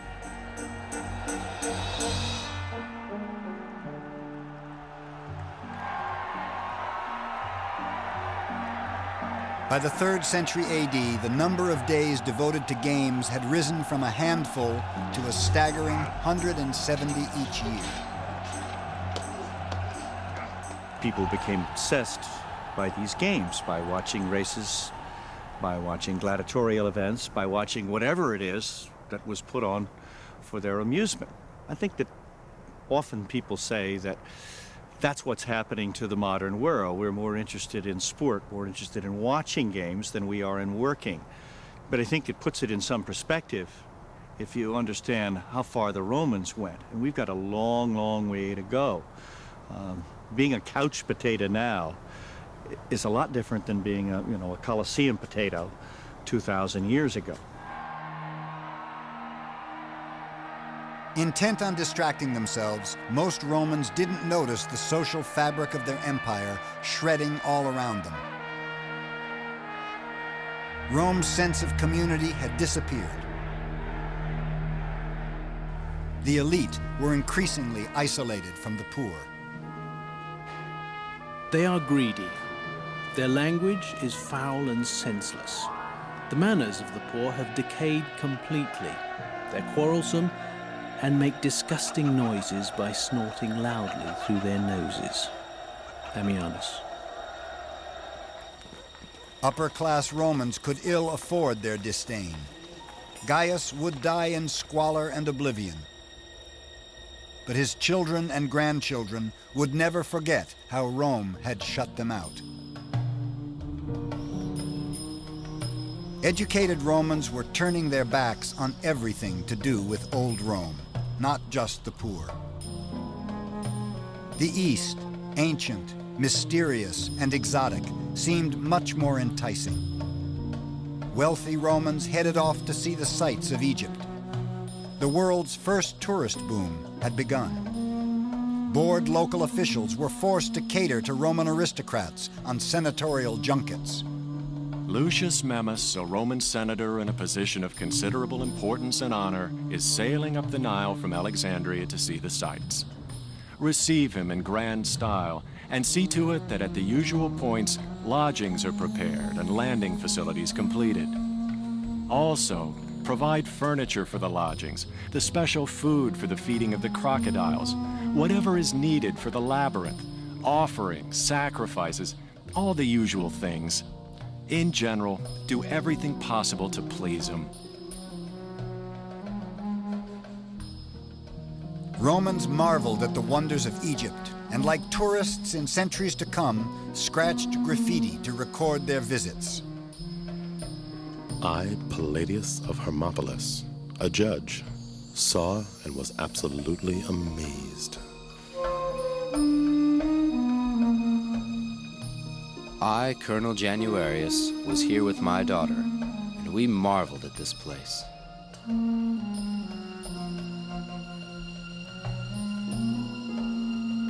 Unique. Unique. I only curse myself for not being able to understand the hieroglyphs. Egypt was a land of magic and mystery. It had the pyramids, it had hieroglyphs, it had the Nile. And Romans, they went to Egypt much more often in fantasy, in pictures, by bringing the wild animals of Egypt from Egypt into Rome, hippopotamuses, crocodiles. But some of them, probably on lazy culture trips, went as far as they could, right to the boundaries of Ethiopia. As travelers abroad marveled at the mysteries of Egypt, Romans back home were hungry for their own taste of the mysterious East. A luxury trade in expensive foreign goods flourished. There is this exotica that the rich and wealthy came to expect. Perhaps one of the most startling examples would be spices. They came from the Far East, from the islands of Indonesia. Even more than that, we've got a guide written for shippers up the Red Sea on how to cross over using the monsoon to India to pick up goods. And it tells you what you can get in the Yemen, at Bombay, on the southern tip of India, where there may very well have been a colony of Roman citizens. The Roman delight in far-flung places was not reciprocated. As Rome thrilled to the exotic East was starting to hate Rome's guts. In the provinces and periphery of empire, resentment festered. The great Roman orator Cicero had foreseen it all. Words cannot express, gentlemen, how bitterly we will be hated among foreign nations because of the outrageous conduct of the men we have sent to govern them. All the provinces are complaining about Roman greed and Roman injustice. I remind you, gentlemen, Rome will not be able to hold out against the whole world. I do not mean against its power and arms in war, but against its groans and tears and lamentations.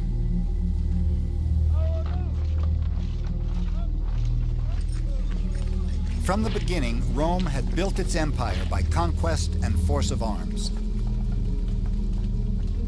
In the early days of empire, there had been real benefits to being defeated by Rome.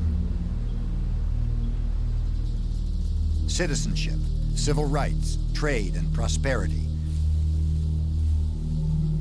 But by the 3rd century AD, those benefits were evaporating. Citizenship was giving way to slavery. Peace and prosperity replaced by shameless exploitation. And for all the wealth that Rome took from Asia, 3 times as much shall Asia take from Rome, visiting upon her accursed arrogance. And for every slave in a Roman house, I swear, 20 Romans will one day be sold into the most wretched slavery.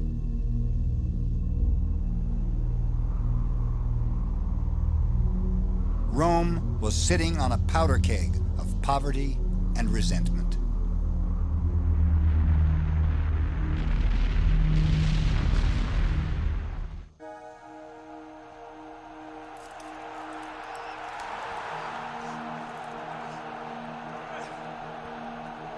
In April 248 AD, the Emperor Philip staged the Millennium Games.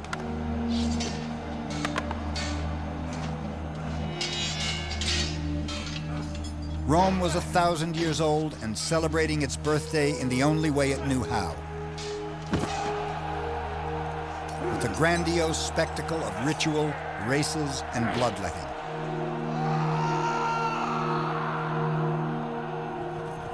As Romans celebrated, barbarian armies hammered the empire's frontiers. Rebellions were breaking out in the provinces.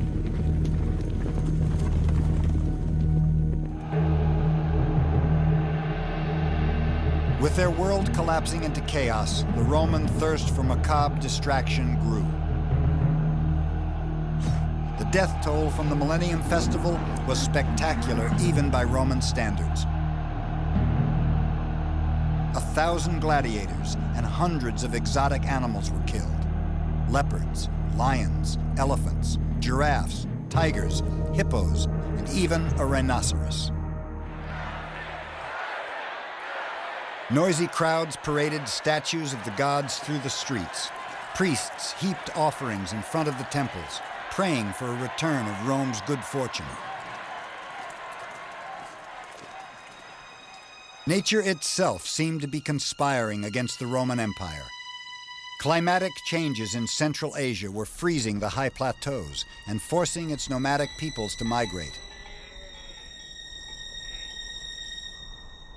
Shut out of the Chinese lowlands, they had no option but to move west.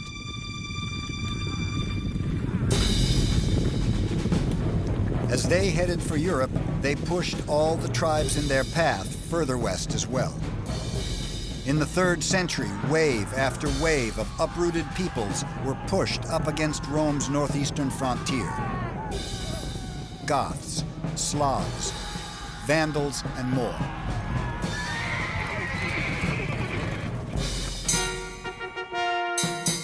In 259 AD, Persians attacked.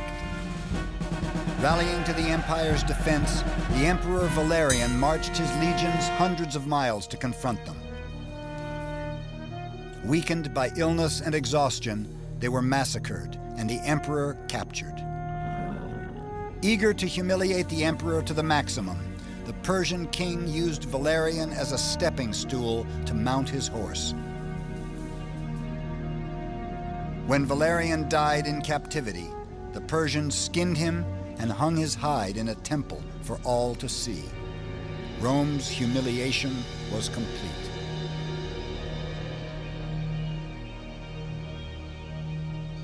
Dearest Mother, my greetings. I just want you to know that I finally arrived safe and sound in Alexandria after 4 days' travel. I miss you all already. Tell Io that if he wants to join the army, he should come here. Everybody seems to be joining the army.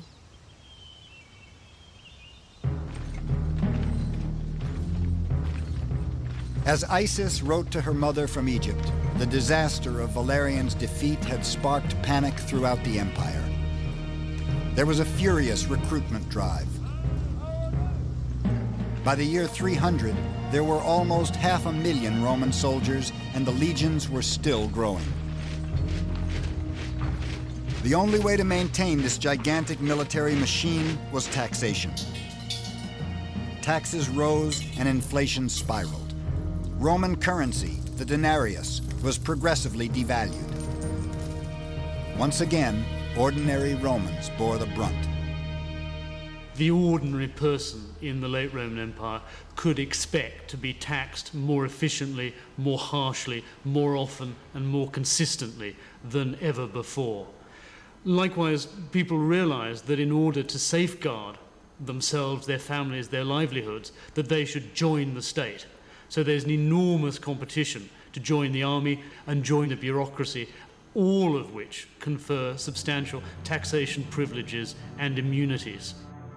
Taxation would be less brutal if the burden were shared equally by all. It is not. Tributes due from the rich are extorted from the poor, and the weaker bear the burden of the stronger. Ordinary people are being crushed by the weight of taxes. What more can I say? The situation is shameful and disastrous. Salve. Beset by enemies without and turmoil within, the empire tried desperately to tighten its grip. Along with the army, the whole apparatus of imperial power began to swell. Bureaucracies multiplied. The people who oversaw the postal system, the speculatores, had become the world's first full-fledged intelligence operation. Spies were everywhere, reporting any signs of rebellion in the provinces. Emperors were obsessed with maintaining control. Rome was moving slowly but surely towards the totalitarian regimes that would preside over its final collapse. In 285 AD, realizing the empire was becoming bloated and top-heavy, the Emperor Diocletian embarked on reforms to streamline it. He split the imperial bureaucracies into two linked empires, 2 emperors and 2 armies. He froze prices, putting the brakes on runaway inflation, and banned a subversive cult called Christianity. In the short term, Diocletian's reforms were astonishingly successful. Romans breathed a sigh of relief as peace and order once again reigned in the empire. Certain the Roman world was back on track, Diocletian did something no Roman emperor had ever done. He retired and lived quietly to be an old man. But the peace didn't last long. By the 4th century, no amount of bureaucratic restructuring could cope with the class conflicts and the political infighting tearing the empire apart. If Rome was to survive, it needed more than a sane administrator like Diocletian. It needed a ferocious and all-powerful ruler. It was about to get one.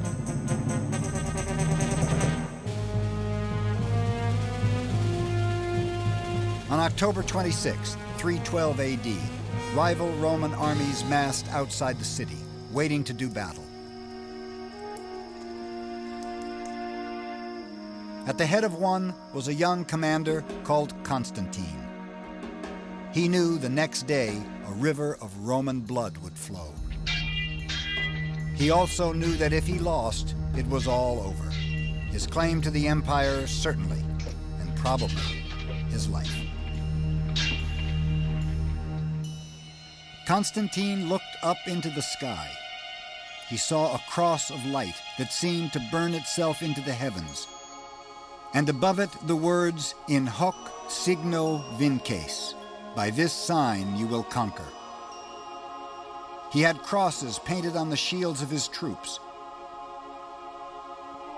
The next day, at the Battle of the Milvian Bridge, he smashed the armies of his rival, Maxentius. No sooner was Constantine installed as emperor than he repealed many of Diocletian's reforms, including his ban on Christianity. But he went even further, declaring himself a Christian. Romans were stunned. Most thought Christianity was just another weird Eastern sect. Suddenly, their new emperor had declared himself a cult member.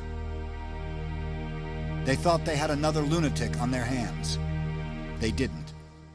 Constantine cleverly saw how Christianity could unify an empire coming apart at the seams. Unlike Rome's pagan religion, it preached discipline, obedience, and only one God. Constantine's one of the most dynamic figures in Roman history. He presented himself as a new Moses, leading his people to a promised land. But I think he saw himself being guided by the hand of a god. And after all, it's one God who's in charge. Just as there's one emperor who's going to be in charge.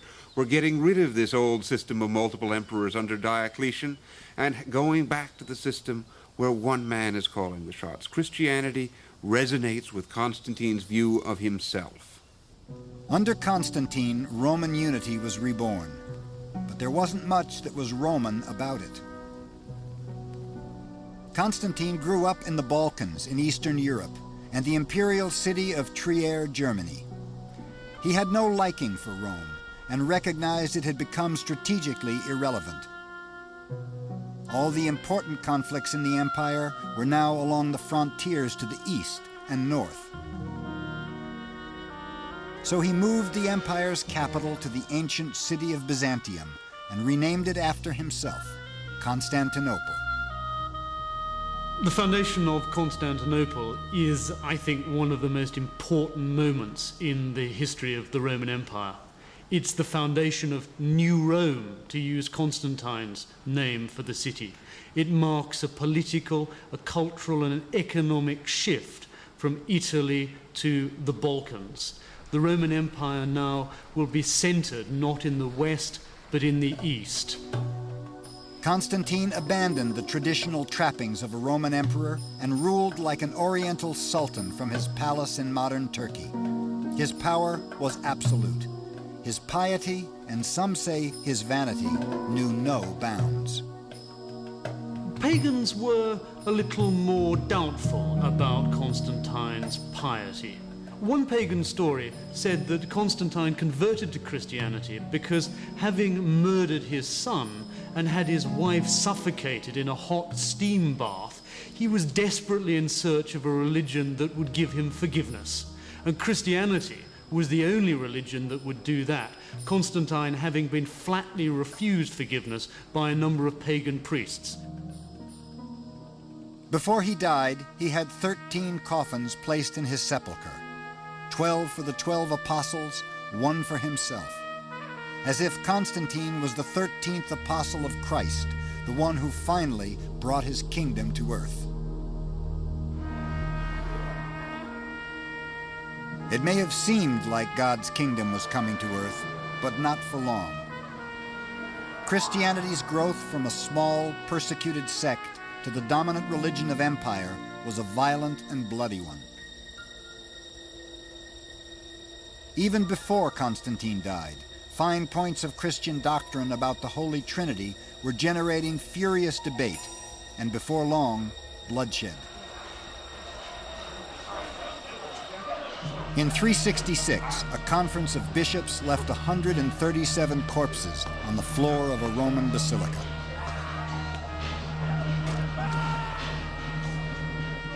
The 4th century was marked by bitter divisions of belief between bishops.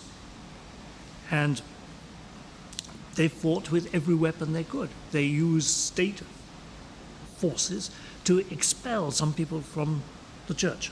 What's remarkable about Christianity is the degree to which Christian leaders thought that their religion could encompass only a single orthodoxy. The very persons who ought to display brotherly love are violently estranged from one another. It's disgraceful, positively sickening. Bishop Crestus. By the end of the century, there were over 60 official decrees outlawing different heretical beliefs. Before long, there were attempts to ban all non-Christians from public office. Synagogues were burnt. Pagans observed the growth of Christianity with alarm. Their Rome had been ruthless in punishing people's actions, but unconcerned about their beliefs. That sort of tolerance was now a thing of the past. Have a care. Even wild beasts are not as ferocious as these Christians in their hatred of one another. Ammianus. But not all Christians were engaged in theological feuding. In 423, outside the town of Antioch in Syria, a man called Simeon climbed up a pillar. He stayed there for 30 years, scorched by the sun, kneeling, singing, and suffering. 100 years earlier, everyone would have assumed he was a madman. He would have been arrested or ignored. Not now. In this new Christian Rome, suffering was the mark of holiness. Educated Romans gave up comfortable lives to go and live in the desert. In 375, St. Jerome was one of many who chose to renounce everything, retire to the Holy Land, and mortify the flesh. Tears and groans were every day my portion. Whenever I felt sleep overcoming me, I bruised my restless bones against the bare earth. My only companions were scorpions and beasts. My face was pale with fasting. But though my limbs were cold as ice, my mind was burning with desire, and the fires of lust kept bubbling up before me, even when my flesh was as good as dead. Jerome. Romans had always reveled in grandiose displays of wealth and power. They had inherited from the Greeks and Etruscans a love of the human body and its appetites. In Rome, before Constantine, if you had it, you flaunted it. To the pagans who refused to convert, Christian self-denial was bizarre and puzzling. The ones who call themselves monks live in unspeakably dreary places and shun the light. Why would a man choose to live in misery in order to escape from it? They seem to be afraid of everything, particularly what is good and pleasurable. The reasoning behind all this seems completely insane, and I find it utterly incomprehensible. Rutilius. Despite the rigors of Christianity, as the 4th century progressed, Romans flocked to it. Women, long oppressed by patriarchal Rome, found respect and recognition. To everybody, men and women, rich and poor, Roman and non-Roman, Christianity offered a refuge from the chronic uncertainties of the era. There's no doubt in my mind that Christianity saved the Roman Empire. At the end of the 3rd century, it gave it a new focus for unity, both religiously and ideologically. But Christianity is the glue that sticks the various parts of the Roman Empire together in the centuries after Constantine. Christianity could hold the empire together for a while, but not forever.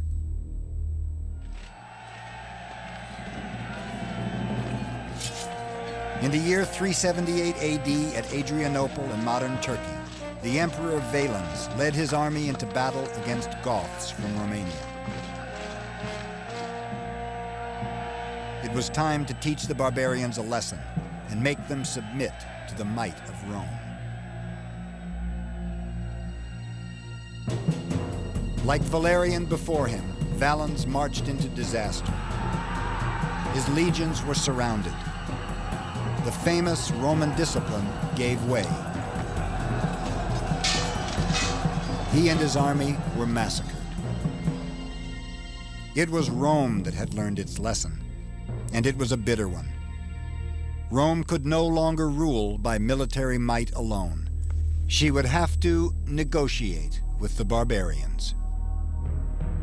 The truth was there were already as many Germanic tribespeople within the ranks of the Roman legions as opposing them. But now they wanted more. If they were good enough to fight Rome's wars, they deserved to share its power. But Romans didn't share power. As beasts from men, as the dumb from those who speak, so the foolish heathen differs from the Roman. Rome stands alone in pride over barbarian lands. Prudentius. That Roman pride was now taking a serious blow. Forced to accommodate the barbarians, Romans began to feel threatened. Intolerance and resentment grew. The Goths are perfidious, the Alani rapacious lechers, the Saxons, Franks, and Arulians are wantonly cruel, and the Germans are alcoholics to a man. Salvian. Special scorn was reserved for the Huns, the nomads from Central Asia who had pushed the other barbarians westward in the first place. They too now appeared on the frontiers of empire. They are so monstrously ugly and misshapen that one might take them for two-legged beasts. They are totally ignorant of the difference between right and wrong, so it's impossible to make a truce with them. Like unreasoning beasts, they are at the mercy of the maddest impulses. Ammianus.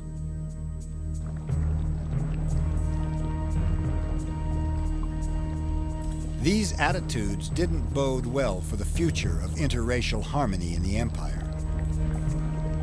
For centuries, barbarians had been humiliated and enslaved. They were tired of it. When Alaric, leader of the Goths, settled his people inside the northern frontier, he wanted a dignified coexistence with Rome. Alaric spoke Latin fluently, was well-read, and not about to be dismissed by pompous Romans. We tend to think of the barbarians as a collection of Conan the Barbarian and his buddies coming across the frontier waving their double-handed axes. This is quite far from the truth. By the time the barbarians come across the frontiers, they're beginning to be Romanized. Alaric, who sacked Rome in 410, did so because he was turned down for a job as a Roman general. What these people wanted first and foremost was a place within the empire for themselves, and when they didn't get it, they turned on the government of the emperors. But Rome had still not learned its lesson. Instead of building diplomatic relations with the Goths, local governors systematically insulted, starved, and overtaxed them. Alaric sent letters of protest to the emperor. They were ignored. When Alaric and his people finally descended on Rome in 410 AD, it was not to rape and pillage, but to drive home his people's protests and demand the decent treatment they'd been promised. To his surprise, as his armies swept through the heart of the empire, there was hardly a Roman soldier in sight. The truth was, many Romans were no longer prepared to fight the barbarians. Some even welcomed them. I tell you that the poor have been so robbed and downtrodden that many of them seek refuge with the enemy. They seek among the barbarians a Roman mercy because they cannot endure the barbarous mercilessness they find among the Romans. Salvian. And so in the year 410, for the first time in almost 1,000 years, Romans awoke to find an enemy army camped just outside the city. They couldn't believe it. Alaric's demands were reasonable. All he wanted for his people was part of the Danube River Valley in what is now Austria. Rome refused.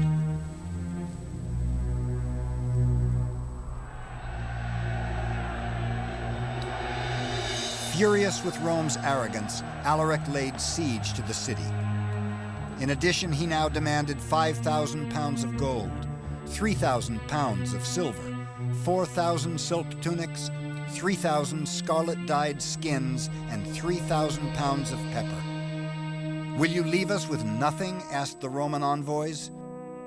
Alaric replied, "If you give us what we want, you can keep your lives." Rome held back, procrastinated, and in the end, Alaric lost patience. Barbarian slaves, delighted by the prospect of Rome's ruin, threw open the city gates. The Goths poured in and sacked the city. Proud Rome was finally brought to her knees.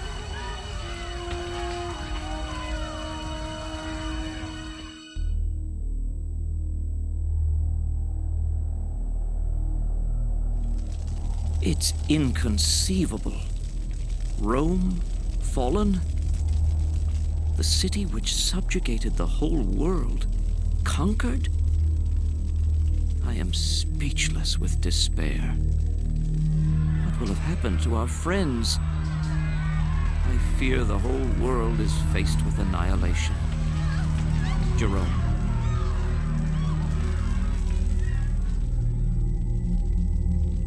Although the city of Rome was no longer the center of the empire, for Romans everywhere, seeing it sacked was an omen of catastrophe.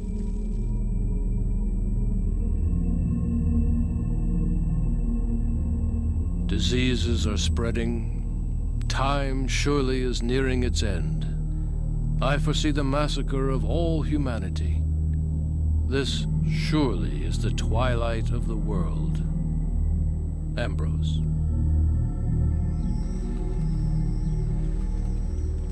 Romans were now sure the apocalypse was at hand. Stories circulated that the mouths of volcanoes were getting bigger, ready for the souls of all the sinners they'd have to receive.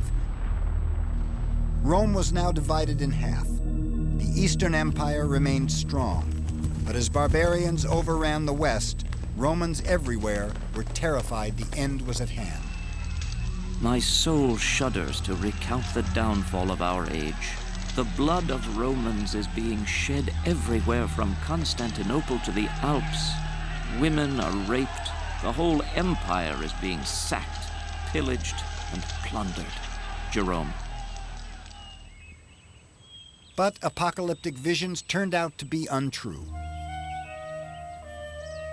Not only did the world not end, the barbarians didn't do much raping and plundering either.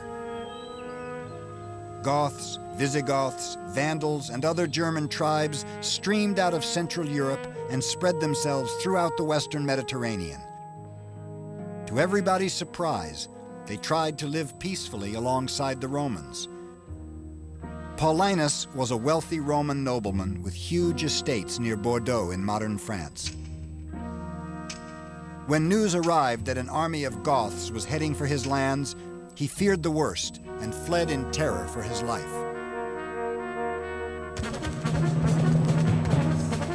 Tormented by all the stories of mass rape and Roman children sold into slavery, he sent his family ahead of him.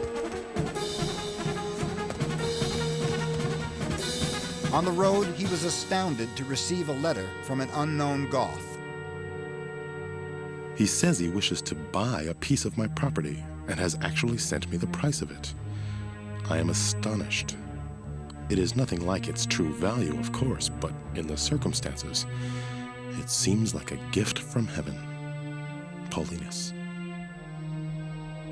There's no doubt that the Mediterranean was seen by much of the rest of the world as a sort of El Dorado, as California. It's where you want to be. There was the good life. It's very wrong to think that the German tribes that were trying to invade the Roman Empire and who eventually bring about its collapse in the West were seeking to destroy it. They weren't. They wanted their piece of the action. They wanted to be part of it. They wanted to be part of this great world. And when they take over in the West, they behave like mini Roman emperors, great Roman senators, because this is the good life. Alaric's sack of Rome in 410 AD was not the end. The Eastern Empire was still strong. From its wealthy cities in Turkey and the Middle East, it viewed the disintegration of the West with growing detachment. It would slowly become the Byzantine Empire, but go on calling itself Roman until the Middle Ages. The Western Empire staggered on for another 60 years. There were still emperors in Rome, but their control was evaporating as the power of the central bureaucracy crumbled. The Western Empire now did nothing for the provinces except tax them. Local Roman nobles soon felt they were better off without it. They came to see themselves as free agents, fortifying their estates, making their own deals with the barbarians, even intermarrying with them.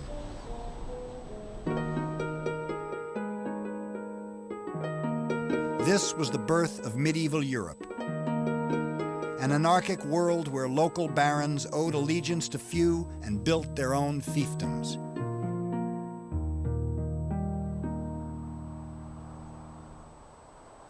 The disintegration of the Western Empire drove even more people into the arms of the Christian Church.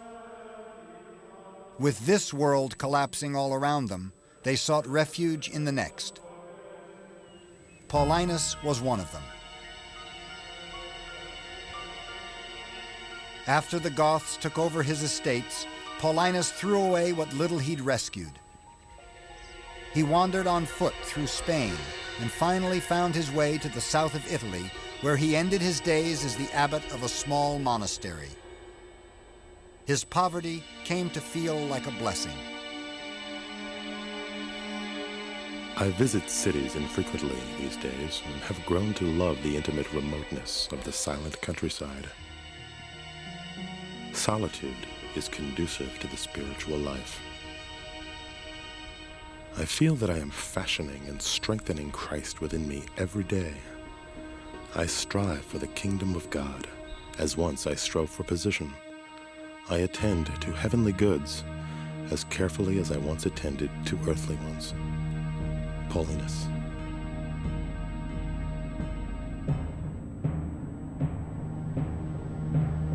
Everywhere, people were turning their backs on Rome. In 476, a Gothic commander quietly told the last Roman emperor of the West he was out of a job. The emperor withdrew to his villa by the sea. Nobody cared or even noticed. By a strange twist of fate, the emperor's name was Romulus. Over 1,000 years had passed since the first Romulus, that legendary wild man reared by a she-wolf, killed his brother and founded Rome on the banks of the Tiber.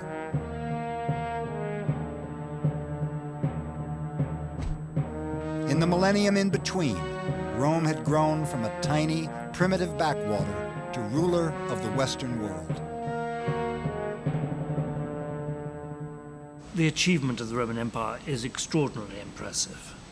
Conquest, commitment to discipline, to winning, to victory, to war. And in the history of the human race, the creation of large empires has been fundamentally important, even though it's no longer fashionable. The creation of peace, the creation of law, order, the institutions of Senate, the creation of money, democracy, elections, voting. All these, even if some of them are only the perpetuation of the Greek tradition, have been fundamental in modern European culture. With Rome's passing, the West's long love affair with its memory began. Paradoxically, it was the Christian Church that faithfully kept the language and culture of its former persecutor alive. Simply walk into any church. In its architecture and design, you have just walked in to a Roman imperial palace. Sit down in that church and perhaps listen to the church service, listen to the liturgy, listen to the hymns. You are listening to Roman imperial court ceremonial. The structure of the buildings of the Christian church, its liturgy, its choirs, its priests, its bishops, are imitative of Roman imperial court ceremonial. In the centuries that followed her fall, Rome was reborn again and again. The guiding idea of the Italian Renaissance was the rebirth of Rome and its classical ideals. When the founding fathers of the United States sought a model for their new country, it was to Rome they turned. Raised on the classics, they poured Rome's republican ideals into the Constitution.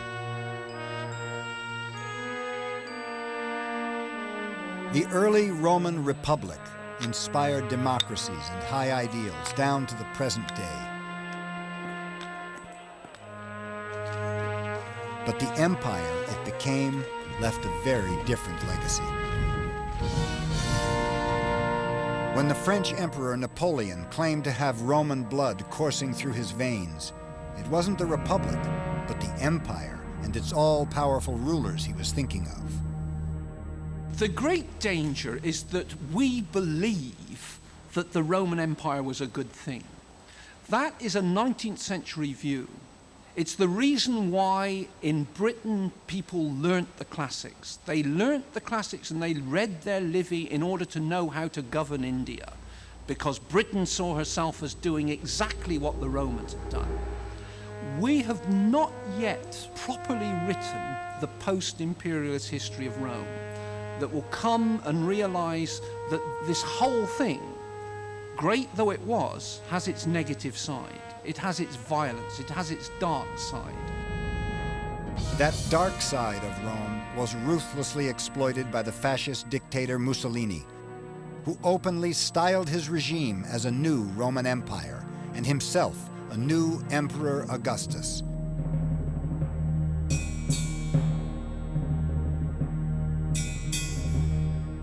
For both good and bad, the whole Western world has grown up in Rome's towering shadow. Nurtured on its stories, imitating its heroes, always trying to learn the lessons of its republic, its empire, and its fall.